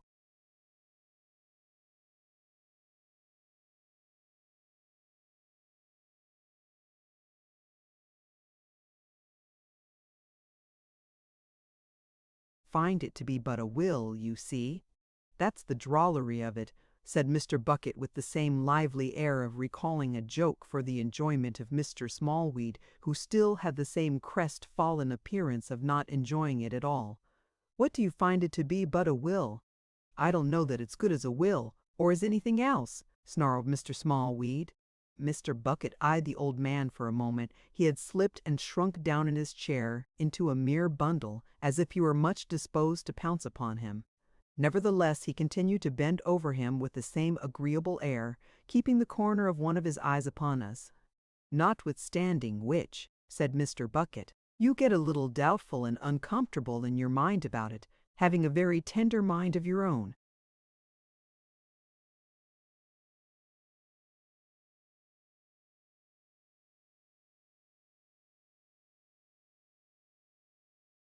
"Eh?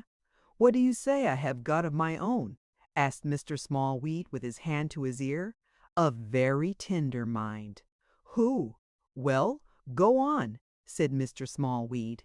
"And as you've heard a good deal mentioned regarding a celebrated chancery will case of the same name, and as you know what a card Crook was for buying all manner of old pieces of furniture, and books and papers and what not, and never liking to part with them, and always a-going to teach himself to read, you begin to think and you never was more correct in your born days. Ecodif, if I don't look about me, I may get into trouble regarding this will." "Now, mind how you put it," cried the old man anxiously with his hands at hairs. "Speak up. None of your brimstone tricks. Pick me up. I want to hear." "Better. Oh Lord, I am shaken to bits." Mr. Bucket had certainly picked him up at a dart. However, as soon as he could be heard through Mr. Smallweed's coughing and his vicious ejaculations of, "Oh my bones! Oh dear! I've no breath in my body. I'm worse than the chattering, clattering, brimstone pig at home," Mr. Bucket proceeded in the same convivial manner as before. "So, as I happen to be in the habit of coming about your premises, you take me into your confidence, don't you?" I think it would be impossible to make an admission with more ill will and a worse grace than Mr. Smallweed displayed when he admitted this, rendering it perfectly evident that Mr. Bucket was the very last person he would have thought of taking into his confidence if he could by any possibility have kept him out of it.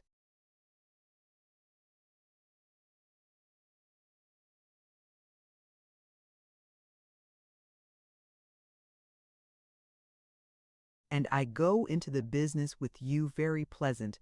We are over it, and I confirm you in your well-founded fears that you will get yourself into a most precious line if you don't come out with that there will, said Mr. Bucket emphatically. And accordingly you arrange with me that it shall be delivered up to this present Mr. Jarndyce on no conditions. If it should prove to be valuable, you trusting yourself to him for your reward, that's about where it is, ain't it? That's what was agreed, Mr. Smallweed assented with the same bad grace. In consequence of which, said Mr. Bucket, dismissing his agreeable manner all at once, and becoming strictly businesslike, you've got that will upon your person at the present time, and the only thing that remains for you to do is just to out with it. Having given us one glance out of the watching corner of his eye, and having given his nose one triumphant rub with his forefinger, Mr. Bucket stood with his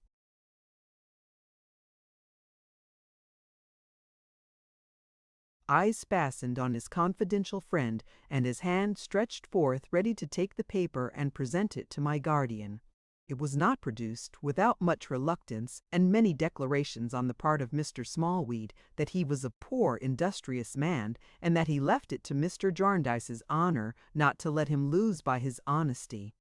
Little by little, he very slowly took from a breast pocket a stained, discolored paper which was much singed upon the outside, and a little burnt at the edges, as if it had long ago been thrown upon a fire and hastily snatched off again.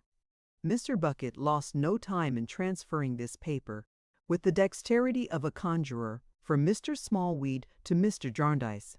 As he gave it to my guardian, he whispered behind his fingers, hadn't settled how to make their market of it, quarrelled and hinted about it. I laid out £20 upon it. First the avaricious grandchildren split upon him on account of their objections to his living so unreasonably long, and then they split on one another. Lord, there ain't one of the family that wouldn't sell the other for £1 or £2.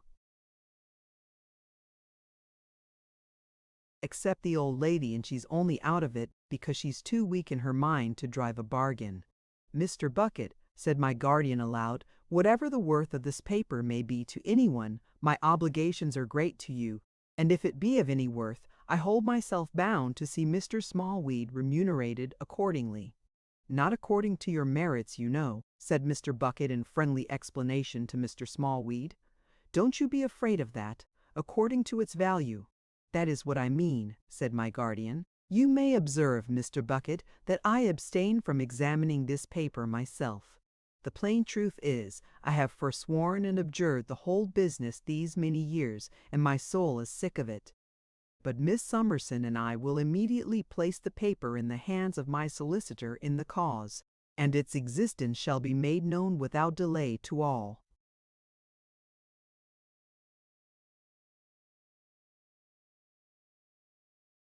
Other parties interested. Mr. Jarndyce can't say fairer than that, you understand, observed Mr. Bucket to his fellow visitor. And it being now made clear to you that nobody's going to be wronged, which must be a great relief to your mind, we may proceed with the ceremony of chairing you home again. He unbolted the door, called in the bearers, wished us good morning, and with a look full of meaning and a crook of his finger at parting went his way. We went our way too, which was to Lincoln's Inn, as quickly as possible. Mr. Kenge was disengaged, and we found him at his table in his dusty room, with the inexpressive-looking books and the piles of papers. Chairs having been placed for us by Mr. Guppy, Mr. Kenge expressed the surprise and gratification he felt at the unusual sight of Mr. Jarndyce in his office. He turned over his double eyeglass as he spoke, and was more conversation Kenge than ever.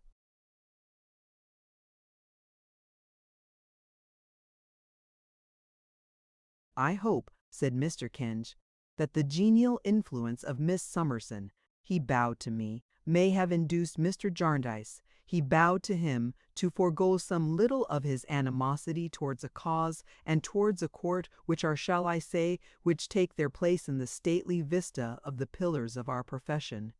I am inclined to think, returned my guardian, that Miss Summerson has seen too much of the effects of the court and the cause to exert any influence in their favor. Nevertheless, they are a part of the occasion of my being here. Mr. Kenge, before I lay this paper on your desk and have done with it, let me tell you how it has come into my hands.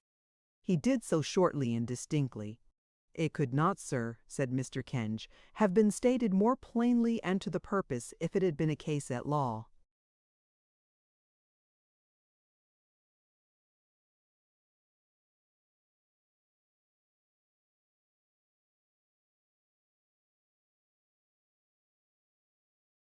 Did you ever know English law, or equity either, plain and to the purpose? Said my guardian. Oh, fie, said Mr. Kenge. At first he had not seemed to attach much importance to the paper, but when he saw it he appeared more interested, and when he had opened and read a little of it through his eyeglass, he became amazed. Mr. Jarndyce, he said, looking off it, you have perused this? Not I, returned my guardian. But, my dear sir, said Mr. Kenge, it is a will of later date than any in the suit. It appears to be all in the testator's handwriting. It is duly executed and attested, and even if intended to be cancelled, as might possibly be supposed to be denoted by these marks of fire, it is not cancelled. Here it is, a perfect instrument. Well, said my guardian, what is that to me? Mr. Guppy, cried Mr. Kenge, raising his voice. I beg your pardon, Mr. Jarndyce. Sir, Mr. Vholes of Simon's Inn. My compliments, Jarndyce and Jarndyce. Glad to speak with him. Mr. Guppy disappeared. You ask me what is this to you, Mr. Jarndyce? If you had perused this document, you would have seen that it reduces your interest considerably, though still leaving it a very handsome one, still leaving it a very handsome one,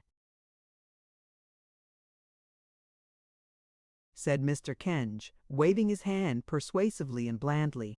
You would further have seen that the interests of Mr. Richard Carstone and of Miss Ada Clare, now Mrs. Richard Carstone, are very materially advanced by it. Kenge, said my guardian, if all the flourishing wealth that the suit brought into this vile court of chancery could fall to my two young cousins, I should be well contented. But do you ask Emmy to believe that any good is to come of Jarndyce and Jarndyce? Oh, really, Mr. Jarndyce. Prejudice, prejudice. My dear sir, this is a very great country, a very great country. Its system of equity is a very great system, a very great system, really, really. My guardian said no more, and Mr. Vholes arrived. He was modestly impressed by Mr. Kenge's professional eminence.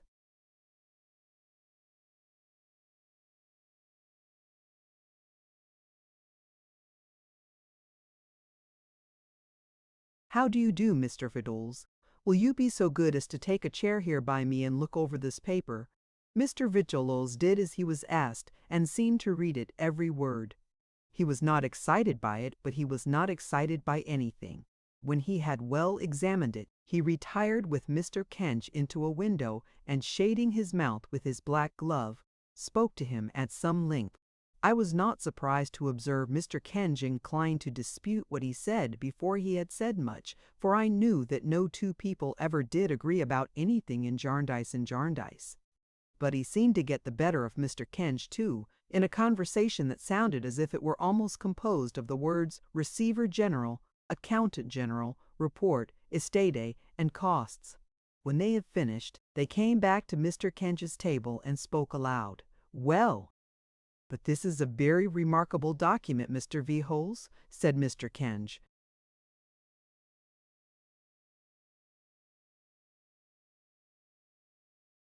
Mr. Vholes said, very much so, and a very important document, Mr. Vholes, said Mr. Kenge. Again Mr. Vholes said, very much so.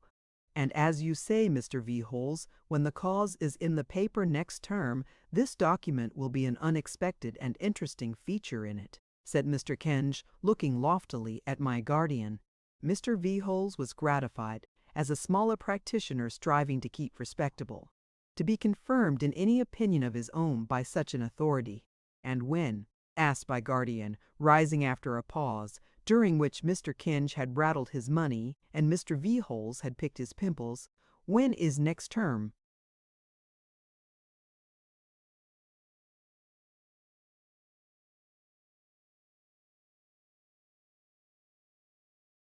"Next term, Mr. Jarndyce, will be next month," said Mr. Kenge.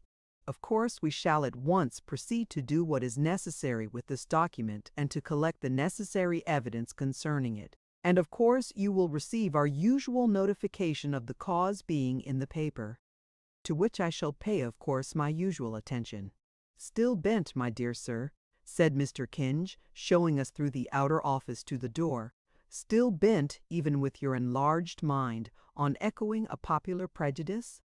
We are a prosperous community, Mr. Jarndyce, a very prosperous community. We are a great country, Mr. Jarndyce. We are a very great country. This is a great system, Mr. Jarndyce, and would you wish a great country to have a little system? Now, really." He set this at the stair-head, gently moving his right hand as if it were a silver trowel with which to spread the cement of his words on the structure of system and consolidate it for 1,000 ages. Chapter 63. Steel and Iron. George's shooting gallery is to let, and the stock is sold off, and George himself is at Chesney Wold attending on Sir Leicester in his rides, and riding very near his bridle rein because of the uncertain hand with which he guides his horse. But not today is George so occupied.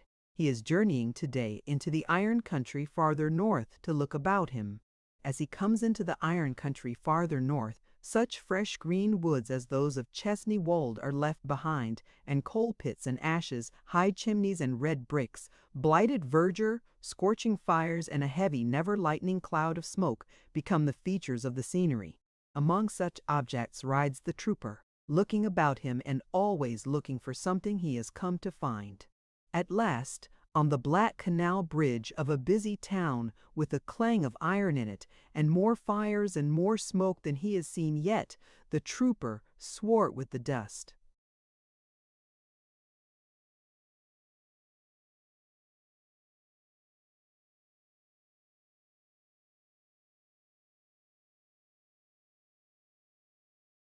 of the coal roads, checks his horse and asks a workman, does he know the name of Rouncewell thereabouts? "Why, master," quoth the workman, "do I know my own name?" "'Tis so well known here, is it, comrade?" asks the trooper. "Rouncewell's? Ah, you're right. And where might it be now?" asks the trooper with a glance before him. "The bank, the factory, or the house?" the workman wants to know. "Hum! Rouncewell's is so great apparently," mutters the trooper, stroking his chin, "that I have as good as half a mind to go back again. Why, I don't know which I want. Should I find Mr. Rouncewell at the factory, do you think? 'Tain't easy to say where you'd find him at this time of the day. You might find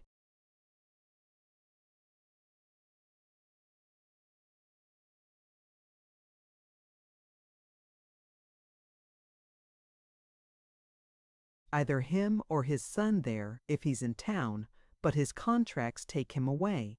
And which is the factory? Why, he sees those chimneys, the tallest ones. Yes, he sees them. Well, let him keep his eye on those chimneys, going on as straight as ever he can, and presently he'll see 'em down a turning on the left, shut in by a great brick wall which forms one side of the street. That's Rouncewell's. The trooper thanks his informant and rides slowly on, looking about him. He does not turn back, but puts up his horse and is much disposed to groom him too, at a public house where some of Rouncewell's hands are dining, as the ostler tells him. Some of Rouncewell's hands have just knocked off for dinner time and seem to be invading the whole town. They are very sinewy and strong. Are Rouncewell's hands a little sooty too? He comes to a gateway in the brick wall, looks in, and sees a great perplexity of iron lying about in every stage and in a vast variety of shapes, in bars, in wedges,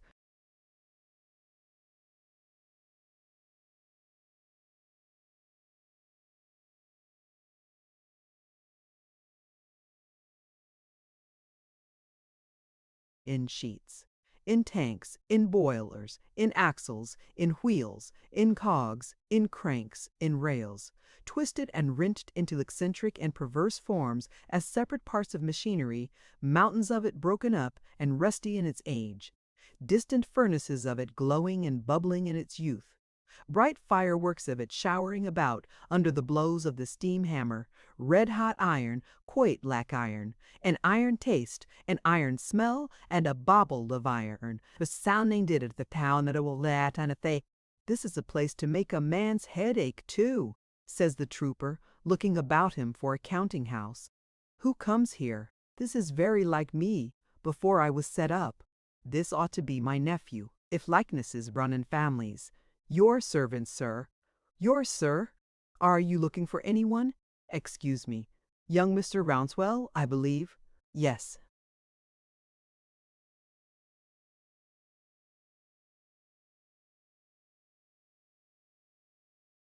I was looking for your father, sir. I wish to have a word with him. The young man, telling him he is fortunate in his choice of a time, for his father is there, leads the way to the office where he is to be found. Very like me before I was set up, devilish like me, thinks the trooper as he follows. They come to a building in the yard with an office on an upper floor. At sight of the gentleman in the office, Mr. George turns very red. What name shall I say to my father? Asks the young man.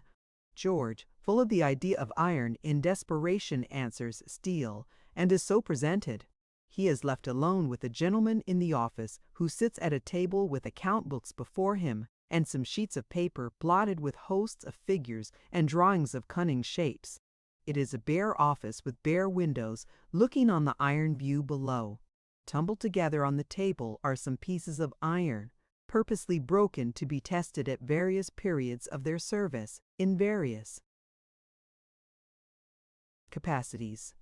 There is iron dust on everything, and the smoke is seen through the windows rolling heavily out of the tall chimneys to mingle with the smoke from a vaporous Babylon of other chimneys.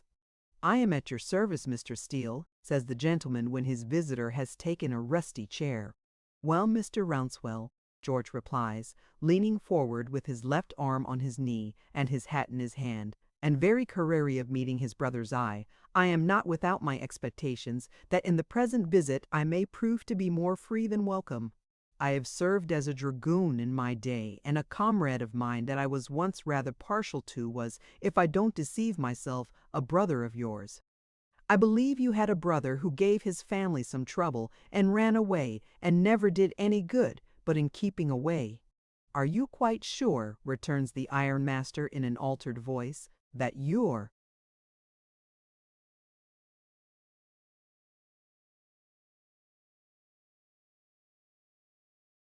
name is Steele?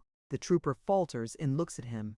His brother starts up, calls him by his name, and grasps him by both hands. You are too quick for me, cries the trooper with the tears springing out of his eyes. How do you do, my dear old fellow? I never could have thought you would have been half so glad to see me as all this. How do you do, my dear old fellow? How do you do? They shake hands and embrace each other over and over again, the trooper still coupling his "How do you do, my dear old fellow?" with his protestation that he never thought his brother would have been half so glad to see him as all this. So far from it, he declares at the end of a full account of what has preceded his arrival there, I had very little idea of making myself known. I thought if you took by any means forgivingly to my name, I might gradually get myself up to the point of writing a letter.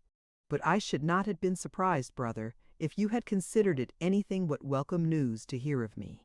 We will show you at home what kind of news we think it, George, returns his brother. This is a great day at home, and you could not have arrived, you bronzed old soldier, on a better.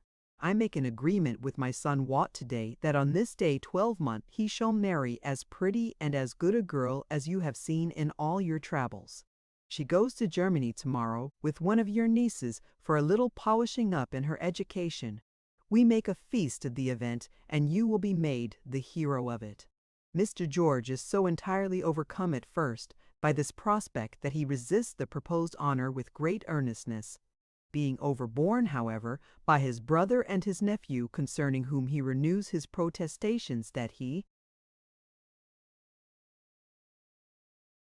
never could have thought they would have been half so glad to see him, he is taken home to an elegant house, in all the arrangements of which there is to be observed a pleasant mixture of the originally simple habits of the father and mother with such as are suited to their altered station and the higher fortunes of their children. Here Mr. George is much dismayed by the graces and accomplishments of his nieces that are, and by the beauty of Rosa, his niece that is to be, and by the affectionate salutations of these young ladies, which he receives in a sort of dream. He is sorely taken aback, too, by the dutiful behavior of his nephew, and has a woeful consciousness upon him of being a scapegrace. However, there is great rejoicing, and a very hearty company, and infinite enjoyment. And Mr. George comes bluff and martial through it all, and his pledge to be present at the marriage and give away the bride is received with universal favor. A whirling head has Mr. George that night, when he lies down in the state bed of his brother's house, to think of all these things and to see the images of his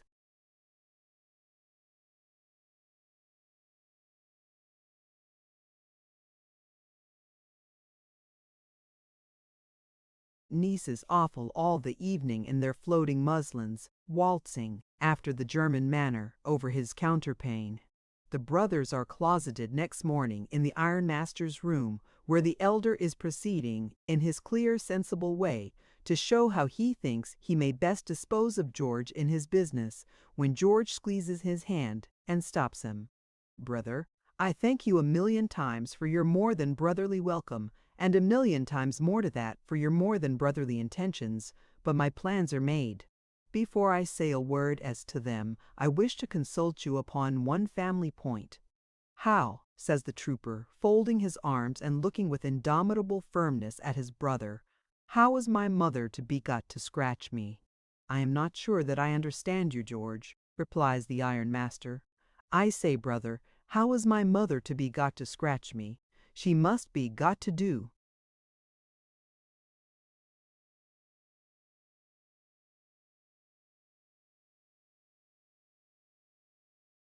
it somehow. Scratch you out of her will, I think you mean."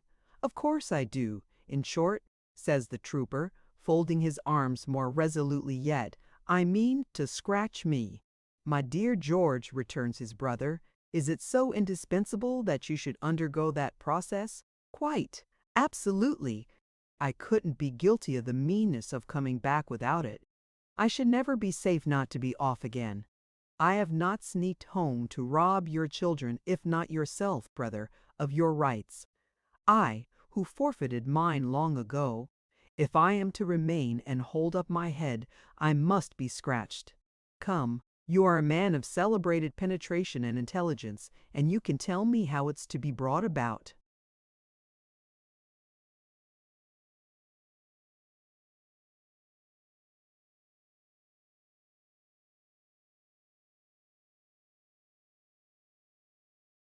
"I can tell you, George," replies the ironmaster deliberately, "how it is not to be brought about, which I hope may answer the purpose as well.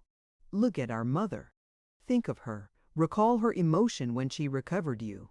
Do you believe there is a consideration in the world that would induce her to take such a step against her favorite son?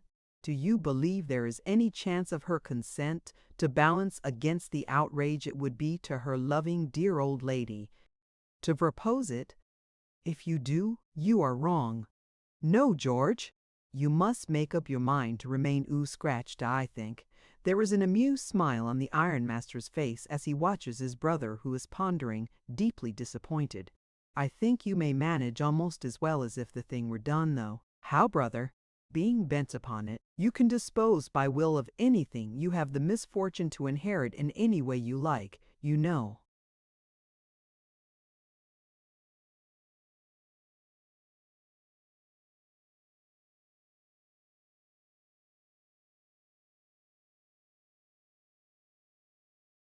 "That's true," says the trooper, pondering again. Then he wistfully asks, with his hand on his brother's, "Would you mind mentioning that, brother, to your wife and family?" "Not at all, thank you. You wouldn't object to say, perhaps, that although an undoubted vagabond, I am a vagabond of the harum-scarum order, and not of the mean sort." The ironmaster, repressing his amused smile, assents. "Thank you, thank you. It's a weight off my mind," says the trooper with a heave of his chest, as he unfolds his arms and puts a hand on each leg, "though I had set my heart on being scratched, too." The brothers are very like each other, sitting face to face, but a certain massive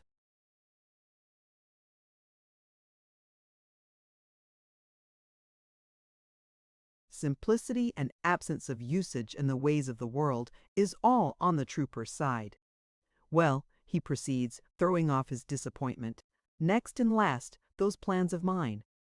You have been so brotherly as to propose to me to fall in here and take my place among the products of your perseverance and sense. I thank you heartily. It's more than brotherly, as I said before, and I thank you heartily for it," shaking him a long time by the hand. "But the truth is, brother, I am a kind of a weed, and it's too late to plant me in a regular garden." "My dear George," returns the elder, concentrating his strong, steady brow upon him and smiling confidently, "leave that to me, and let me try." George shakes his head. "You could do it, I have not a doubt, if anybody could, but it's not to be done." "Not to be done, sir?" "Whereas it so falls out, on the other hand, that I am able to be of some trifle of use to Sir Leicester Dedlock, since his illness brought on by family sorrows, and that he would rather have that help from our mother's son than from anybody else." "Well, my dear George," returns the other, with a very slight shade upon his open face, "if you prefer to serve in Sir Leicester Dedlock's household brigade, there it is, brother," cries the trooper, checking him, with his hand upon his knee again. "There it is. You don't take kindly to that idea. I don't mind it. You are not used to being officered. I am. Everything about you is in perfect order and discipline. Everything about me requires to be kept so. We are not accustomed to carry things with the same hand or to look at them from the same point.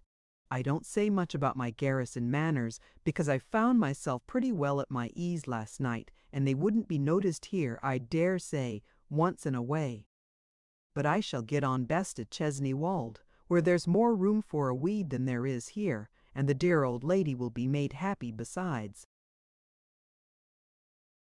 Therefore I accept of Sir Leicester Dedlock's proposals. When I come over next year to give away the bride, or whenever I come, I shall have the sense to keep the household brigade in ambuscade, and not to maneuver it on your ground. I thank you heartily again, and am proud to think of the Rouncewells as they'll be founded by you. You know yourself, George," says the elder brother, returning the grip of his hand, "and perhaps you know me better than I know myself. Take your way, so that we don't quite lose one another again. Take your way." "No fear of that," returns the trooper. "Now, before I turn my horse's head homewards, brother, I will ask you if you'll be so good to look over a letter for me. I brought it with me to send from these parts, as Chesney Wold might be a painful name just now to the person it's written to. I am not much accustomed to correspondence myself, and I am particular respecting this present letter, because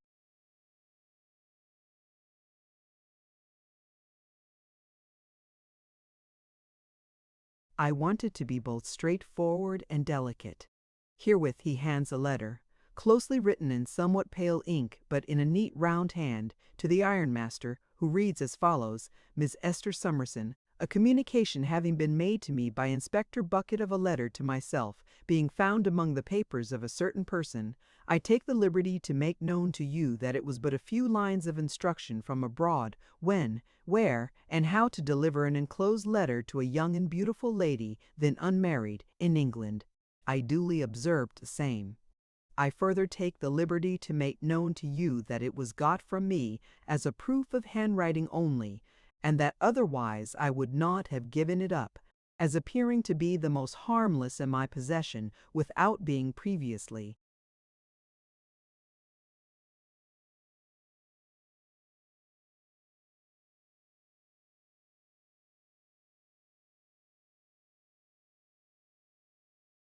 shot through the heart. I further take the liberty to mention that if I could have supposed a certain unfortunate gentleman to have been in existence, I never could and never would have rested until I had discovered his retreat and shared my last farthing with him, as my duty and my inclination would have equally been.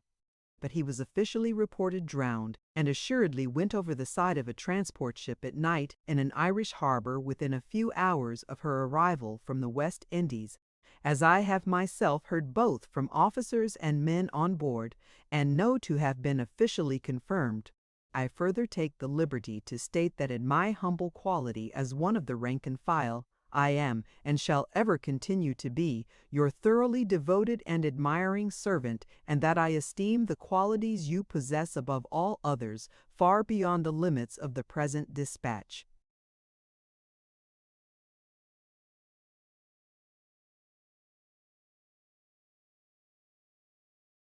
I have the honor to be, George, a little formal, observes the elder brother, refolding it with a puzzled face.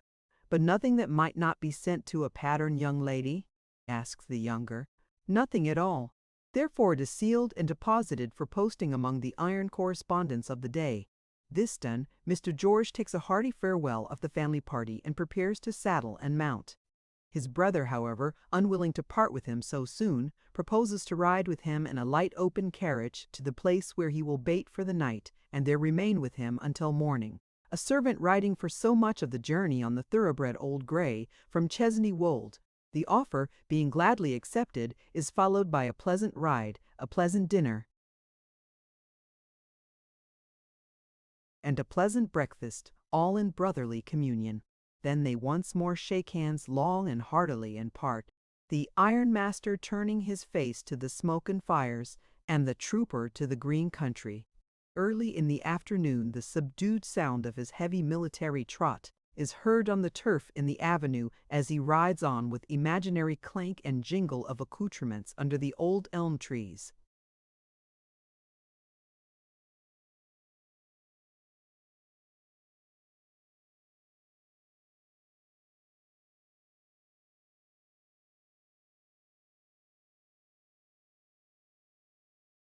Chapter 64. Esther's Narrative. Soon after I had that conversation with my guardian, he put a sealed paper in my hand one morning and said, "This is for next month, my dear." I found in it £200. I now began very quietly to make such preparations as I thought were necessary, regulating my purchases by my guardian's taste, which I knew very well, of course. I arranged my wardrobe to please him, and hoped I should be highly successful. I did it all so quietly because I was not quite free from my old apprehension that Ada would be rather sorry, and because my guardian was so quiet himself. I had no doubt that under all the circumstances we should be married in the most private and simple manner. Perhaps I should only have to say to Ada, "Would you like to come and see me married tomorrow, my pet?"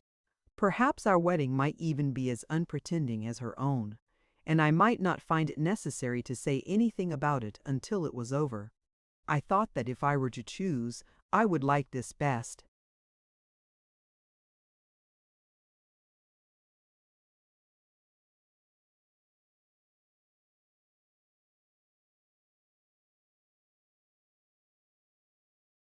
The only exception I made was Mrs. Woodcourt. I told her that I was going to be married to my guardian, and that we had been engaged some time. She highly approved.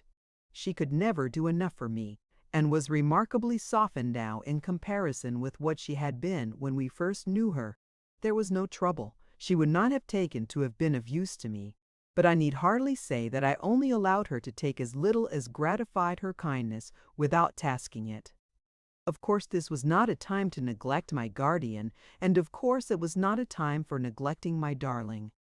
So I had plenty of occupation, which I was glad of, and as to Charlie, she was absolutely not to be seen for needlework. To surround herself with great heaps of it, baskets full and tables full, and do a little, and spend a great deal of time in staring with her round eyes at what there was to do, and persuade herself that she was going to do it, were Charlie's great dignities and delights.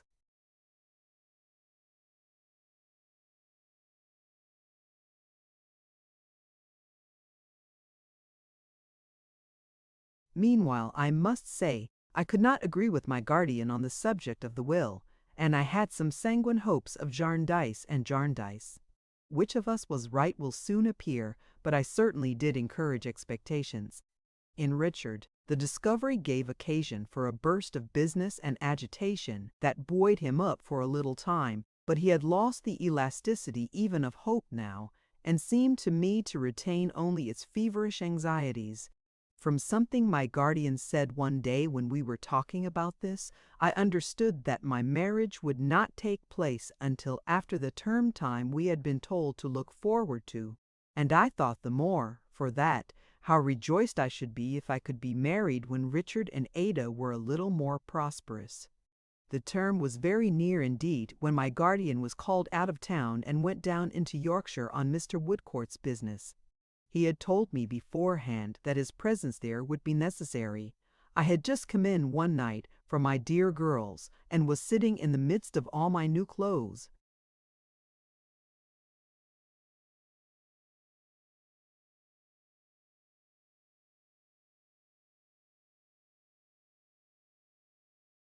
Looking at them all around me and thinking, when a letter from my guardian was brought to me. It asked me to join him in the country, and mentioned by what stage-coach my place was taken, and at what time in the morning I should have to leave town. It added in a postscript that I would not be many hours from Ada. I expected few things less than a journey at that time, but I was ready for it in half an hour and set off as appointed early next morning. I traveled all day, wondering all day what I could be wanted for at such a distance. Now I thought it might be for this purpose, and now I thought it might be for that purpose, but I was never, never, never near the truth. It was night when I came to my journey's end, and found my guardian waiting for me. This was a great relief, for towards evening I had begun to fear the more so, as his letter was a very short one, that he might be ill. However, there he was, as well as it was possible to be, and when I saw his genial face again at its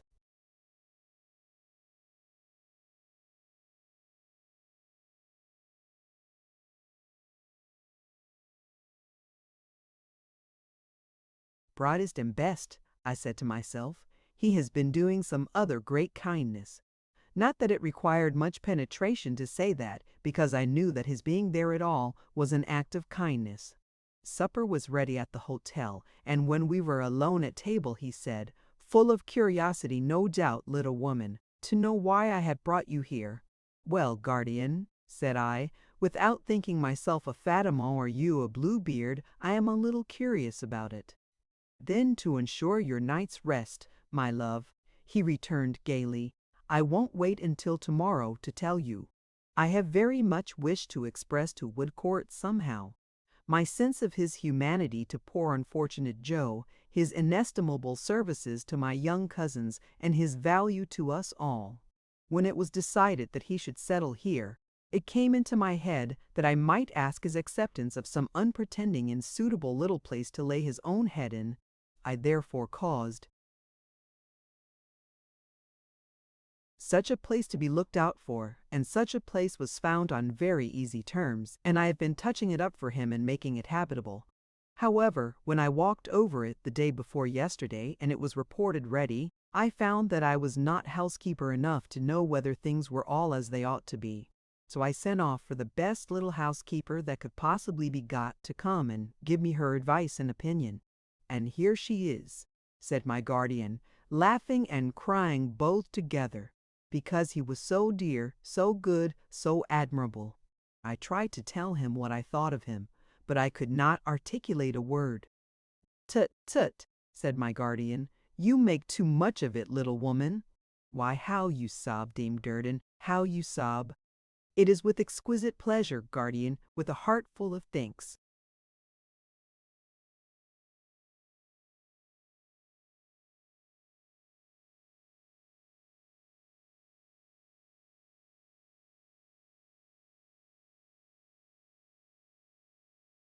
Well, well, said he, I am delighted that you approve. I thought you would.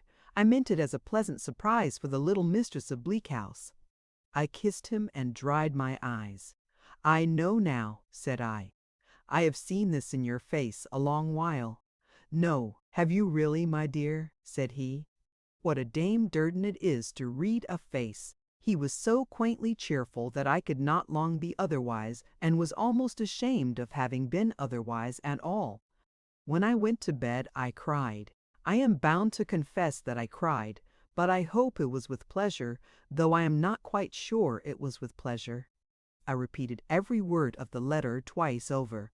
A most beautiful summer morning succeeded, and after breakfast we went out arm in arm to see the house of which I was to give my mighty housekeeping.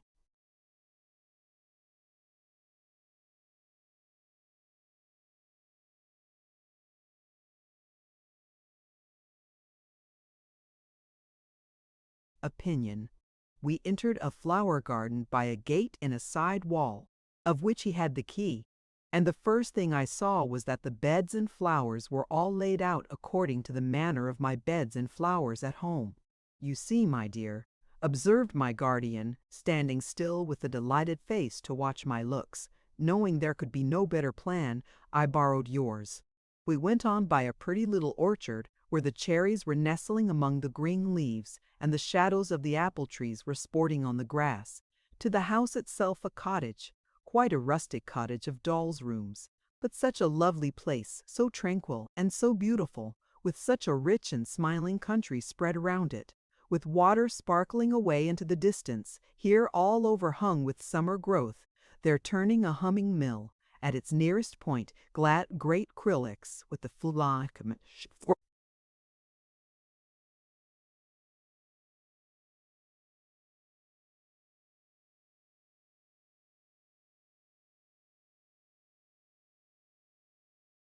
west wind. And still, as we went through the pretty rooms, out at the little rustic veranda doors, and underneath the tiny wooden colonnades garlanded with woodbine, jasmine, and honeysuckle, I saw in the papering on the walls, in the colors of the furniture, in the arrangement of all the pretty objects, me vrog, little tastes and fancies, me little methods in which they used to laugh at while they praised them, my odd ways everywhere. I could not say enough in admiration of what was all so beautiful, but one secret doubt arose in my mind when I saw this. I thought, oh, would he be the happier for it? Would it not have been better for his peace that I should not have been so brought before him? Because although I was not what he thought me, still he loved me very dearly, and it might remind him mournfully of what he believed he had lost. I did not wish him to forget me. Perhaps he might not have done so without these aids to his memory.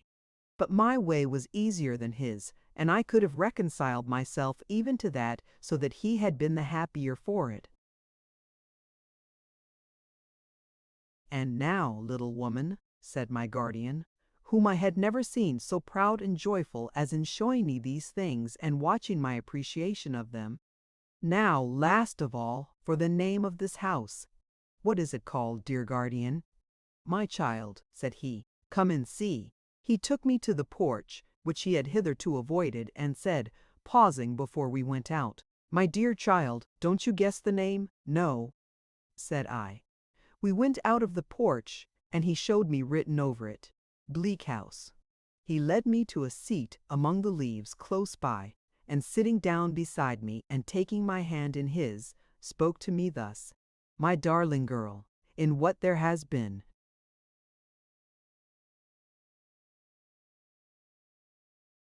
Between us, I have, I hope, been really solicitous for your happiness. When I wrote you the letter to which you brought the answer, smiling as he referred to it, I had my own too much in view, but I had yours too. Whether under different circumstances, I might ever have renewed the old dream I sometimes dreamed when you were very young, of making you my wife one day, I need not ask myself. I did renew it, and I wrote my letter, and you brought your answer. You are following what I say, my child. I was cold, and I trembled violently, but not a word he uttered was lost. As I sat looking fixedly at him, and the sun's rays descended, softly shining through the leaves upon his bare head, I felt as if the brightness on him must be like the brightness of the angels. Hear me, my love, but do not speak. It is for me to speak now. when it was that I began to doubt whether what I had done would really make you happy is.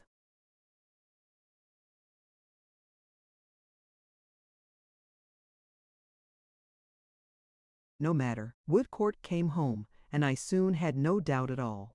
I clasped him round the neck and hung my head upon his breast and wept.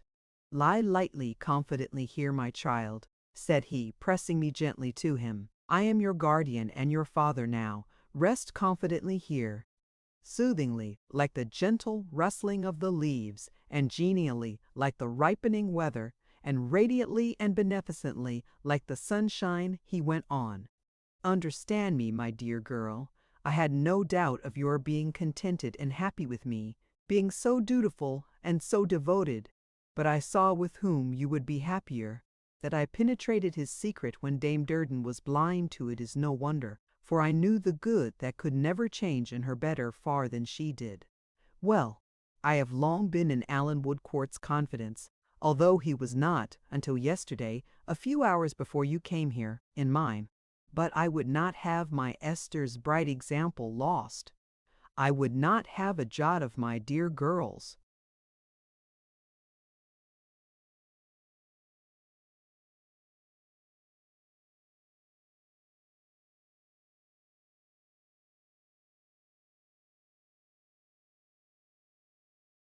Virtues unobserved and unhonored. I would not have her admitted on sufferance into the line of Morgan ap Kerrig. No, not for the weight in gold of all the mountains in Wales. He stopped to kiss me on the forehead, and I sobbed and wept afresh, for I felt as if I could not bear the painful delight of his praise. "Hush, little woman, don't cry. This is to be a day of joy. I have looked forward to it," he said exultingly, "for months on months. A few words more, Dame Trot and I have said my say. Determined not to throw away one atom of my Esther's worth, I took Mrs. Woodcourt into a separate confidence. 'Now, madam,' said I clearly perceive, and indeed I know, to boot, that your son loves my ward. I am further very sure that my ward loves your son, but will sacrifice her love to a sense of duty and affection, and will sacrifice it so completely, so entirely, so religiously, that you should never suspect it though you watched her night, and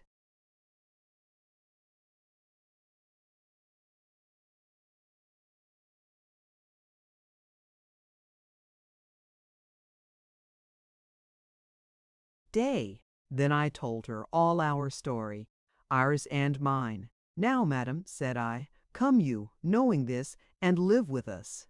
Come you and see my child from hour to hour. Set what you see against her pedigree, which is this and this for, I scorn to mince it, and tell me, what is the true legitimacy when you shall have quite made up your mind on that subject?' 'Why, honor to her old Welsh blood, my dear,' cried my guardian with enthusiasm. 'I believe the heart it animates beats no less warmly, no less admiringly, no less lovingly towards Dame Durden than my own.' He tenderly raised my head, and as I clung to him, kissed me in his old fatherly way again and again. What a light now on the protecting manner I had thought about! One more last word. When Alan Woodcourt spoke to you, my dear, he spoke with my knowledge and consent, but I gave him no encouragement, not I, for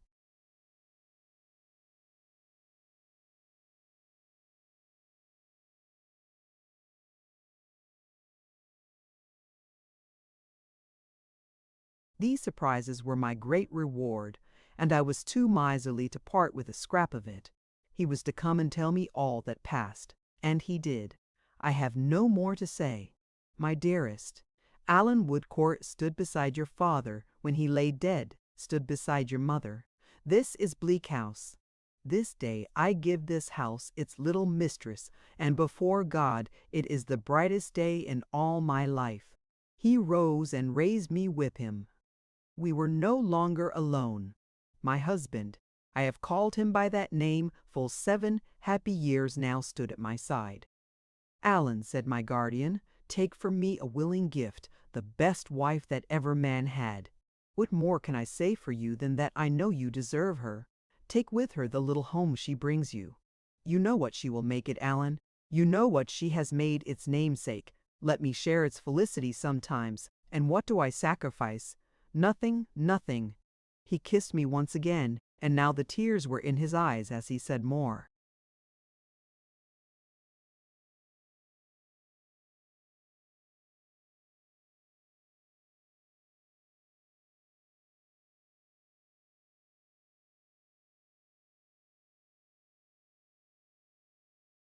Softly, Esther, my dearest. After so many years, there is a kind of parting in this too. I know that my mistake has caused you some distress. Forgive your old guardian in restoring him to his old place in your affections and blot it out of your memory. Alan, take my dear. He moved away from under the green roof of leaves and stopping in the sunlight outside and turning cheerfully towards us, said, I shall be found about here somewhere. It's a west wind, little woman, due west. Let no one thank me any more, for I am going to revert to my bachelor habits, and if anybody disregards this warning, I'll run away and never come back. What happiness was ours that day! What joy! What rest! What hope! What gratitude! What bliss! We were to be married before the month was out, but when we were to come and take possession of our own house was to depend on Richard and Ada.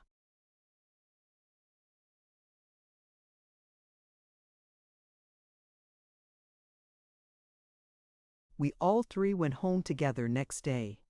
As soon as we arrived in town, Alan went straight to see Richard and to carry our joyful news to him and my darling. Late as it was, I meant to go to her for a few minutes before lying down to sleep, but I went home with my guardian first to make his tea for him and to occupy the old chair by his side, for I did not like to think of its being empty so soon. When we came home, we found that a young man had called 3 times in the course of that one day to see me, and that having been told on the occasion of his third call that I was not expected to return before 10 o'clock at night, he had left word that he would call about then. He had left his card 3 times. Mr. Guppy.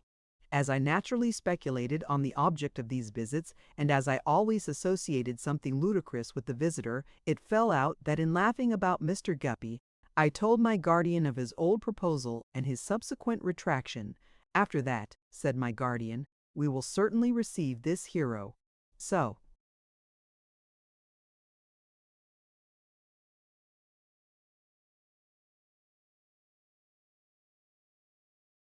instructions were given that Mr. Guppy should be shown in when he came again, and they were scarcely given when he did come again. He was embarrassed when he found my guardian with me, but recovered himself and said, How d'ye do, sir? How do you do, sir? Returned my guardian. Thank you, sir. I am tolerable, returned Mr. Guppy. Will you allow me to introduce my mother, Mrs. Guppy of the Old Street Road, and my particular friend, Mr. Weevil? That is to say, my friend has gone by the name of Weevil, but his name is really and truly Jobling. My guardian begged them to be seated, and they all sat down. Tony, said Mr. Guppy to his friend after an awkward silence, will you open the case?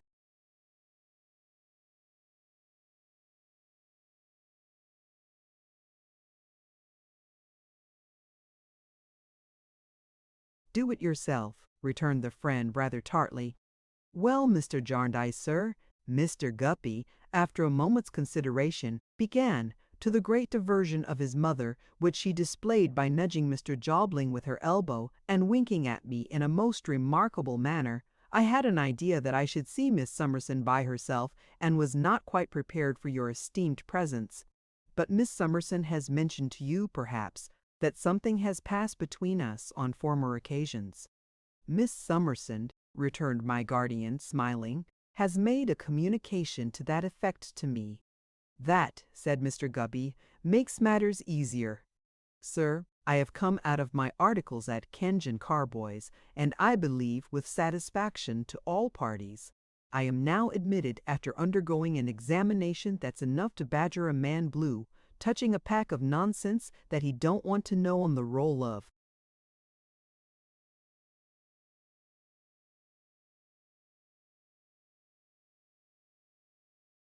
Attorneys, and have taken out my certificate if it would be any satisfaction to you to see it. "Thank you, Mr. Guppy," returned my guardian. "I am quite willing. I believe I use a legal phrase to admit the certificate." Mr. Guppy therefore desisted from taking something out of his pocket and proceeded without it. I had no capital myself, but my mother has a little property which takes the form of an annuity. Here. Mr. Guppy's mother rolled her head as if she never could sufficiently enjoy the observation, and put her handkerchief to her mouth, and again winked at me, and a few pounds for expenses out of pocket in conducting business will never be wanting, free of interest, which is an advantage, you know," said Mr. Guppy feelingly.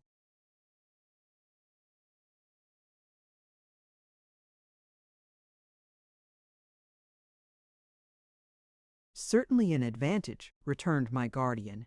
"I have some connection," pursued Mr. Guppy, "and it lays in the direction of Walcot Square, Lambeth.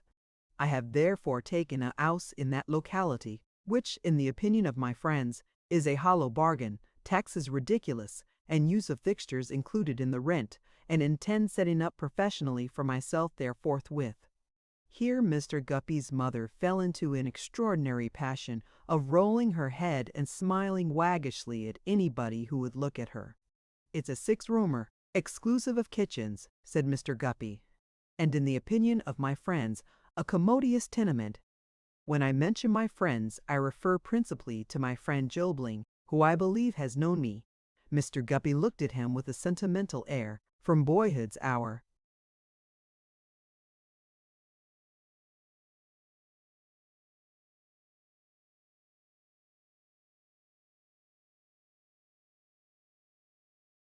Mr. Jobling confirmed this with a sliding movement of his legs. "My friend Jobling will render me his assistance in the capacity of clerk, and will live in the 'ouse," said Mr. Guppy. "My mother will likewise live in the 'ouse when her present quarter in the Old Street Road shall have ceased and expired, and consequently there will be no want of society. My friend Jobling is naturally aristocratic by taste, and besides being acquainted with the movements of the upper circles, fully backs me in the intentions I am now developing." Mr. Jobling said, "Certainly," and withdrew a little from the elbow of Mr. Guppy's mother. "Now, I have no occasion to mention to you, sir, you being in the confidence of Miss Summerson," said Mr. Guppy. "Mother, I wish you'd be so good as to keep still that Miss Summerson's image was formerly imprinted on my and that I made her a proposal of marriage."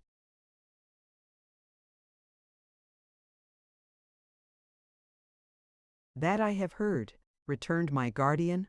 "Circumstances," pursued Mr. Guppy, "over which I had no control, but quite the contrary, weakened the impression of that image for a time, at which time Miss Summerson's conduct was highly genteel, I may even add, magnanimous. My guardian patted me on the shoulder and seemed much amused. 'Now, sir,' said Mr. Guppy, 'I have got into that state of mind myself that I wish for a reciprocity of magnanimous behavior. I wish to prove to Miss Summerson that I can rise to a height of which perhaps she hardly thought me capable. I find that the image which I did suppose had been eradicated from my is not eradicated. Its influence over me is still tremendous, and yielding to it I am willing to overlook the circumstances over which none of us have had any control, and to renew those proposals to Miss Summerson which I had the honor to make at a former period.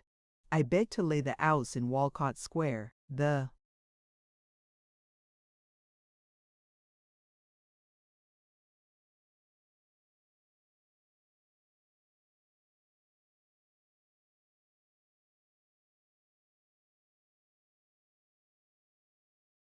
business and myself before Miss Summerson for her acceptance." "Very magnanimous indeed, sir," observed my guardian. "Well, sir," replied Mr. Guppy with candor, "my wish is to be magnanimous. I do not consider that in making this offer to Miss Summerson I am by any means throwing myself away, neither is that the opinion of my friends. Still, there are circumstances which I submit may be taken into account as a set-off against any little drawbacks of mine, and so a fair and equitable balance arrived at." "I take upon myself, sir," said my guardian, laughing as he rang the bell, "to reply to your proposals on behalf of Miss Summerson, She is very sensible of your handsome intentions and wishes you good evening and wishes you well." "Oh," said Mr. Guppy with a blank look. "Is that tantamount, sir, to acceptance or rejection or consideration?" "To decided rejection, if you please," returned my guardian. Mr. Guppy looked incredulously at his friend and at his mother, who suddenly turned very angry, and at the floor and at the ceiling. "Indeed?" said he. "Then, Jobling, if you was the friend you represent yourself, I should think you might hand my mother out of the gangway instead of allowing her to remain where she ain't wanted." But Mrs. Guppy positively refused to come out of the gangway. She wouldn't hear of it. "Why, get along with you," said she to my guardian. "What do you mean? Ain't my son good enough for you? You ought to be ashamed of yourself. Get out with you." "My good lady," returned my guardian, "it is hardly reasonable to ask me to get out of my own room." "I don't care for that," said Mrs. Guppy. "Get out with you. If we ain't good enough for you, go and procure somebody that is good enough. Go along and find 'em."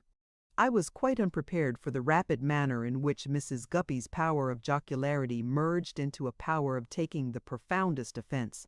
"Go along and find somebody that's good enough for you," repeated Mrs. Guppy. "Get out!" Nothing seemed to astonish Mr. Guppy's mother so much, and to make her so very indignant, as our not getting out. "Why don't you get out?" said Mrs. Guppy. "What are you stopping here for?" "Mother," interposed her son, always getting before her and pushing her back with one shoulder as she sidled at my guardian. "Will you hold your tongue?" "No, William," she returned. "I won't. Not unless he gets out, I won't."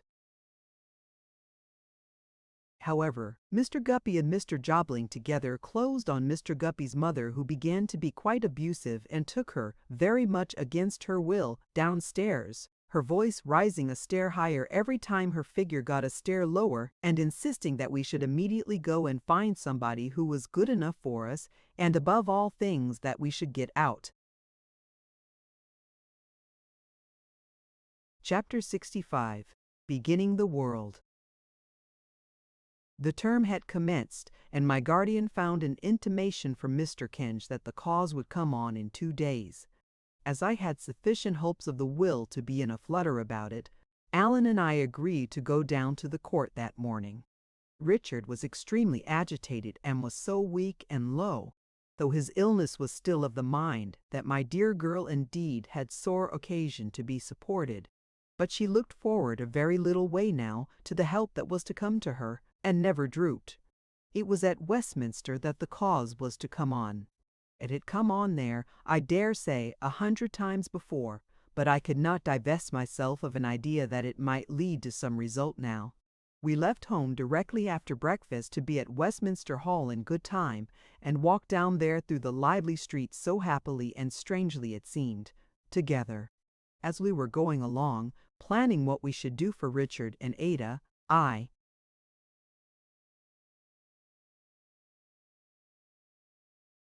heard somebody calling Esther, my dear Esther, Esther. And there was Caddy Jellyby, with her head out of the window of a little carriage which she hired now to go about in to her pupils. She had so many, as if she wanted to embrace me at 100 yards distance.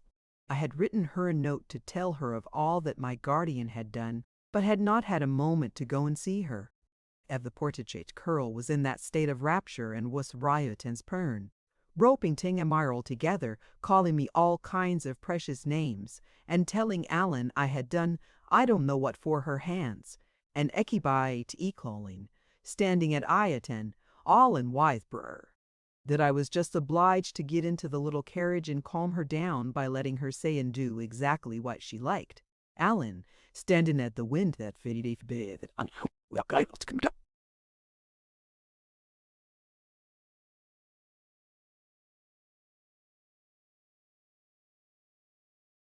after us out of the coach window as long as she could see us. This made us some quarter of an hour late, and when we came to Westminster Hall, we found that the day's business was begun. Worse than that, we found such an unusual crowd in the Court of Chancery that it was full to the door, and we could neither see nor hear what was passing within. It appeared to be something droll, for occasionally there was a laugh and a cry of silence. It appeared to be something interesting, for everyone was pushing and striving to get nearer. It appeared to be something that made the professional gentlemen very merry, for there were several young councillors in wigs and whiskers on the outside of the crowd, and when one of them told the others about it, they put their hands in their pockets and quite doubled themselves up with laughter, and went stamping about the pavement of the hall.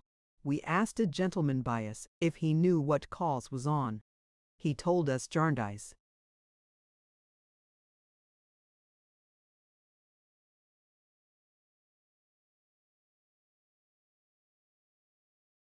and Jarndyce. We asked him if he knew what was doing in it. He said really, no, he did not, nobody ever did, but as well as he could make out, it was over. Over for the day? We asked him. No, he said, over for good, over for good. When we heard this unaccountable answer, we looked at one another quite lost in amazement. Could it be possible that the will had set things right at last, and that Richard and Ada were going to be rich? It seemed too good to be true. Alas, it was. Our suspense was short, for a break-up soon took place in the crowd, and the people came streaming out looking flushed and hot and bringing a quantity of bad air with them. Still, they were all exceedingly amused, and were more like people coming out from a farce or a juggler than from a court of justice. We stood aside, watching for any countenance we knew, and presently great bundles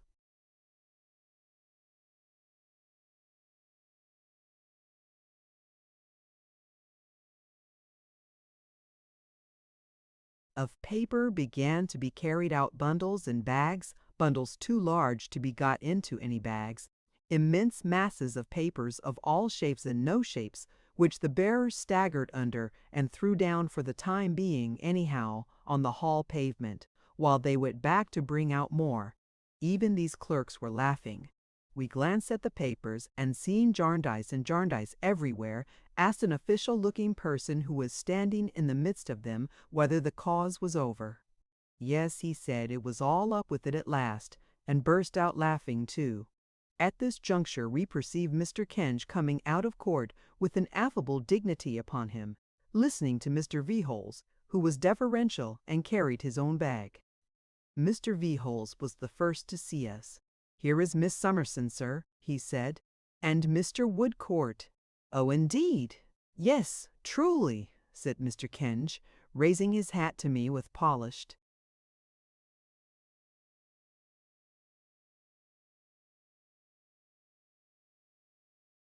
politeness. "How do you do? Glad to see you.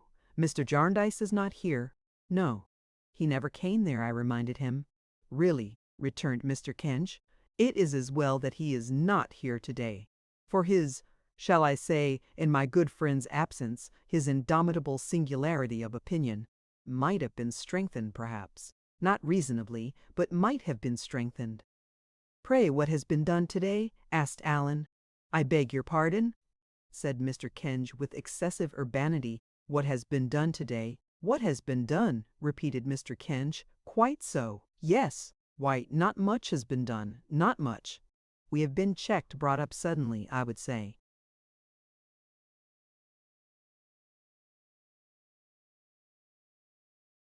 Upon the, shall I term it, threshold. "Is this will consider a genuine document, sir?" said Allen. "Will you tell us that?" "Most certainly, if I could," said Mr. Kenge. "But we have not gone into that. We have not gone into that." "We have not gone into that," repeated Mr. Veholes, as if his low inward voice were an echo. "You are to reflect, Mr. Woodcourt," observed Mr. Kenge, using his silver trowel persuasively and smoothingly, "that this has been a great cause, that this has been a protracted cause, that this has been a complex cause. Jarndyce and Jarndyce has been termed, not inaptly, a monument of chancery practice, and patience has sat upon it a long time," said Allen. "Very well indeed, sir," returned Mr. Kenge with a certain condescending laugh he had. "Very well.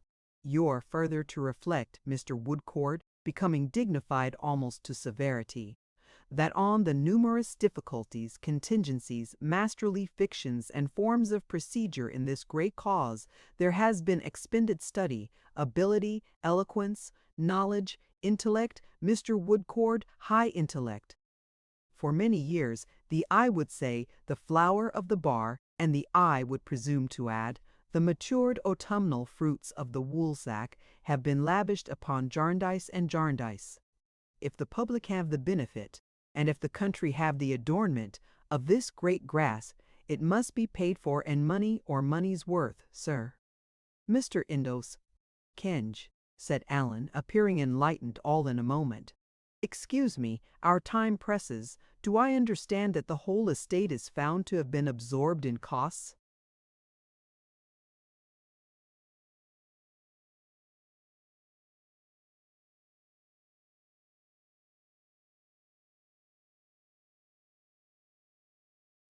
I believe so, returned Mr. Kenge. Mr. Veholes, what do you say? I believe so, said Mr. Veholes, and that thus the suit lapses and melts away? Probably, returned Mr. Kenge. Mr. Veholes? Probably, said Mr. Veholes. My dearest life, whispered Allen, this will break Richard's heart. There was such a shock of apprehension in his face, and he knew Richard so perfectly, and I too had seen so much of his gradual decay, that what my dear girl had said to me in the fullness of her foreboding love sounded like a knell in my ears.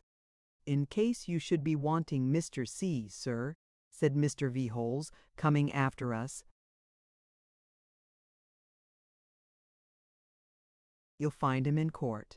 I left him there, resting himself a little. Good day, sir. Good day, Miss Summerson. As he gave me that slowly devouring look of his, while twisting up the strings of his bag before he hastened with it after Mr. Kenge, the benignant shadow of whose conversational presence he seemed afraid to leave, he gave one gasp as if he had swallowed the last morsel of his client, and his black buttoned-up, unwholesome figure glided away to the low door at the end of the hall. My dear love, said Allen, leave to me for a little while the charge you gave me. Go home with this intelligence and come to Ada's by and by. I would not let him take me to a coach, but entreated him to go to Richard without a moment's delay, and leave me to do as he wished. Hurrying home, I found my guardian and told him gradually with what news I had returned. Little woman, said he, quite unmoved for himself, to have done with the suit.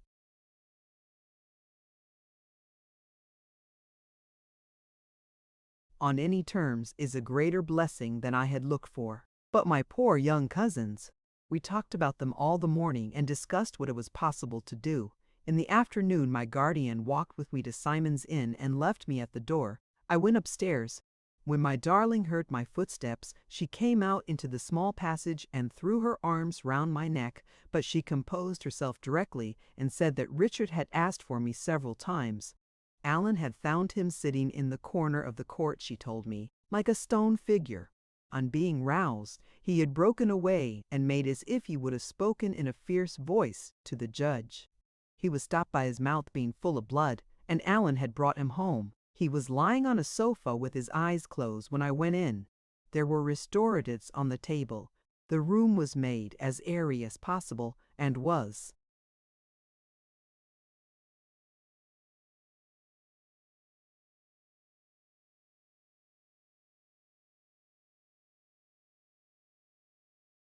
Darkened and was very orderly and quiet. Allen stood behind him watching him gravely. His face appeared to me to be quite destitute of color, and now that I saw him without his seeing me, I fully saw, for the first time, how worn away he was. But he looked handsomer than I had seen him look for many a day. I sat down by his side in silence. Opening his eyes by and by, he said in a weak voice, but with his old smile, Dame Durden, kiss me, my dear. It was a great comfort and surprise to me to find him in his low state cheerful and looking forward. He was happier, he said, in our intended marriage than he could find words to tell me. My husband had been a guardian angel to him and Ada, and he blessed us both and wished us all the joy that life could yield us. I almost felt as if my own heart would have broken when I saw him take my husband's hand and hold it to his breast. We spoke of the future as much as possible, and he said several times that he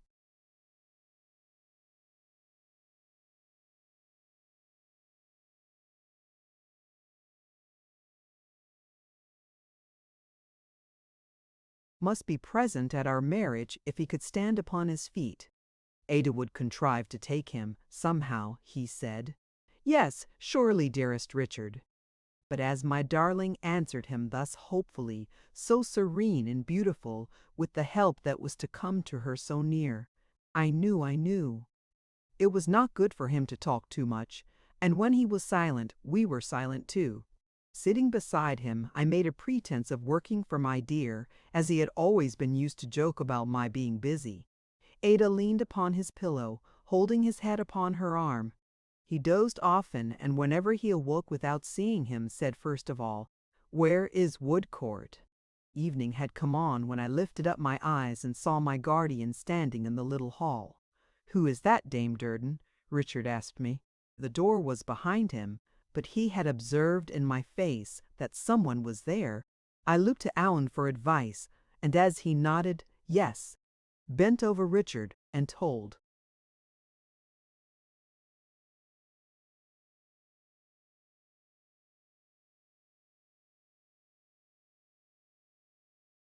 Him. My guardian saw what passed, came softly by me in a moment, and laid his hand on Richard's. "Oh, sir," said Richard, "you are a good man, you are a good man," and burst into tears for the first time. My guardian, the picture of a good man, sat down in my place, keeping his hand on Richard's. "My dear Rick," said he, "the clouds have cleared away, and it is bright now. We can see now. We were all bewildered, Rick, more or less. What matters? And how are you, my dear boy?" "I am very weak, sir, but I hope I shall be stronger. I have to begin the world." "I truly? Well said," cried my guardian. "I will not begin it in the old way now," said Richard with a sad smile. "I have learned a lesson now, sir. It was a hard one, but you shall be assured indeed that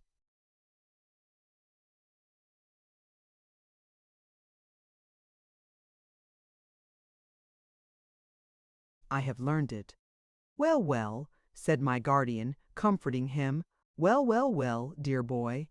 "I was thinking, sir," resumed Richard, "that there is nothing on earth I should so much like to see as their house, Dame Durden's, and Woodcourt's house. If I could be removed there when I begin to recover my strength, I feel as if I should get well there sooner than anywhere." "Why, so have I been thinking too, Rick," said my guardian, "and our little woman likewise. She and I have been talking of it this very day. I dare say her husband won't object. What do you think?" Richard smiled and lifted up his arm to touch him as he stood behind the head of the couch. "I say nothing of Ada," said Richard, "but I think of her, and have thought of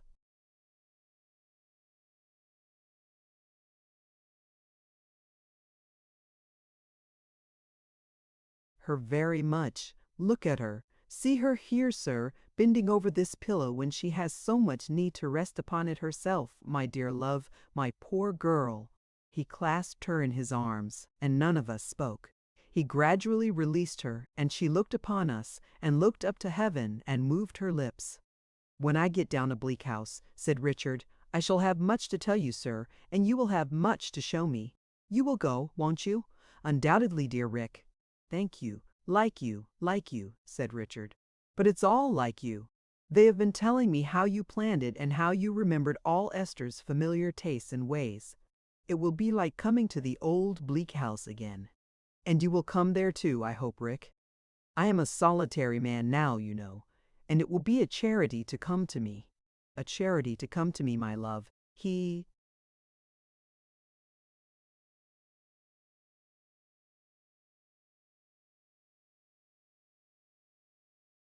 repeated to Ada as he gently passed his hand over her golden hair and put a lock of it to his lips. I think he vowed within himself to cherish her if she were left alone. "It was a troubled dream?" said Richard, clasping both my guardian's hands eagerly. "Nothing more, Rick, nothing more. And you, being a good man, can pass it as such, and forgive and pity the dreamer, and be lenient and encouraging when he wakes. Indeed I can. What am I but another dreamer, Rick? I will begin the world, said Richard with a light in his eyes. My husband drew a little nearer towards Ada, and I saw him solemnly lift up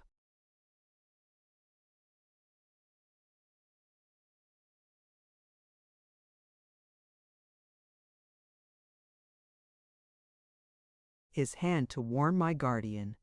When shall I go from this place to that pleasant country where the old times are, where I shall have strength to tell what Ada has been to me, where I shall be able to recall my many faults and blindnesses, where I shall prepare myself to be a guide to my unborn child, said Richard.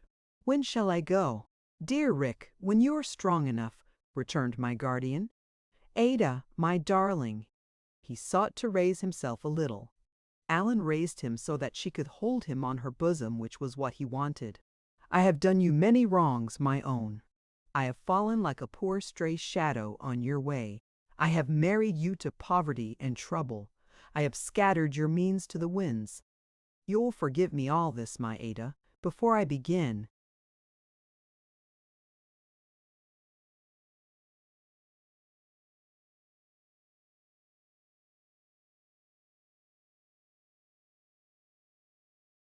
World.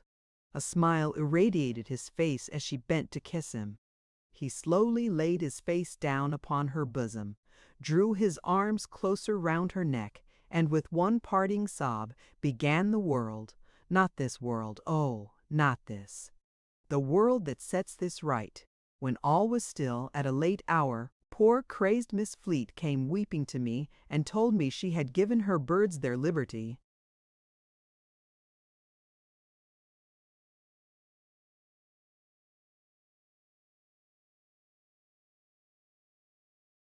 Chapter 66, Down in Lincolnshire. There is a hush upon Chesney Wold in these altered days, as there is upon a portion of the family history. The story goes that Sir Leicester paid some who could have spoken out to hold their peace. But it is a lame story, feebly whispering and creeping about, and any brighter spark of life it shows soon dies away. It is known for certain that the handsome Lady Dedlock lies in the mausoleum in the park, where the trees arch darkly overhead, and the owl is heard at night making the woods ring, though when she was brought home to be laid among the echoes of that solitary place, or how she died, is all mystery.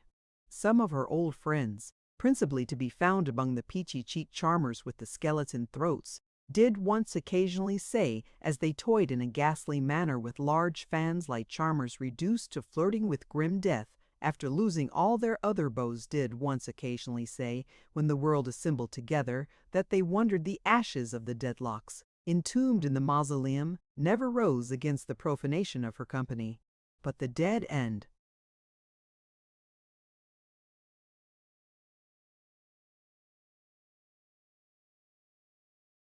gone Dedlocks, take it very calmly, and have never been known to object. Up from among the fern in the hollow and winding by the bridle road among the trees, comes sometimes to this lonely spot the sound of horses' hoofs. Then may be seen Sir Leicester invalided, bent, and almost blind, but of worthy presence, yet riding with a stalwart man beside him, constant to his bridle rein. When they come to a certain spot before the mausoleum door, Sir Leicester's accustomed horse stops of his own accord, and Sir Leicester, pulling off his hat, is still for a few moments before they ride away. War rages yet with the audacious Boythorn, though at uncertain intervals, and now hotly, and now coolly, flickering like an unsteady fire. The truth is said to be that when Sir Leicester came down to Lincolnshire for good, Mr. Boythorn showed a manifest desire to abandon his right of way and do whatever Sir Leicester would, which Sir Leicester, conceiving to be a condescension to his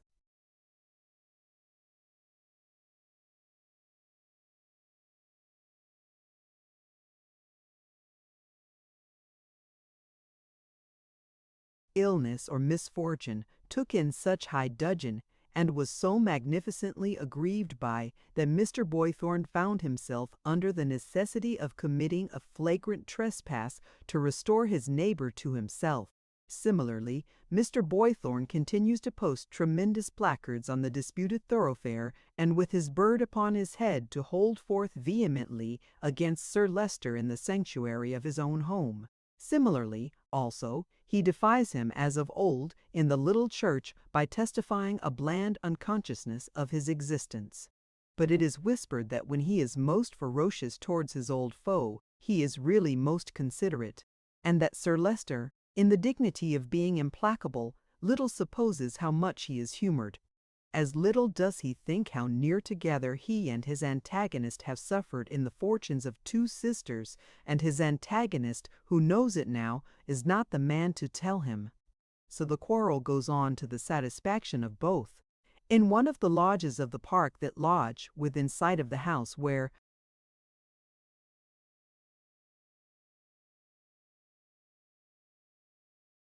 once upon a time when the waters were out down in Lincolnshire, my lady used to see the keeper's child, the stalwart man, the trooper formerly, is housed. Some relics of his old calling hang upon the walls, and these it is the chosen recreation of a little lame man about the stable yard to keep gleaming bright. A busy little man he always is. In the polishing at harness house doors, of stirrup irons, bits, curb chains, harness bosses, anything in the way of a stable yard that will take a polish, leading a life of friction. A shaggy little damaged man, withal, not unlike an old dog of some mongrel breed who has been considerably knocked about. He answers to the name of Phil. A goodly sight it is to see the grand old housekeeper, harder of hearing now going to church on the arm of her son, and to observe which few do, for the house is scant of company in these times, the relations of both towards Sir Leicester and his towards them. They have visitors in the high summer weather, when a grey cloak and umbrella, unknown to Chesney Wold at other periods, are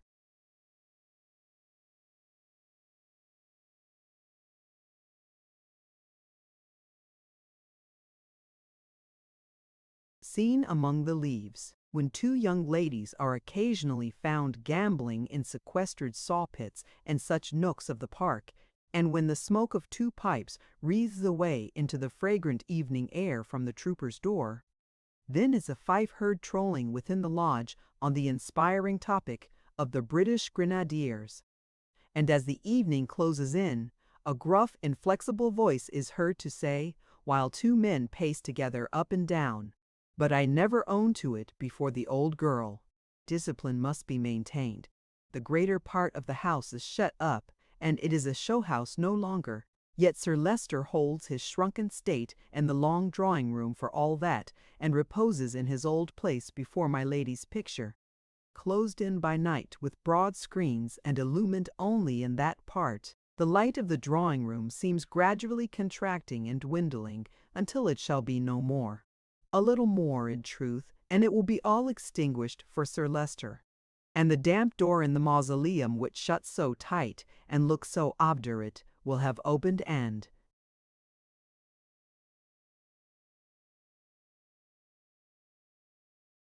received him. Volumnia, growing with the flight of time pinker as to the red in her face and yellower as to the white, reads to Sir Leicester in the long evenings, and is driven to various artifices to conceal her yawns, of which the chief and most efficacious is the insertion of the pearl necklace between her rosy lips. Long-winded treatises on the Buffy and Bootle question, showing how Buffy is immaculate and Bootle villainous, and how the country is lost by being all Bootle and no Buffy, or saved by being all Buffy and no Buffy, or saved by being all Buffy and no Bootle. It must be one of the two, and cannot be anything else, are the staple of her reading. Sir Leicester is not particular what it is and does not appear to follow it very closely. Further than that, he always comes broad awake the moment Volumnia ventures to leave off, and sonorously repeating her last words, begs with some displeasure to know if she finds herself fatigued. However, Volumnia, in the course of her bird-like hopping about and pecking at papers, has alighted on a memorandum concerning herself in the event.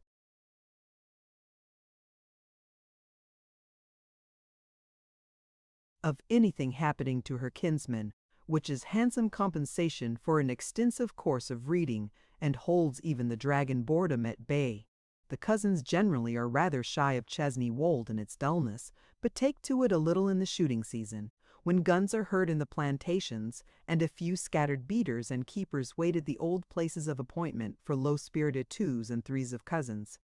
The debilitated cousin, more debilitated by the dreariness of the place, gets into a fearful state of depression, groaning under penitential sofa pillows in his gunless hours, and protesting that such fernal old jails nutis flurup forever. The only great occasions for Volumnia in this changed aspect of the place in Lincolnshire are those occasions, rare and widely separated, when something is to be done for the county or the country in the way of gracing a public ball. Then, indeed, does the tuckered sylph come out in fairy form and proceed with joy, under cousinly escort, to the exhausted old assembly room, 14 heavy miles off, which during 64 days and nights of every ordinary year is a kind of antipodean lumber room full of old chairs and tables upside down.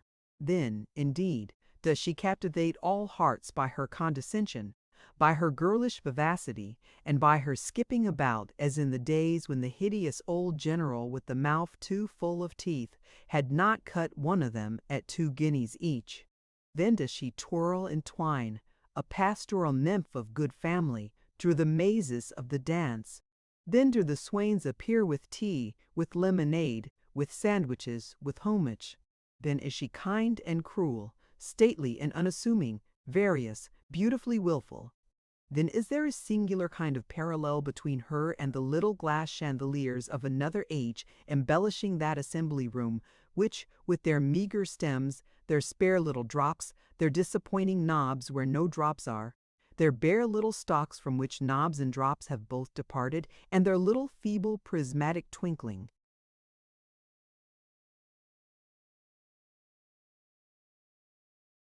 all seem Volumnias. For the rest, Lincolnshire like to Volumnia is a vast blank of overgrown house, looking out upon trees, sighing, wringing their hands, bowing their heads, and casting their tears upon the window panes in monotonous depressions. A labyrinth of grandeur, less the property of an old family of human beings in their ghostly likenesses than of an old family of echoings and thunderings, which start out of their 100 graves at every sound and go resounding through the building. A waste of unused passages and staircases in which to drop a comb upon a bedroom floor at night is to send a stealthy footfall on an errand through the house. A place where few people care to go about alone, where a maid screams if an ash drops from the fire, takes to crying at all times and seasons, becomes the victim of a low disorder of the spirits, and gives warning and departs. Thus Chesney Wold, with so much of itself abandoned to darkness and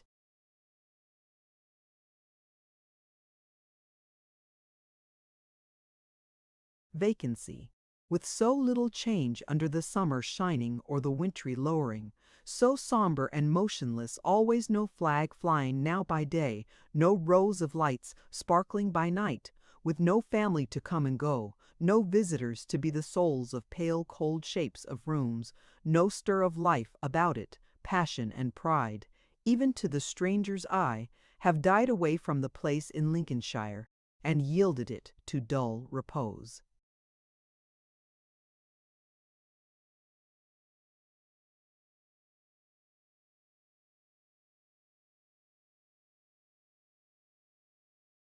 Chapter 67, The Close of Esther's Narrative. Full 7 happy years I have been the mistress of Bleak House. The few words that I have to add to what I have written are soon penned, then I and the unknown friend to whom I write will part forever. Not without much dear remembrance on my side, not without some, I hope, on his or hers. They gave my darling into my arms, and through many weeks I never left her. The little child who was to have done so much was born before the turf was planted on its father's grave. It was a boy, and I, my husband and my guardian, gave him his father's name. The help that my dear counted on did come to her, though it came, in the eternal wisdom, for another purpose. though to bless and restore his mother, not his father, was the errand of this baby, its power was mighty to do it. When I saw the strength of the weak little hand and how its touch could heal my darling's heart and raise hope within her, I felt a new sense of the goodness and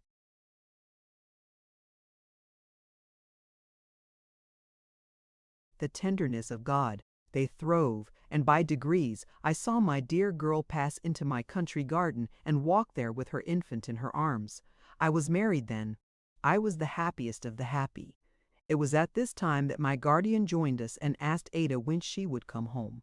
"Both houses are your home, my dear," said he, "but the older Bleak House claims priority.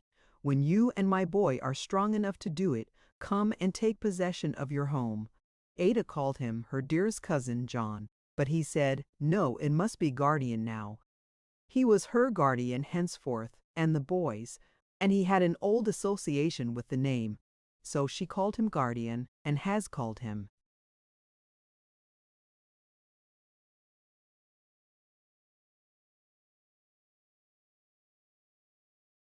guardian ever since. The children know him by no other name. I say the children. I have 2 little daughters.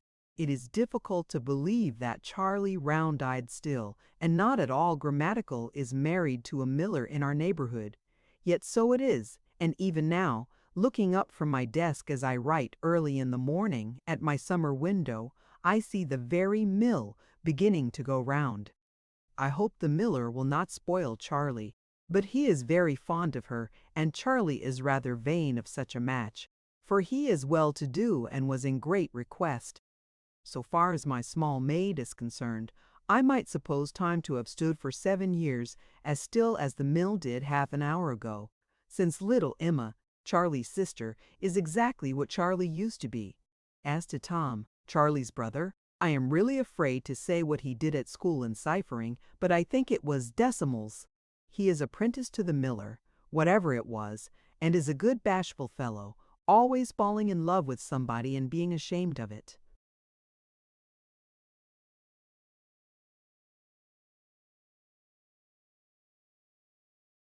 Caddy Jellyby passed her very last holidays with us and was a dearer creature than ever, perpetually dancing in and out of the house with the children as if she had never given a dancing lesson in her life.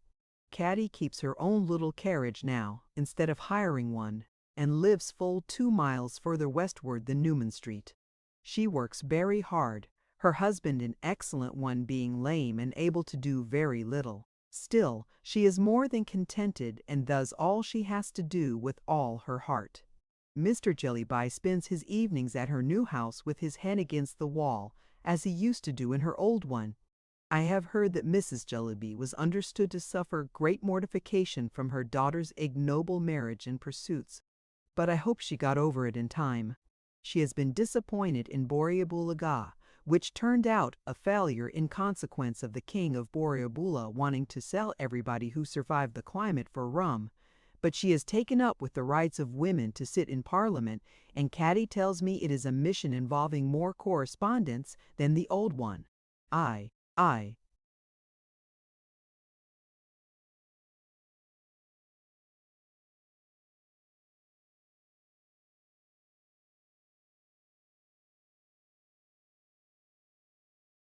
had almost forgotten Caddy's poor little girl. She is not such a mite now, but she is deaf and dumb. I believe there never was a better mother than Caddy, who learns, in her scanty intervals of leisure, innumerable deaf and dumb arts, to soften the affliction of her child. As if I were never to have done with Caddy, I am reminded here of Peepy and old Mr. Turveydrop. Peepy is in the custom house, and doing extremely well. Old Mr. Turveydrop, very apoplectic, still exhibits his deportment about town, still enjoys himself in the old manner, is still believed in the old way.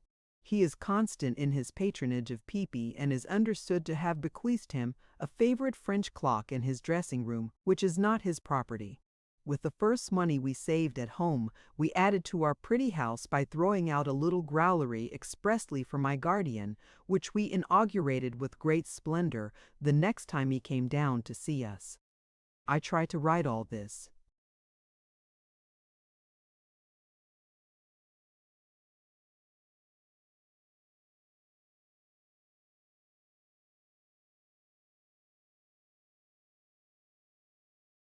lightly, because my heart is full in drawing to an end. But when I write of him, my tears will have their way. I never look at him, but I hear our poor dear Richard calling him a good man. To Ada and her pretty boy, he is the fondest father. To me he is what he has ever been, and what name can I give to that? He is my husband's best and dearest friend. He is our children's darling. He is the object of our deepest love and veneration.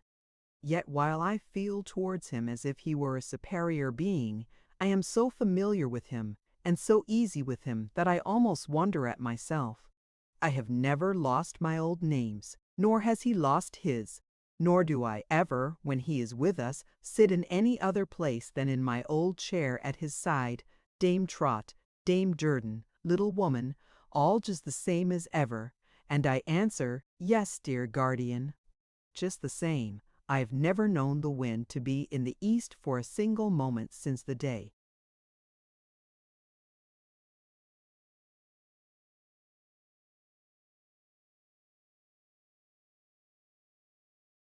when he took me to the porch to read the name.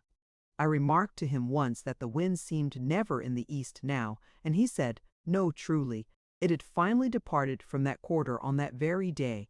I think my darling girl is more beautiful than ever.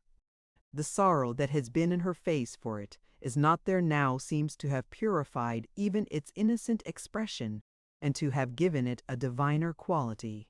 Sometimes when I raise my eyes and see her in the black dress that she still wears, teaching my Richard, I feel it is difficult to express as if it were so good to know that she remembers her dear Esther in her prayers.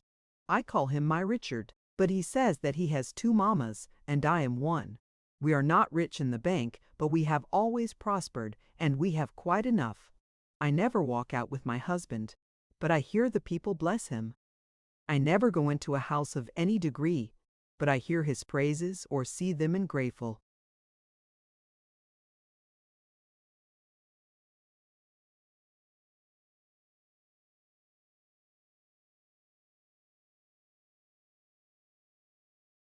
Eyes.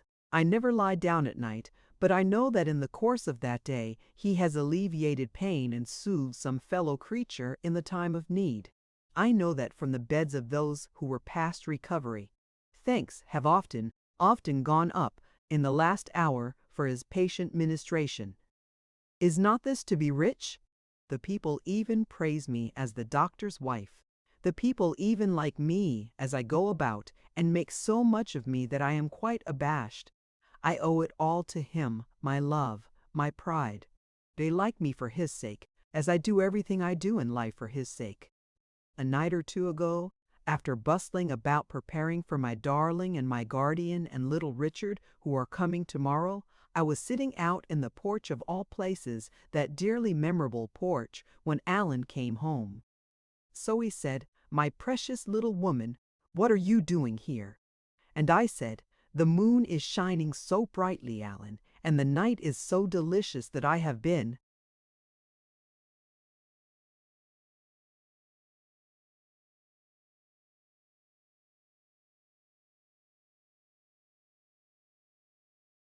sitting here thinking. What have you been thinking about, my dear? Said Alan then. How curious you are, said I. I am almost ashamed to tell you, but I will. I have been thinking about my old looks, such as they were. And what have you been thinking about them, my busy bee? Said Alan. I have been thinking that I thought it was impossible that you could have loved me any better, even if I had retained them. Such as they were? Said Alan, laughing. Such as they were, of course.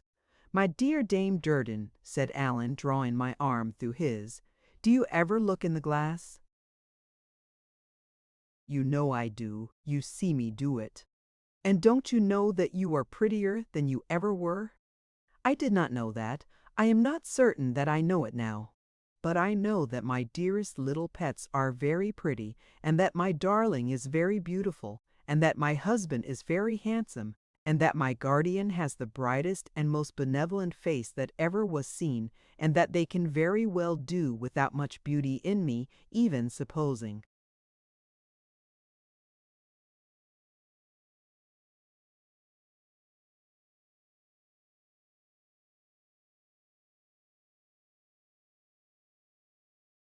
The end. Thank you for listening to this story. I hope you enjoyed the journey, the characters, and the world they carried with them. If you enjoyed this audiobook, please subscribe to the channel and leave a comment below. Your support helps keep these stories alive and allows more timeless books to be shared with listeners around the world. Until next time, thank you for listening.